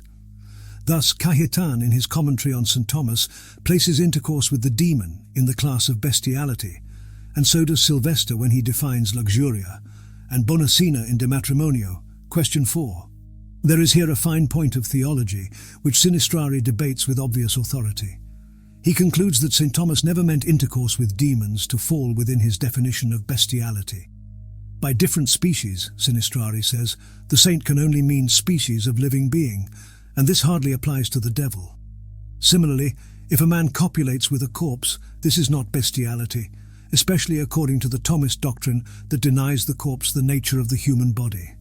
The same would be true for a man who copulates with the corpse of an animal. Throughout this discussion, the great intelligence and obvious knowledge of human psychology of the author is remarkable. It is quite fascinating to follow Friar Sinistrari's thoughts in an area that is directly relevant to UFO reports. And relevant it is indeed, for Villas Boas or Betty and Barney Hill would certainly have had a hard time before the Inquisitors if they had lived in the 17th century. The act of love, writes Sinistrari, has for an object human generation. Unnatural semination, that is, intercourse that cannot be followed by generation, constitutes a separate type of sin against nature. But it is the subject of that semination that distinguishes the various sins under that type. If demoniality and bestiality were in the same category, a man who had copulated with a demon could simply tell his confessor, "I have committed the sin of bestiality," and yet he obviously has not committed that sin.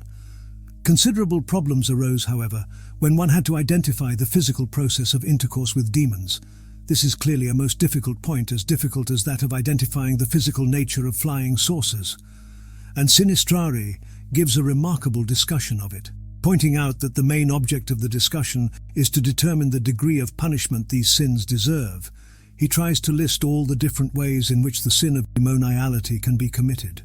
First he remarks, quote, "There are quite a few people, overinflated with their little knowledge, who dare deny what the wisest authors have written, and what everyday experience demonstrates, namely that the demon, either incubus or succubus, has carnal union not only with men and women, but also with animals." End quote. Sinistrari does not deny that some young women often have visions and imagine that they have attended a sabbat. Similarly, ordinary erotic dreams have been classified by the Church quite separately from the question we are studying. Sinistrari does not mean such psychological phenomena when he speaks of demoniality. He refers to actual physical intercourse, such as the basic texts on witchcraft discuss. Thus, in the Compendium Maleficarum, Nacius gives 18 case histories of witches who have had carnal contact with demons. All cases are vouched for by scholars whose testimony is above question. Besides, St. Augustine himself says in no uncertain terms, quote, "It is a widespread opinion, confirmed by direct or indirect testimony of trustworthy persons, that the Sylvans and Fauns, commonly called incubi, have often tormented women, solicited and obtained intercourse with them. There are even demons, which are called douzes, that is litins, by the Gauls, who are quite frequently using such impure practices. This is vouched for by so numerous and so high authorities that it would be impudent to deny it." End quote. Now the devil makes use of two ways in these carnal contacts. One he uses with sorcerers and witches, the other with men and women perfectly foreign to witchcraft. This is a point of paramount importance. What Sinistrari is saying is that two kinds of people may come in contact with the beings he calls demons, those who have made a formal pact with them, and he gives the details of the process for making this pact, and those who simply happen to be contacted by them. The implications of this fundamental statement to occultism for the interpretation of the fairy faith and of modern UFO stories should be obvious to the reader. The devil does not have a body. Then how does he manage to have intercourse with men and women? How can women have children from such unions if they specifically express the desire?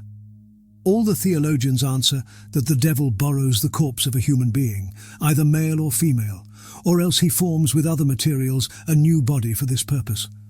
Indeed, we find here the same theory as that expressed by one of the gentry and quoted by Wentz. We can make the old young, the small big. The devil then is said to proceed in one of two ways. Either he first takes the form of a female succubus and then has intercourse with a man, or else the succubus induces lascivious dreams in a sleeping man and makes use of the resulting pollution to allow the devil to perform the second part of the operation. This is the theory taught by Nacius, who gives a great number of examples. Likewise, Hector Boethius, in Historia Scotorum, documents the case of a young Scot who for several months was visited in his bedroom, the windows and doors of which were closed, by a succubus of the most ravishing beauty. She did everything she could to obtain intercourse with him, but he did not yield to her caresses and entreaties. One point intrigued Sinistrari greatly. Such demons do not obey the exorcists. They have no fear of relics and other holy objects, and thus they do not fall into the same category as the devils by which people are possessed, as the story quoted above certain shows. But then, are they really creatures of the devil? Should not we place them in a separate category, with the fairies and the elementals they so closely resemble? And then, if such creatures have their own bodies, does the traditional theory that incubi and succubi are demons who have borrowed human corpses hold? Could it explain how children are born from such unions? What are the physical characters of such children? If we admit that the UFO reports we have quoted earlier in this chapter indicate the phenomenon has genetic contents, then the above questions are fundamental, and it is important to see how Sinistrari understood them. Therefore, I give in the following a complete translation of his discussion of the matter. Quote, "To theologians and philosophers, it is a fact that from the copulation of humans, man or woman with the demon, human beings are sometimes born. It is by this process that Antichrist must be born, according to a number of doctors, Bellarmine, Suarez, Maluenda, etc. Besides, they observe that as the result of a quite natural cause, the children generated in this manner by the incubi are tall, very strong, very daring, very magnificent, and very wicked." Maluenda confirms what has been said above, proving by the testimony of various classical authors that it is to such unions that the following owe their birth: Romulus and Remus according to Livy and Plutarch, Servius Tullius, 6th king of the Romans according to Denys of Halicarnassus and Pliny, Plato the philosopher according to Diogenes Laertius and St. Jerome, Alexander the Great according to Plutarch and Quint Curse, Seleucus, king of Syria according to Justin and Appian, Scipio the African according to Livy, the Emperor Caesar Augustus according to Suetonius, Aristomenes of Messenia, the illustrious Greek general according to Strabo and Pausanias. Let us add the English Merlin or Melchin, born of an incubus and a nun, the daughter of Charlemagne. And finally, as writes Cochleus, quoted by Maluenda, that damned heresiarch whose name is Martin Luther. However, in spite of all the respect I owe so many great doctors, I do not see how their opinion can stand examination. Indeed, as Pererius observes very well in Commentary on Genesis, chapter 6, all the strength, all the power of the human sperm comes from spirits that evaporate and vanish as soon as they issue from the genital cavities where they were warmly stored. The physicians agree on this. Therefore, it is not possible for the demon to keep the sperm he has received in a sufficient state of integrity to produce generation. For no matter what the vessel where he could attempt to keep it is, this vessel would have to have a temperature equal to the natural temperature of human genital organs, which is found nowhere but in those same organs. Now, in a vessel where the warmth is not natural but artificial, spirits are resolved, and no generation is possible. A second objection is that generation is a vital act through which man, from his own substance, introduces sperm through the use of natural organs into a place proper for generation. To the contrary, in the special case we are now considering, the introduction of the sperm cannot be a vital act of the generating man, since it is not by him that it is introduced into the matrix. And for the same reason, it cannot be said that the man to whom the sperm belonged has engendered the fetus that is procreated.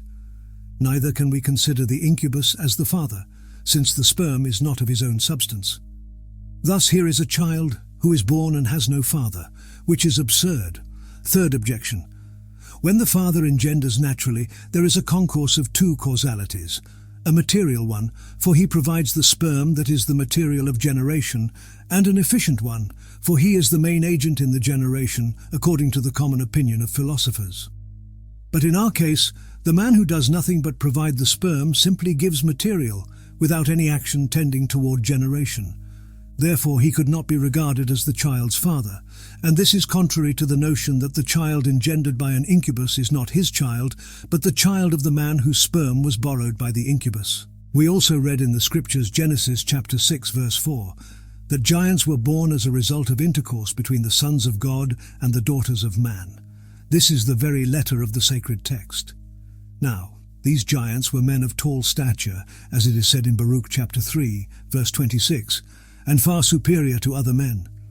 Besides their monstrous size, they called attention by their strength, their plunders, their tyranny, and it is to the crimes of these giants that we must attribute the main and primary cause of the flood, according to Cornelius a Lapide in his commentary on Genesis. Some state that under the name of sons of God we must understand the sons of Seth, and under that of daughters of men, the daughters of Cain, because the former practiced piety, religion, and all other virtues, while the latter, the children of Cain, did exactly the opposite. But with all the respect we owe Chrysostom, Cyril, and others who share this view, it will be recognized it is in disagreement with the obvious meaning of the text. What do the scriptures say? That from the conjunction of the above were born men of monstrous corporeal proportions. Therefore these giants did not exist previously, and if their birth was the result of that union, it is not admissible to attribute it to the intercourse between the sons of Seth and the daughters of Cain, who of ordinary size themselves could have children only of ordinary size. Consequently, if the intercourse in question has given birth to beings of monstrous proportions, we must see there not the ordinary intercourse of men with women, but the operation of the incubi who, owing to their nature, can very well be called sons of God. This opinion is that of the Platonist philosophers and of Francois George of Venice, and it is not in contradiction with that of Josephus the historian, Philo, St. Justin Martyr, Clement of Alexandria, and Tertullian, according to whom these incubi could be angels, who had allowed themselves to commit the sin of luxury with women. Indeed, as we shall show, there is nothing there but a single opinion under a double appearance." End quote. What we have here is a complete theory of contact between our race and another race, non-human, different in physical nature, but biologically compatible with us. Angels, demons, fairies, creatures from heaven, hell, or Magonia. They inspire our strangest dreams, shape our destinies, steal our desires, but who are they?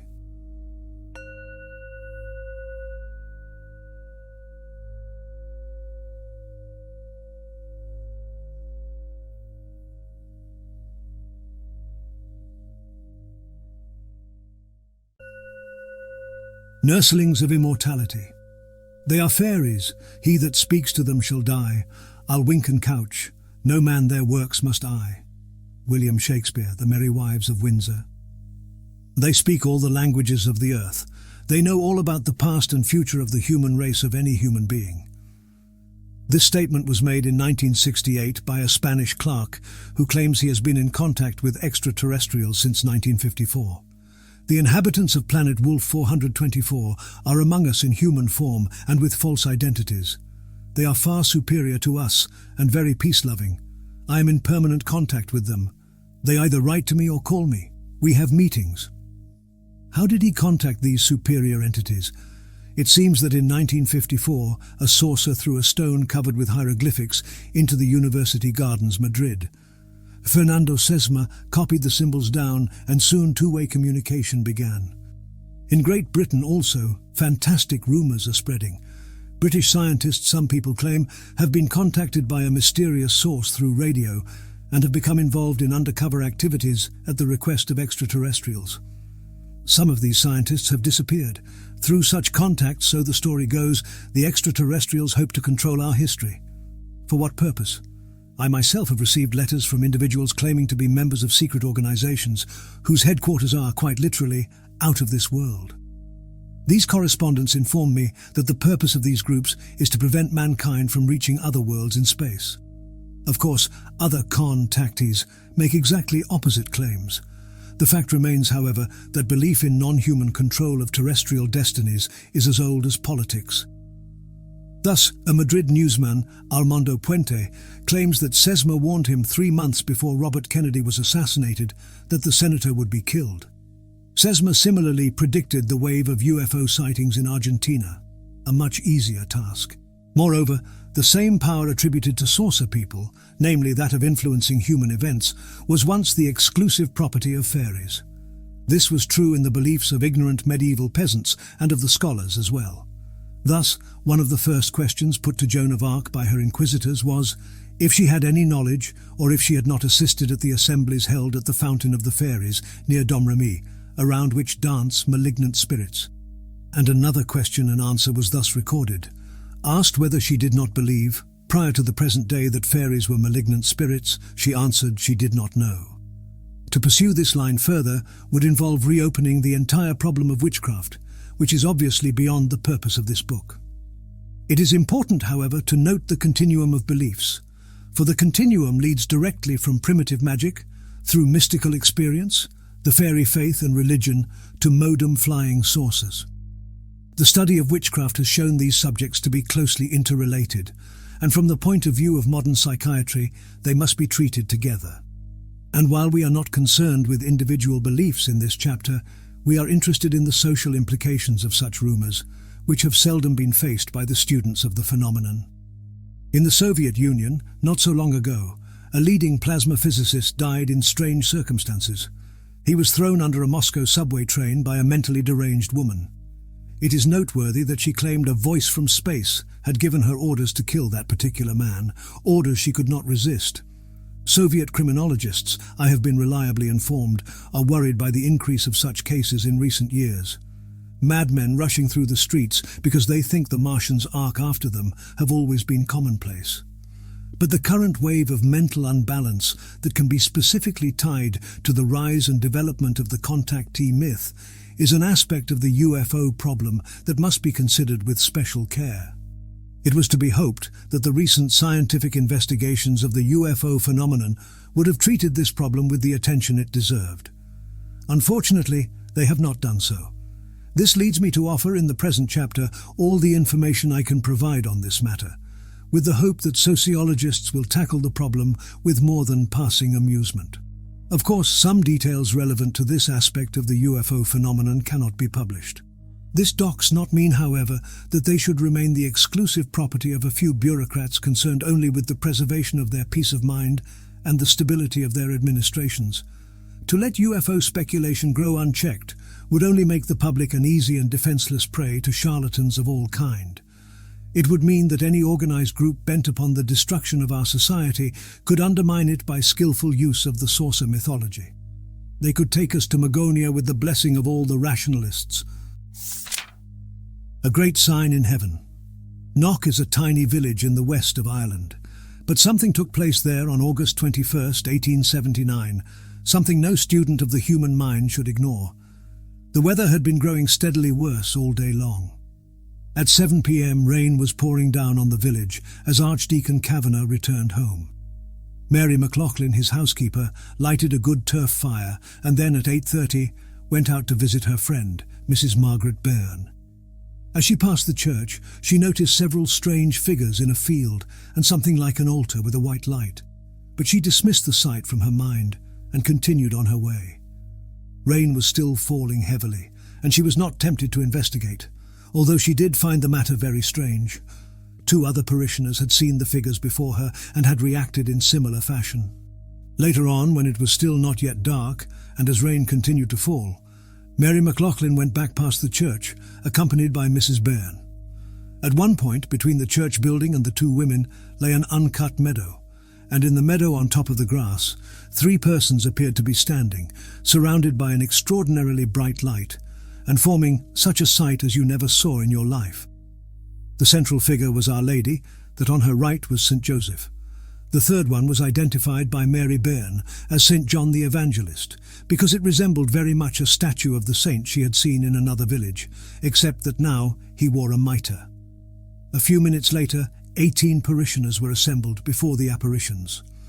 When a diocesan commission investigated the phenomenon, 14 witnesses, 3 men, 2 children, 3 teenagers and 6 women, with ages between 6 and 75, described what they had seen. Another man of some 60 years who lived half a mile from Knock also came before the commission to tell of the large globe of golden light he had seen on the night of August 21st. He had been walking in his fields about 9 o'clock and saw this great light covering the whole gable of Knock Church. At the time he thought that someone had been foolish enough to make a fire in the grounds of the church.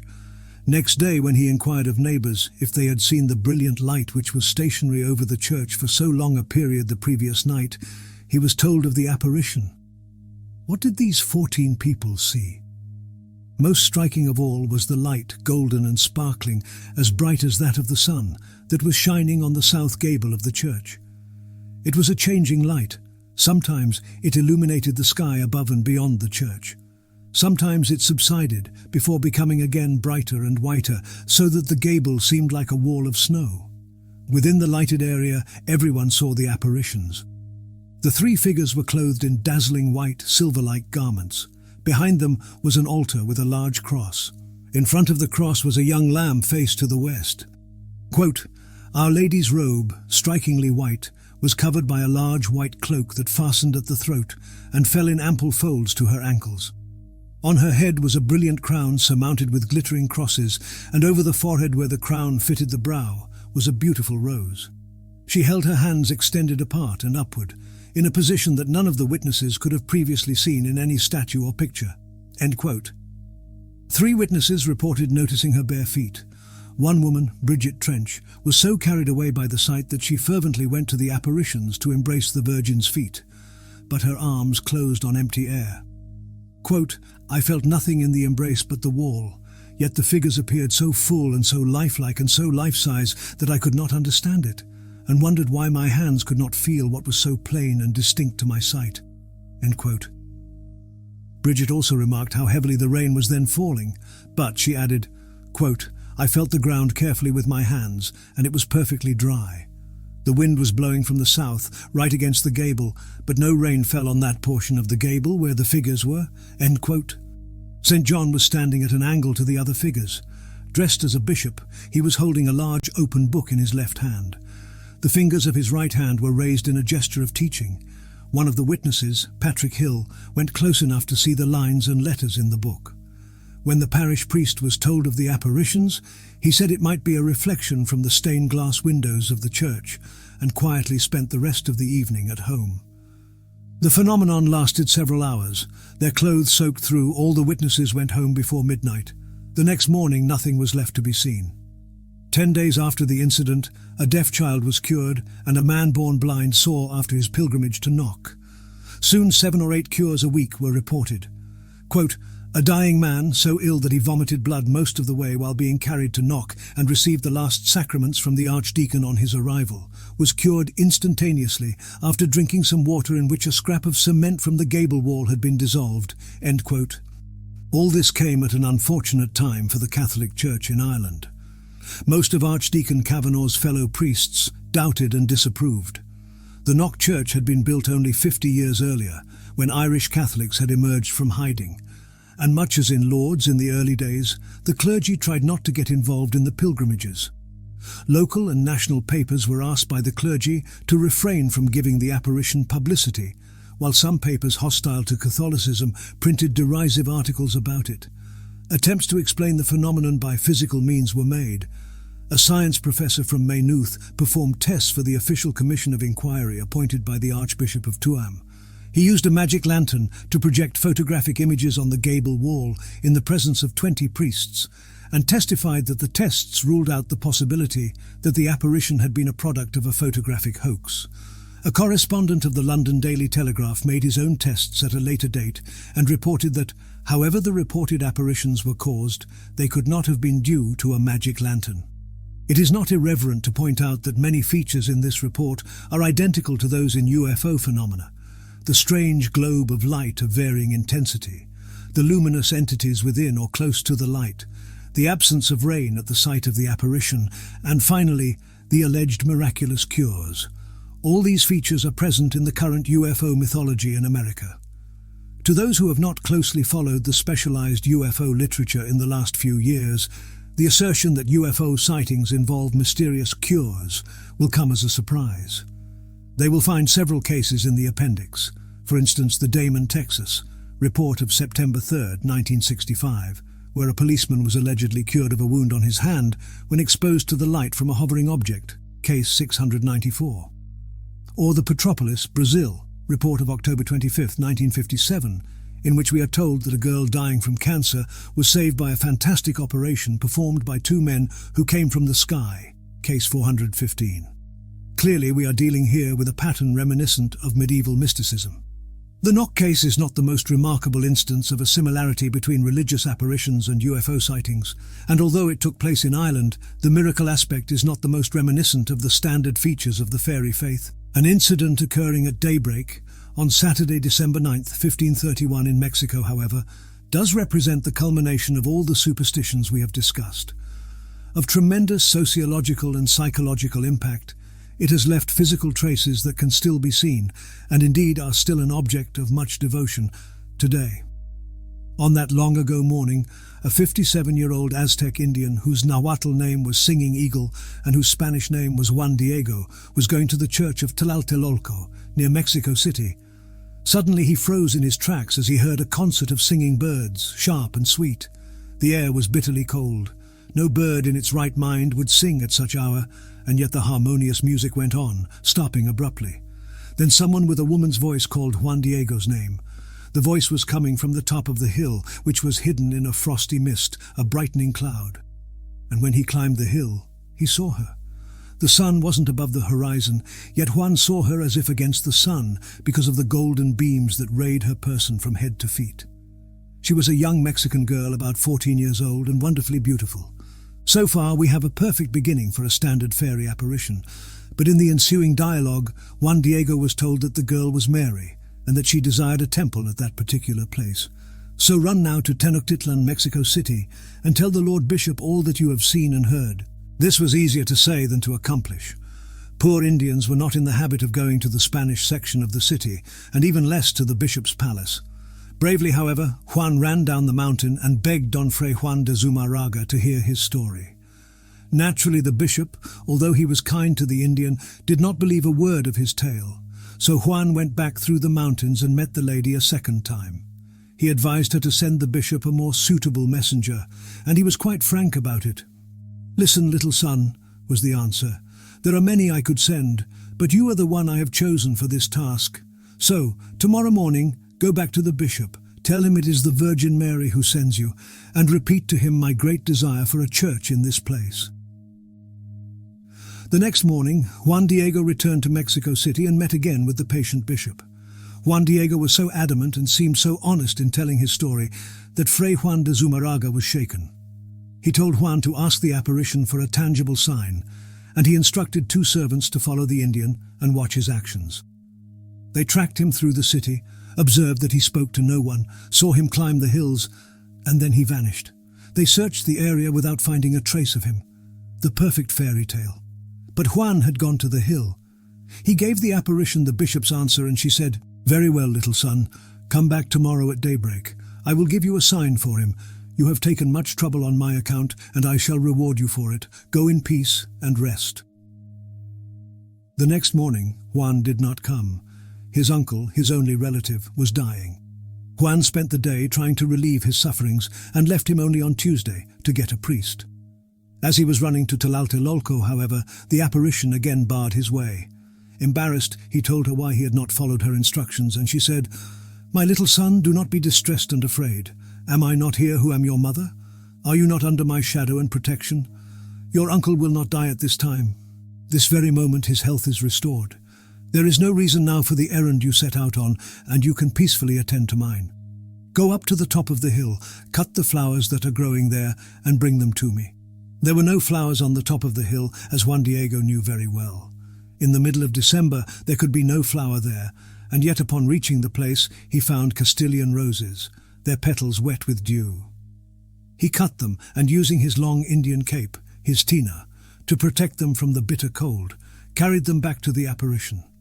She arranged the flowers he had dropped in the wrap, then tied the lower corners of the tina behind his neck so that none of the roses would fall. She advised him not to let anybody but the bishop see the sign she had given him, and then disappeared. Juan Diego never met her again. At the bishop's palace, several servants made fun of the Indian visionary. They pushed him around and tried to snatch the flowers, but when they observed how the roses seemed to dissolve when they reached for them, they were astonished and let him go. Juan was taken once more to the bishop. Juan Diego put up both hands and untied the corners of crude cloth behind his neck. The looped-up fold of the tilma fell. The flowers he thought were the precious sign tumbled out and lay in an untidy heap on the floor. Alas for the Virgin's careful arrangement. But Juan's confusion over this mishap was nothing to what he felt immediately after it. Inside of seconds, the bishop had risen from his chair and was kneeling at Juan's feet, and inside of a minute, all the other persons in the room had surged forward and were also kneeling. The bishop was kneeling before Juan's tilma, and as Ethel Cook Elliott remarks, millions of people have knelt before it since, for it has been placed over the high altar in the Basilica of Our Lady of Guadalupe in Mexico City. The tilma consists of 2 pieces, woven of maguey fibers and sewn together and measuring 66 by 41 inches. On this coarse material, whose color is that of unbleached linen, a lovely figure can be seen, 56 inches tall. Surrounded by golden rays, it emerges as from a shell of light, clear-cut and lovely in every detail of line and color. The head is bent slightly and very gracefully to the right, just avoiding the long seam. The eyes look downward, but the pupils are visible. This gives an unearthly impression of lovingness and lovableness. The mantle that covers the head and falls to the feet is greenish blue with a border of purest gold and scattered through with golden stars. The tunic is rose-colored, patterned with a lace-like design of golden flowers. Below is a crescent moon, and beneath it appear the head and arms of a cherub. In the 6 years that followed the incident, over 8 million Indians were baptized. In recent times, some 1,500 persons kneel before Juan Diego's tilma, still intact with the image's radiant colors, every day. Juan's uncle was cured.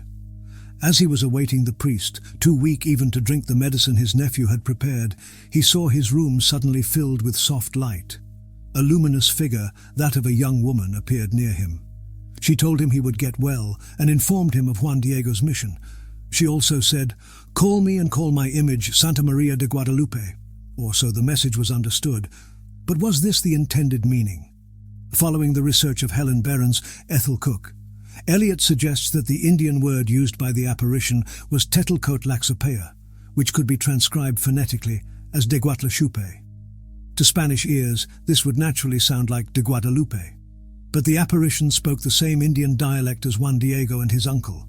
She even looked like a young Indian girl, and she had no reason to use the Spanish term ascribed to her. Tetelcotlaxopea means stone serpent trodden on. Helen Behrens assumes that the apparition was thus announcing that she had supplanted Quetzalcoatl, whom the Indians had idolized as a feathered serpent. This impressive story contains a magnificent symbolism.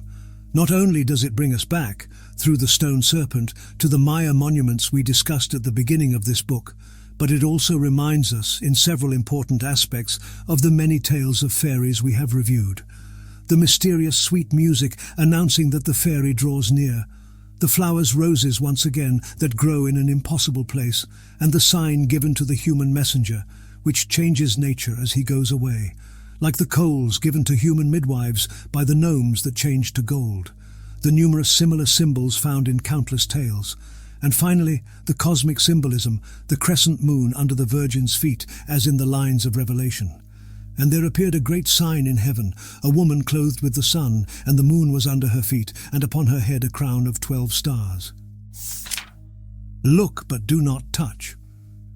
It was a very great wonder, a sign in heaven indeed, the marvelous airship that flew over the United States in the spring of 1897. And the rediscovery of the remarkable wave of reports it generated has provided a crucial missing link between the apparitions of older days and modern saucer stories. On Donald Hanlon's map reproduced with the photographs, all the airship reports have been plotted, with a special sign to denote landings. This map perhaps gives a measure both of the volume of data the students of American folklore have been missing and of the amount of work done in the last 3 years by researchers such as Hanlon, Jerome Clark, and Lucius Farish. The result of their investigations is astonishing. In California in November 1896, hundreds of residents of the San Francisco area saw a large, elongated, dark object, which carried brilliant searchlights and was capable of flying against the wind. Between January and March 1897, it vanished entirely, and suddenly a staggering number of observations of an identical object were made in the Midwest. Earlier in the book, we have seen how Alexander Hamilton described it, a craft with turbine wheels and a glass section with strange beings aboard looking down, a description not unlike that given by Barney Hill. In March, an object of even stranger appearance was seen by Robert Hibbard, a farmer living 15 miles north of Sioux City, Iowa. Hibbard not only saw the airship, but an anchor hanging from a rope attached to the mysterious craft caught his clothes and dragged him several dozen feet until he fell back to earth. To present in an orderly fashion all the accounts of that period would itself take a book. My object here is only to review the most detailed observations of the behavior of the airship's occupants on the ground. But first, how did the object itself behave? It maneuvered very much in the way UFOs are said to maneuver, except that airships were never seen flying in formation or performing aerial dances. Usually, an airship flew rather slowly and majestically. Of course, such an object in 1897 ran no risk of being pursued, except in a few close proximity cases when it was reported to depart as a shot out of a gun. Another difference from modern UFOs lies in the fact that its leisurely trajectory often took it over large urban areas. Omaha, Milwaukee, Chicago, and other cities were thus visited. Each time, large crowds gathered to watch the object. Otherwise, the airship exhibited all the typical activities of UFOs, hovering, dropping probes, on Newton, Iowa, on April 10th, for example, changing course abruptly, changing altitude at great speed, circling, landing and taking off, sweeping the countryside with powerful light beams. The occupants of the airship were as variously described as our UFO operators. Several reports could be interpreted to mean that dwarves were among them, but it was not, to my present knowledge at least, stated in so many words by witnesses. Alexander Hamilton says that the beings were the strangest he had ever seen, and that he did not care to see them again.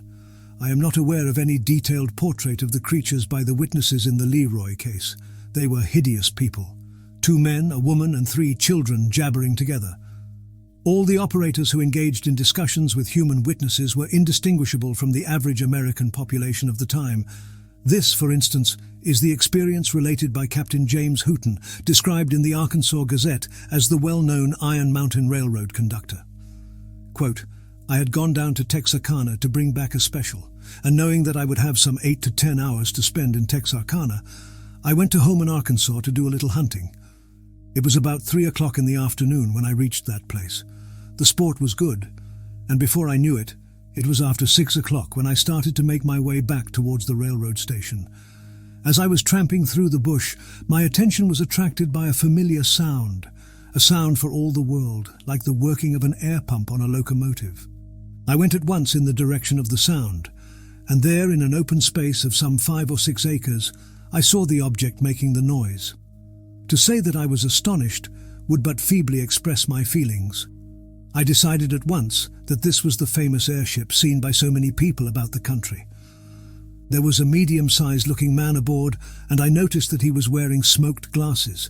He was tinkering around what seemed to be the back end of the ship, and as I approached, I was too dumbfounded to speak.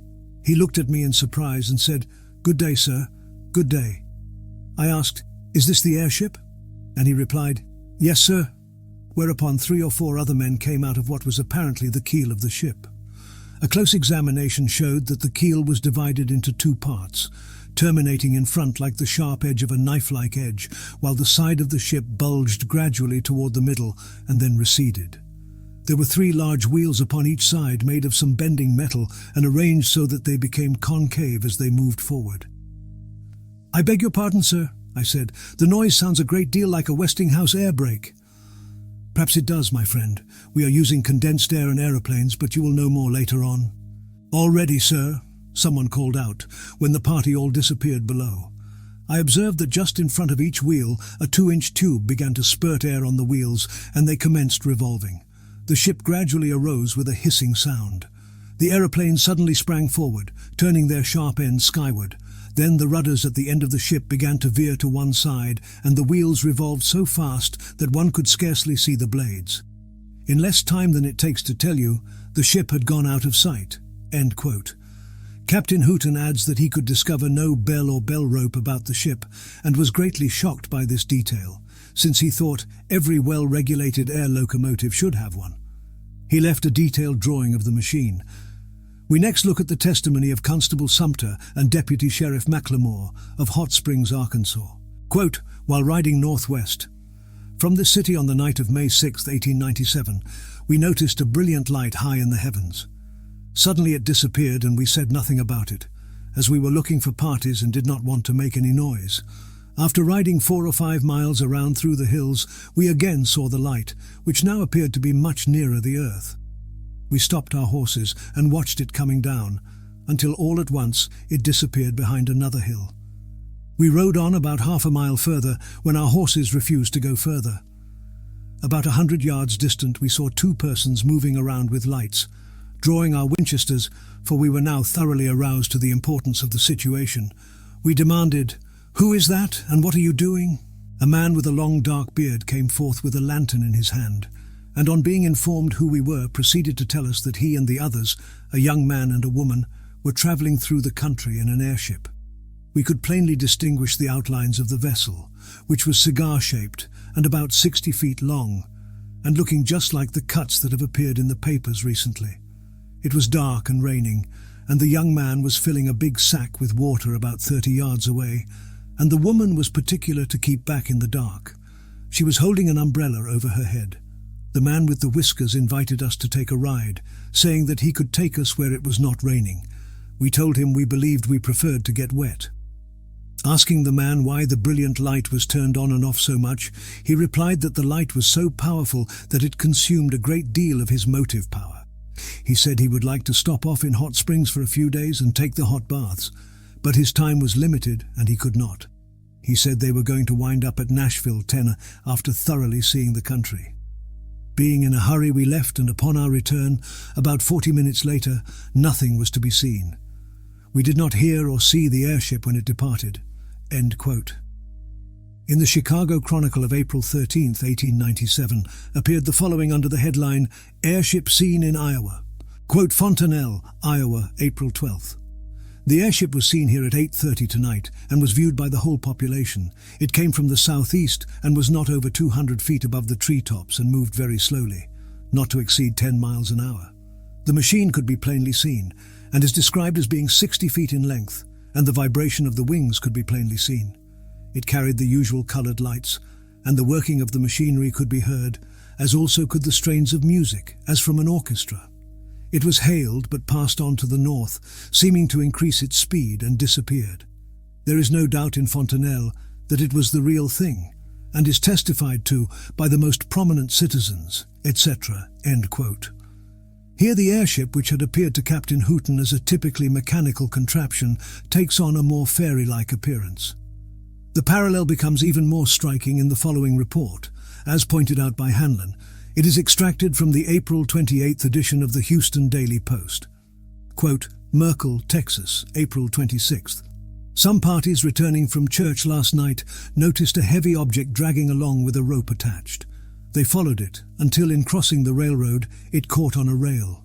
On looking up, they saw what they supposed was the airship. It was not near enough to get an idea of the dimensions. A light could be seen protruding from several windows, one bright light in front like the headlight of a locomotive. After some 10 minutes, a man was seen descending the rope. He came near enough to be plainly seen. He wore a light blue sailor suit and was small in size. He stopped when he discovered parties at the anchor and cut the rope below him and sailed off in a northeast direction. The anchor is now on exhibition at the blacksmith shop of Elliott and Miller and is attracting the attention of hundreds of people." End quote. "This sounds much too familiar to be taken lightly," comments Hanlon, who reminds his readers of the Sioux City incident, when Robert Hibbard was dragged by an anchor hanging from an airship, and of Drake's and Wilkins's account of two incidents that took place about 1211 AD or earlier, according to the Irish story. Quote, "There happened in the borough of Cloera one Sunday, while the people were at Mass, a marvel. In this town is a church dedicated to St. Kinarus. It befell that an anchor was dropped from the sky with a rope attached to it, and one of the flukes caught in the arch above the church door. The people rushed out of the church and saw in the sky a ship with men on board, floating before the anchor cable, and they saw a man leap overboard and jump down to the anchor as if to release it. He looked as if he was swimming in water. The folk rushed up and tried to seize him, but the bishop forbade the people to hold the man, for it might kill him, he said. The man was freed and hurried up to the ship, where the crew cut the rope and the ship sailed out of sight. But the anchor is in the church and has been there ever since as a testimony." End quote. In Gervase of Tilbury's Otis Imperialia, the same account is related as having taken place in Gravesend, Kent, England. An anchor from a cloud ship became fastened in a mound of stones in the churchyard. The people heard voices from above, and the rope was moved as if to free the anchor, to no avail. A man was then seen to slide down the rope and cut it. In one account, he then climbed back aboard the ship. In another, he died of suffocation. The Houston Post of April 22, 1897, has a further report. Quote, "Rockland. Mr. John M. Barclay, living near this place, reports that last night about 11 o'clock, after having retired, he heard his dog barking furiously, together with a whining noise. He went to the door to ascertain the trouble and saw something, he says, that made his eyes bulge out, and but for the fact that he had been reading of an airship that was supposed to have been in or over Texas, he would have taken to the woods. It was a peculiar shaped body, with an oblong shape, with wings and side attachments of various sizes and shapes. There were brilliant lights, which appeared much brighter than electric lights. When he first saw it, it seemed perfectly stationary, about 5 yards from the ground. It circled a few times and gradually descended to the ground in a pasture adjacent to his house. He took his Winchester and went down to investigate. As soon as the ship, or whatever it might be, alighted, the lights went out. The night was bright enough for a man to be distinguished several yards, and when within about 30 yards of the ship, he was met by an ordinary mortal, who requested him to lay his gun aside as no harm was intended. Whereupon the following conversation ensued. Mr. Barclay inquired, "Who are you and what do you want?" "Never mind about my name, call it Smith. I want some lubricating oil and a couple of cold chisels if you can get them, and some bluestone. I suppose the sawmill hard by has the two former articles, and the telegraph operator has the bluestone. Here is a $10 bill. Take it and get us these articles, and keep the change for your trouble." Mr. Barclay said, "What have you got down there? Let me go and see it." He who wanted to be called Smith said, "No, we cannot permit you to approach any nearer, but do as we request you and your kindness will be appreciated, and we will call you some future day and reciprocate your kindness by taking you on a trip." Mr. Barclay went and procured the oil and cold chisels, but could not get the bluestone. They had no change, and Mr. Barclay tendered him the $10 bill, but same was refused. The man shook hands with him and thanked him cordially and asked that he not follow him to the vessel. As he left, Mr. Barclay called him and asked him where he was from and where he was going. He replied, "From anywhere, but we will be in Greece day after tomorrow." He got on board when there was again the whirling noise, and the thing was gone, as Mr. Barclay expresses it, like a shot out of a gun. Mr. Barclay is perfectly reliable. End quote. The same night, half an hour later, according to the Houston Post of April 26th, and reported independently, quote, Josserand, "Considerable excitement prevails at this writing in this usually quiet village of Josserand, caused by a visit of the noted airship, which has been at so many points of late. Mr. Frank Nichols, a prominent farmer living about 2 miles east of here, and a man of unquestioned veracity, was awakened night before last near the hour of 12 by a whirring noise similar to that made by machinery. Upon looking out, he was startled upon beholding brilliant lights streaming from a ponderous vessel of strange proportions which rested upon the ground in his cornfield.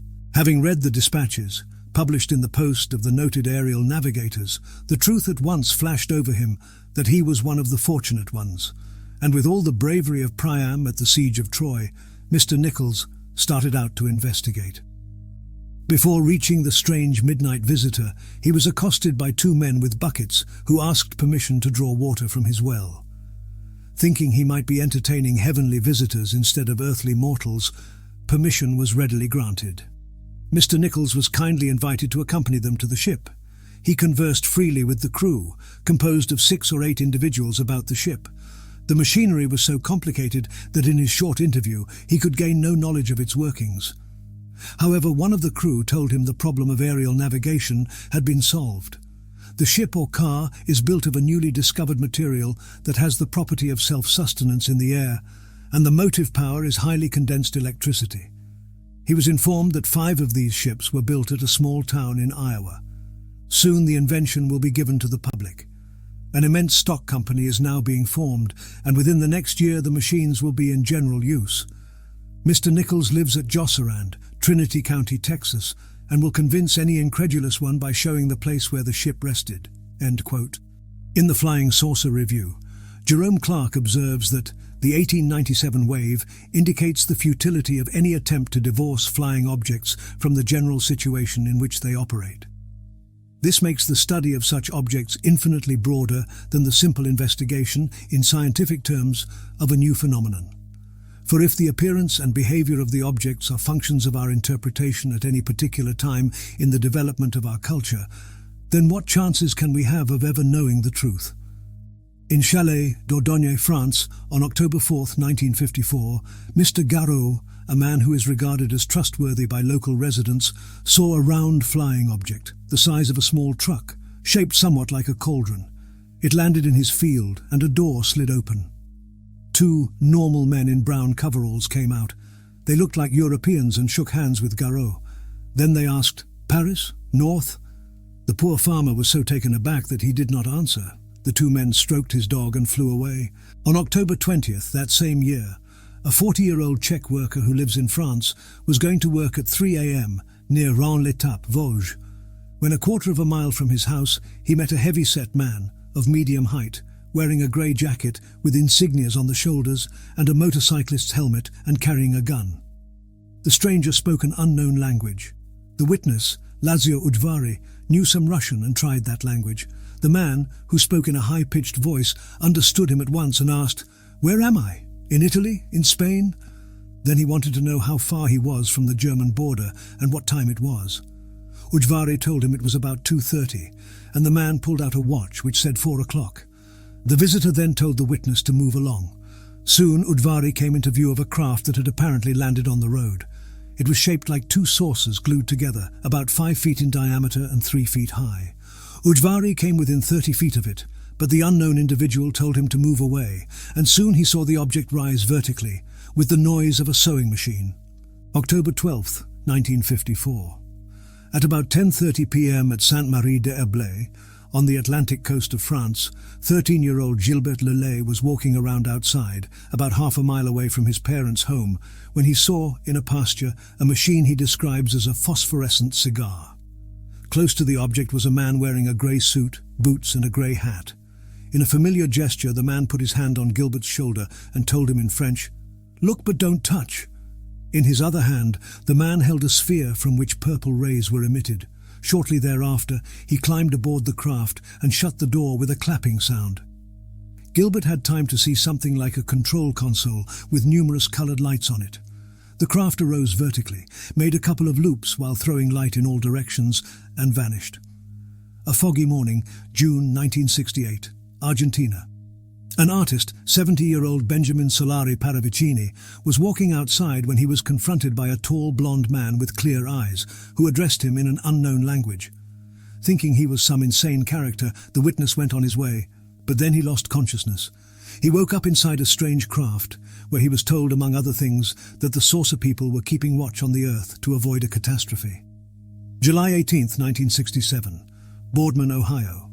Reverend Anthony DePolo was awakened by a strong sound similar to the background music of a science fiction television show.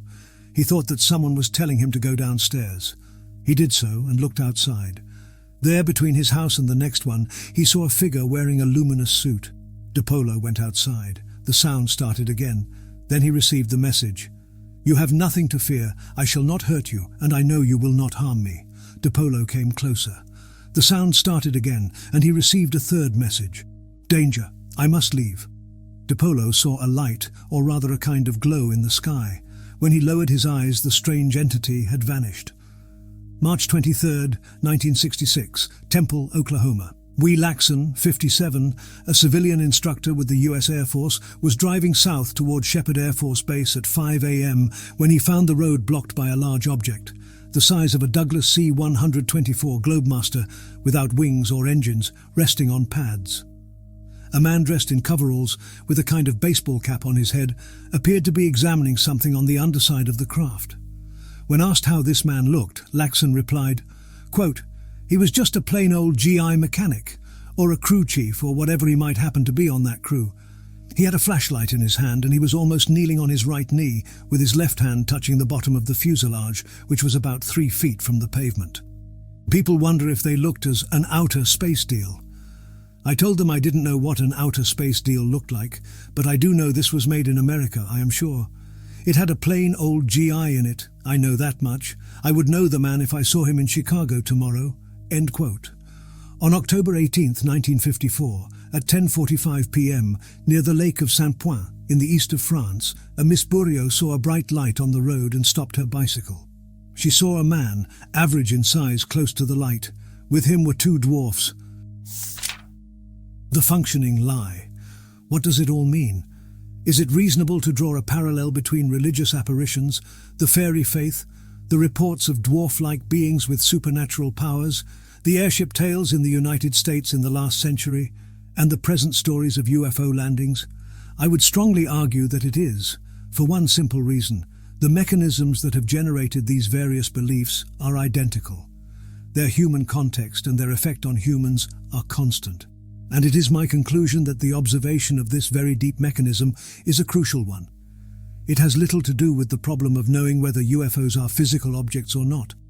Attempting to understand the meaning, the purpose of the so-called flying saucers, as many people are doing today, is just as futile as was the pursuit of the fairies, if one makes the mistake of confusing appearance and reality. The phenomenon has stable, invariant features, some of which we have tried to identify and label clearly. But we have also had to note carefully the chameleon-like character of the secondary attributes of the sightings, the shapes of the objects, the appearances of their occupants, their reported statements, vary as a function of the cultural environment into which they are projected. The airship stories are especially relevant in this connection. As we have seen, a good number of bearded characters alighted in the Midwest and elsewhere in 1897 to request water from a well, bluestones, or other similar things. The stories they told were believable, if somewhat astounding, to American farmers of the time. The airship itself corresponded to the popular concept of an elaborate flying machine.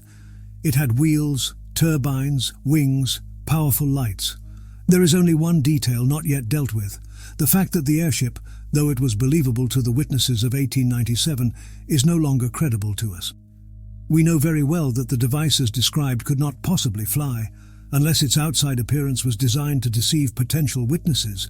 But if so, why? And what was it? What was its purpose? Perhaps the airship, like the fairy tricks, the flying saucers, was a lie, so well engineered that its image in human consciousness could sink very deep indeed and then be forgotten, as UFO landings are forgotten, as the appearance of supernatural beings in the Middle Ages are forgotten. But then, are they really forgotten?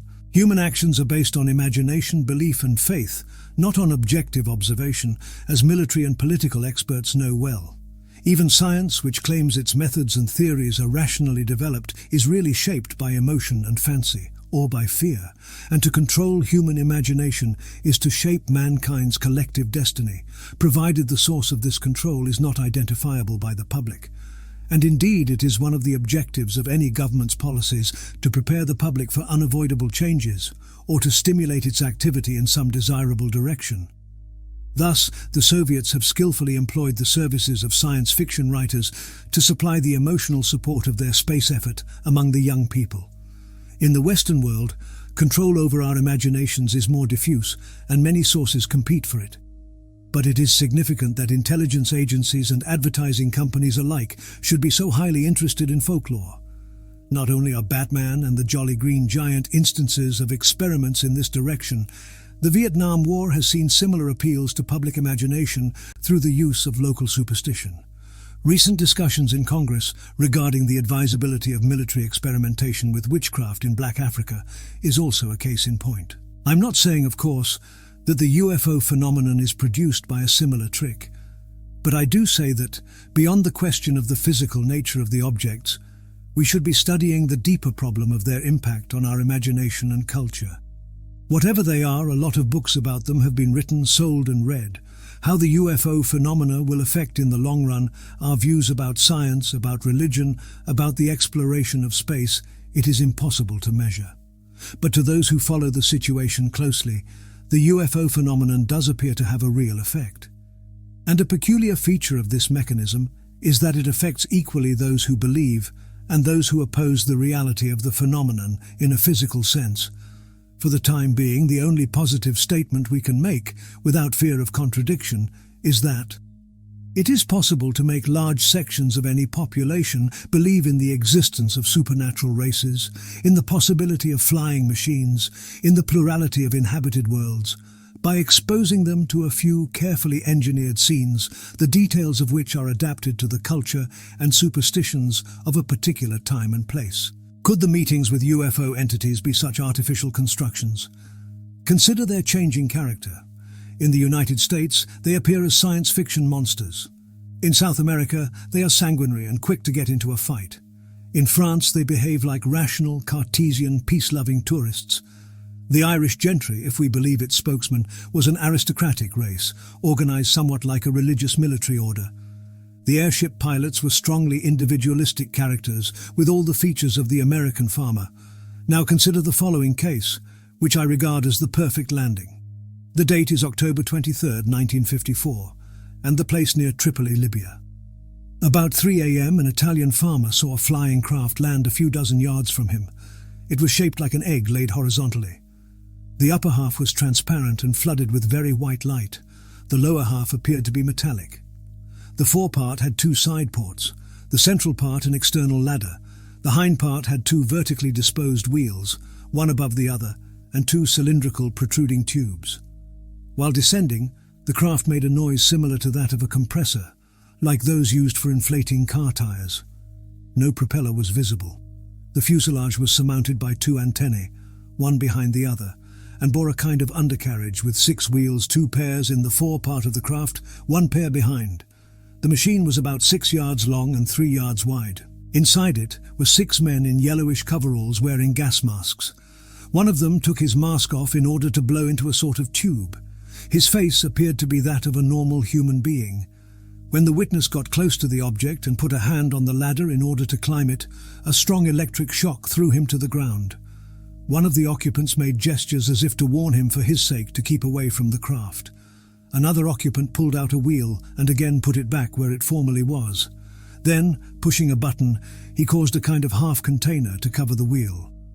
Inside the cockpit, a kind of radio set, complete with wires and operated by a man with earphones, was visible. All 6 pilots were busy on their instrument panels. The incident lasted about 20 minutes. Then the object silently took off and reached an altitude of 50 yards.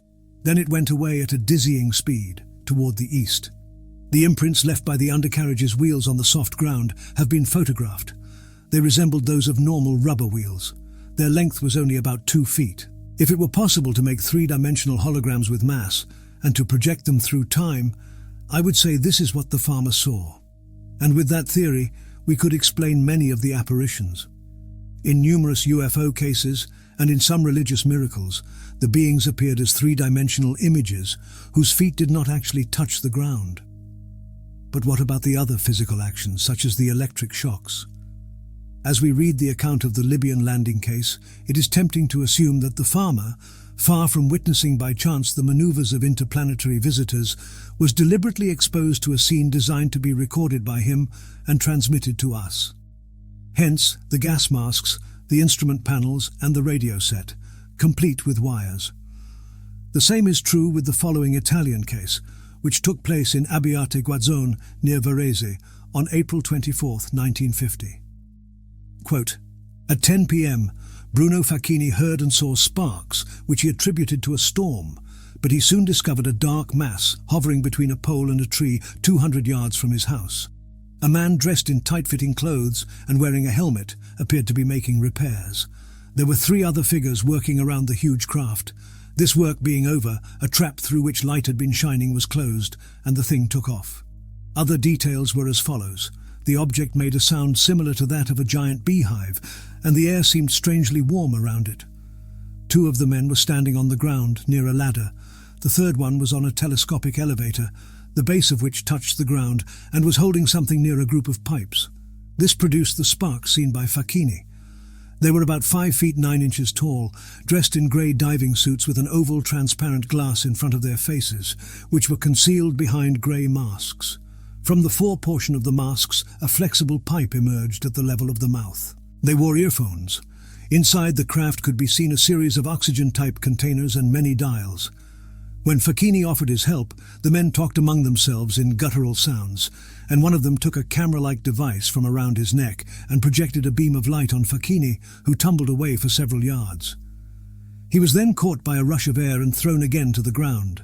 They subsequently ignored him as they recovered the elevator and brought it inside the craft, which took off.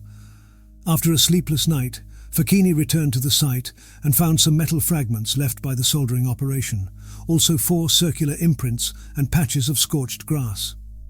He revealed the observation only 10 days later, when his doctor treated him for the pains and bruises resulting from his fall and advised him to call police. Ministry of Defense technicians who examined the metal samples found them to consist of an anti-friction material very resistant to heat. The incident had other witnesses who testified privately. Had Mr. Facchini been exposed deliberately to a faked apparition of space beings? What could be the purpose of such a worldwide elaborate hoax? Who can afford to contrive such a complex scheme for so little apparent result? Is human imagination alone capable of playing such tricks on itself? Or should we hypothesize that an advanced race somewhere in the universe and sometime in the future has been showing us 3-dimensional space operas for the last 2,000 years in an attempt to guide our civilization? If so, they certainly do not deserve our congratulations. Are we dealing instead with a parallel universe, where there are races living, and where we may go at our expense, never to return to the present? Are these races only semi-human, so that in order to maintain contact with us, they need crossbreeding with men and women of our planet? Is this the origin of the many tales and legends where genetics plays a great role? The symbolism of the Virgin in occultism and religion, the fairy tales involving human midwives and changelings, the sexual overtones of the flying saucer reports, the biblical stories of intermarriage between the Lord's angels and terrestrial women, whose offspring were giants. From that mysterious universe have objects that can materialize and dematerialize at will been projected? Are the UFOs windows rather than objects? There is nothing to support these assumptions, and yet in view of the historical continuity of the phenomenon, alternatives are hard to find, unless we deny the reality of all the facts, as our peace of mind would indeed prefer. The problem cannot be solved today. If we absolutely must have something to believe, then we should join one of the numerous groups of people who have all the answers.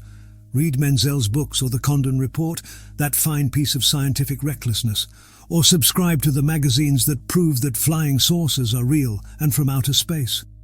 I have not written this book for such people, but for those few who have gone through all this and have graduated to a higher, clearer level of perception of the total meaning of that tenuous dream that underlies the many nightmares of human history, for those who have recognized, within themselves and in others, the delicate levers of imagination, and will not be afraid to experiment with them.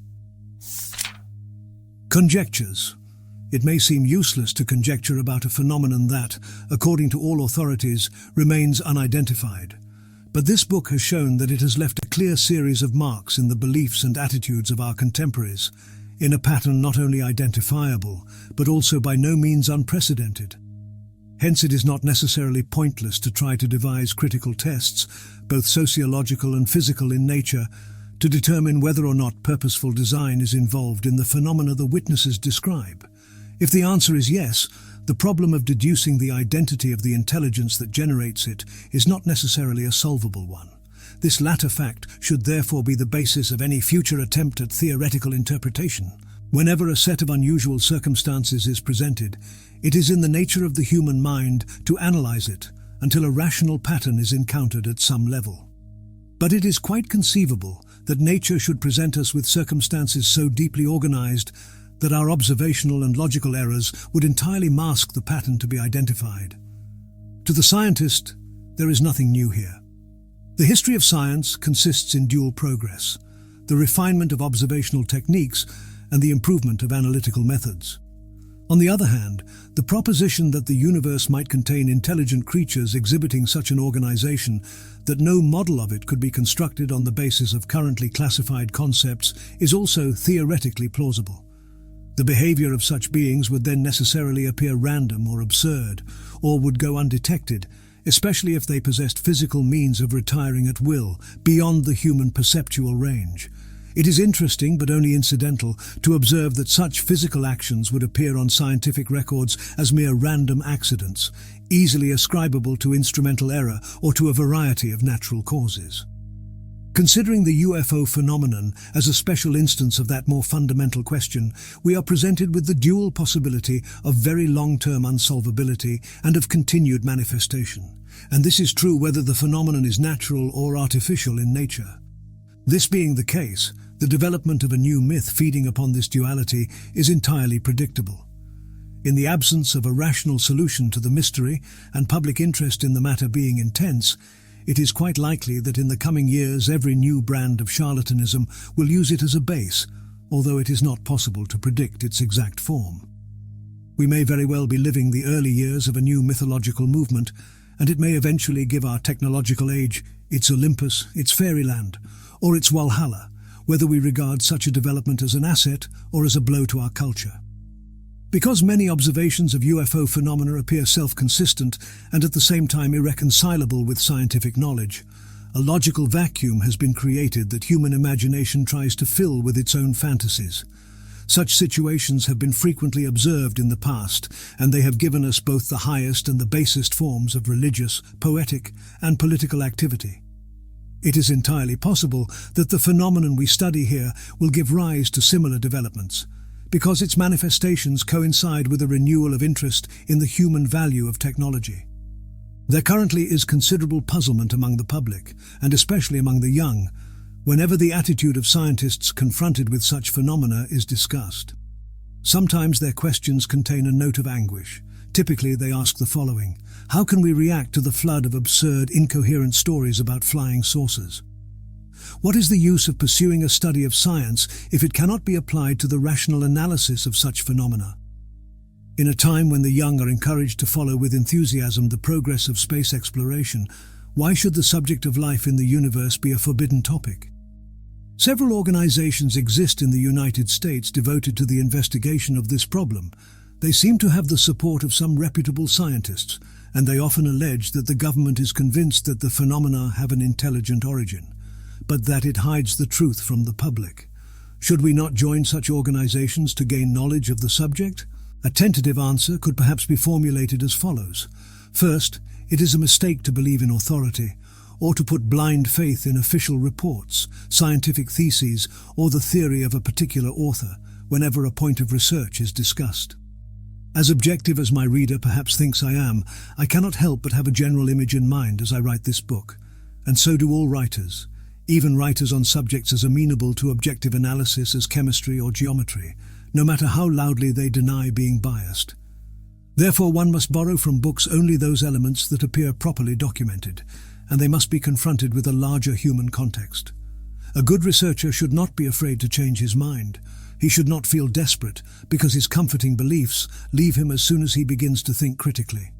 If he applies these rules, he may not solve all the problems he attacks, but at least he will be less likely to fall victim of every delusion or fad that is associated with them.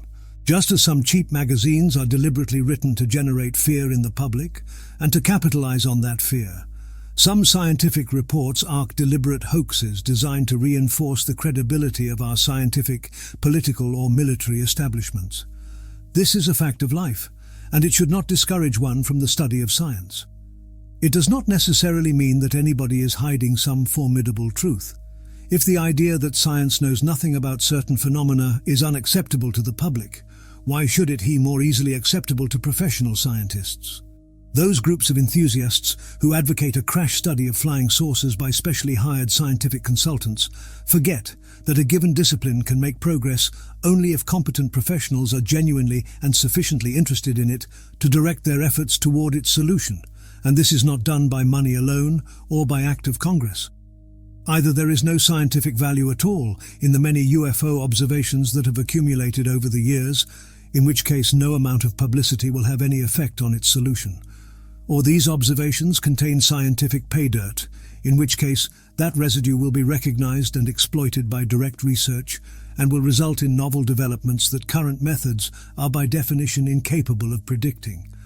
A young researcher should keep in mind that he will never make a serious contribution to the study of this problem or of any problem unless he first develops his own competence to the point where he can select an aspect of it and cover it by himself, without relying on the emotional form of thinking which characterizes the enthusiast. It is precisely because science is the process through which unsolvable emotional arguments can be transformed into organized sets of sub-problems amenable to rational analysis that the UFO phenomenon is interesting.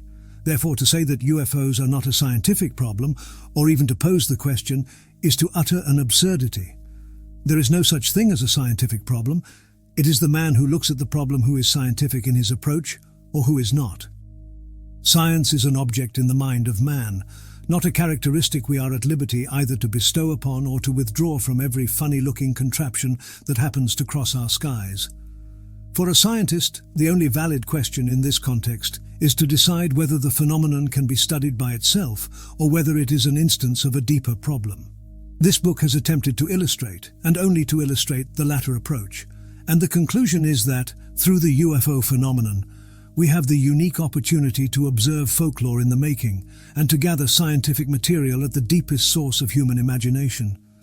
We will be the object of much contempt by future students of our civilization if we allow this material to be lost, for tradition is a meteor which, once it falls, cannot be rekindled. The manner in which observations are gathered should be of interest to the sociologist because it exhibits certain amusing features. There is a tendency among the believers to gather into large, very formal organizations, where they waste all their energy, and sometimes a good deal of money, with practically no visible result. It is clear that such organizations answer a psychological need rather than a genuine desire to discover the answer to an interesting intellectual problem. Maintaining such a group implies a tremendous overhead, mailing lists, bookkeeping, etc. And experience shows that research is always the last activity it can afford. Instead, these groups generate so much internal bitterness and so many inter-organizational feuds that they prove to be serious obstacles to independent researchers who are simply trying to get first-hand data and do not care to support one particular personality or theory against another. There are so many such groups now that their publications no longer reach the scientists, who can hardly be expected to read 15 or 20 specialized magazines every month. If people really wanted to get at the root of the UFO phenomenon, they should simply constitute a large number of small, informal circles, the only objective of which would be the gathering of first-hand reports. It should be obvious that professional scientists are not in a position to do this. They know the problem only through the daily press, which does not give information on reports made outside a small area. When it does, the witness account is so biased that the information becomes worthless. And even if the article is accurate, there is no way to measure the reliability of the witnesses or to learn their standing in the community. Only local residents can evaluate such an odd occurrence as a UFO sighting at its true weight. The creation of a network of active but informal groups would also help solve the problem of documentation and publication. When the main organized groups do conduct investigations, they bury them in their files or publish only biased, heavily edited summaries, thus screwing down the lid on the observational material they precisely set out to reveal. To summarize, neither a crash program staffed with 20 Nobel Prize winners, nor computer correlations of millions of poorly observed parameters, nor mental telepathy with superior space beings, nor the organization of hundreds of people into observation squads, scanning the heavens every night with binoculars and a pure heart, will easily dispose of a problem that has eluded our radar, aircraft, astronomers, and physical theories for so long. the only thing that might help us make some progress toward an understanding of the phenomenon is the publication of good reports. They must be first-hand reports. They must be gathered fast and published fast. They must circulate freely. In the United States, unfortunately, there is not a single serious journal whose columns are open to private researchers for the publication of such investigations. But there are several respected periodicals in other parts of the world, notably the Flying Saucer Review of London, often quoted here, which is becoming a major source of material for the student of folklore. In French, the GEP Bulletin and Lumières dans la Nuit are two sources whose honesty this writer has found indisputable. But none of these publications has the answer to the UFO problem. The material for many years of very constructive study lies about us unnoticed. It is only when witnesses come forward with the type of observation discussed in this book that we realize that never in history has the human mind been so productive, so secret, and so fascinating. We must finally address ourselves to the question, if we reject the naive theory that the UFO phenomenon is caused by friendly visitors from Mars, what alternatives can we suggest? It is amusing to try to answer this question. Imaginative science fiction buffs could perhaps look into the following lines of speculation. 1. There exists a natural phenomenon whose manifestations border on both the physical and the mental. There is a medium in which human dreams can be implemented, and this is the mechanism by which UFO events are generated, needing no superior intelligence to trigger them. This would explain the fugitivity of UFO manifestations, the alleged contact with friendly occupants, and the fact that the objects appear to keep pace with human technology and to use current symbols. The theory explains the behavior of the visitors, aggressive in Latin America, Cartesian in France, alien monsters in the United States, etc. It also naturally explains the totality of religious miracles as well as ghosts and other so-called supernatural phenomena. 2. The same result would be obtained if we could hypothesize mental entities, which would be simultaneously perceptible to groups of independent witnesses. Unfortunately, it would stop short of explaining the traces left by such phenomena. 3. We could also imagine that for centuries, some superior intelligence has been projecting into our environment, chosen for reasons best known to that intelligence, various artificial objects, whose creation is a pure form of art. Perhaps it enjoys our puzzlement, or perhaps it is trying to teach us some new concept. Perhaps it is acting in a purely gratuitous effort, and its creations are as impossible for us to understand as is the Picasso sculpture in Chicago to the birds that perch on it. Like Picasso and his art, the great UFO master shapes our culture, but most of us remain unaware of it. Unfortunately, none of these attractive theories has a scientific leg to stand upon. I must apologize for presenting them here, but I only wanted to show how quickly one could be carried into pure fantasy as soon as the hard lesson of the facts was ignored. Clearly, 100 or 1,000 such theories could be enumerated at very little expense, and every one of them could serve as the basis for a very nice new myth, religion, or pseudo-scientific fad. If we decide to avoid extreme speculation, but to make certain basic observations from the existing data, 5 principal facts stand out rather clearly. Fact 1. There has been among the public in all countries, since the middle of 1946, an extremely active generation of colourful rumours. They centre on a considerable number of observations of unknown machines close to the ground in rural areas, the physical traces left by these machines, and their various effects on humans and animals. Fact 2. When the underlying archetypes are extracted from these rumours, the saucer myth is seen to coincide to a remarkable degree with the fairy faith of Celtic countries, the observations of the scholars of past ages, and the widespread belief among all peoples concerning entities whose physical and psychological descriptions place them in the same category as the present-day ufonauts. Fact 3. The entities human witnesses report to have seen, heard and touched fall into various biological types. Among them are beings of giant stature, men indistinguishable from us, winged creatures, and various types of monsters. Most of the so-called pilots, however, are dwarfs and form 2 main groups. 1. Dark, hairy beings, identical to the gnomes of medieval theory, with small, bright eyes and deep, rugged, old voices. And 2 beings who answer the description of the sylphs of the Middle Ages or the elves of the fairy faith, with human complexions, oversized heads and silvery voices. All the beings have been described with and without breathing apparatus, beings of various categories have been reported together. Fact 4. The entity's reported behavior is as consistently absurd as the appearance of their craft is ludicrous. In numerous instances of verbal communication with them, their assertions have been systematically misleading. This is true for all cases on record, from encounters with the gentry in the British Isles to conversations with airship engineers during the 1897 Midwest flap, and discussions with the alleged Martians in Europe, North and South America, and elsewhere. This absurd behavior has had the effect of keeping professional scientists away from the area where that activity was taking place. It has also served to give the saucer myth its religious and mystical overtones. Fact 5. The mechanism of the apparitions in legendary, historical and modern times is standard and follows the model of religious miracles. Several cases which bear the official stamp of the Catholic Church, Fatima, Guadalupe, etc., are in fact, if one applies the definition strictly, nothing more than UFO phenomena, where the entity has delivered a message having to do with religious beliefs rather than with fertilizers or engineering. Given the above 5 facts, I believe the following 3 propositions to be true. Proposition 1. The behavior of non-human visitors to our planet, or the behavior of a superior race coexisting with us on this planet, would not necessarily appear purposeful to a human observer.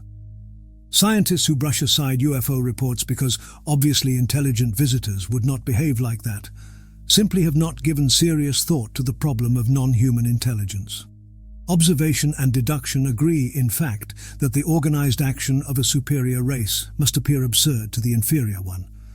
That this does not preclude contact and even cohabitation is an obvious fact of daily life on our planet, where humans, animals and insects have interwoven activities in spite of their different levels of nervous system organization. Proposition 2.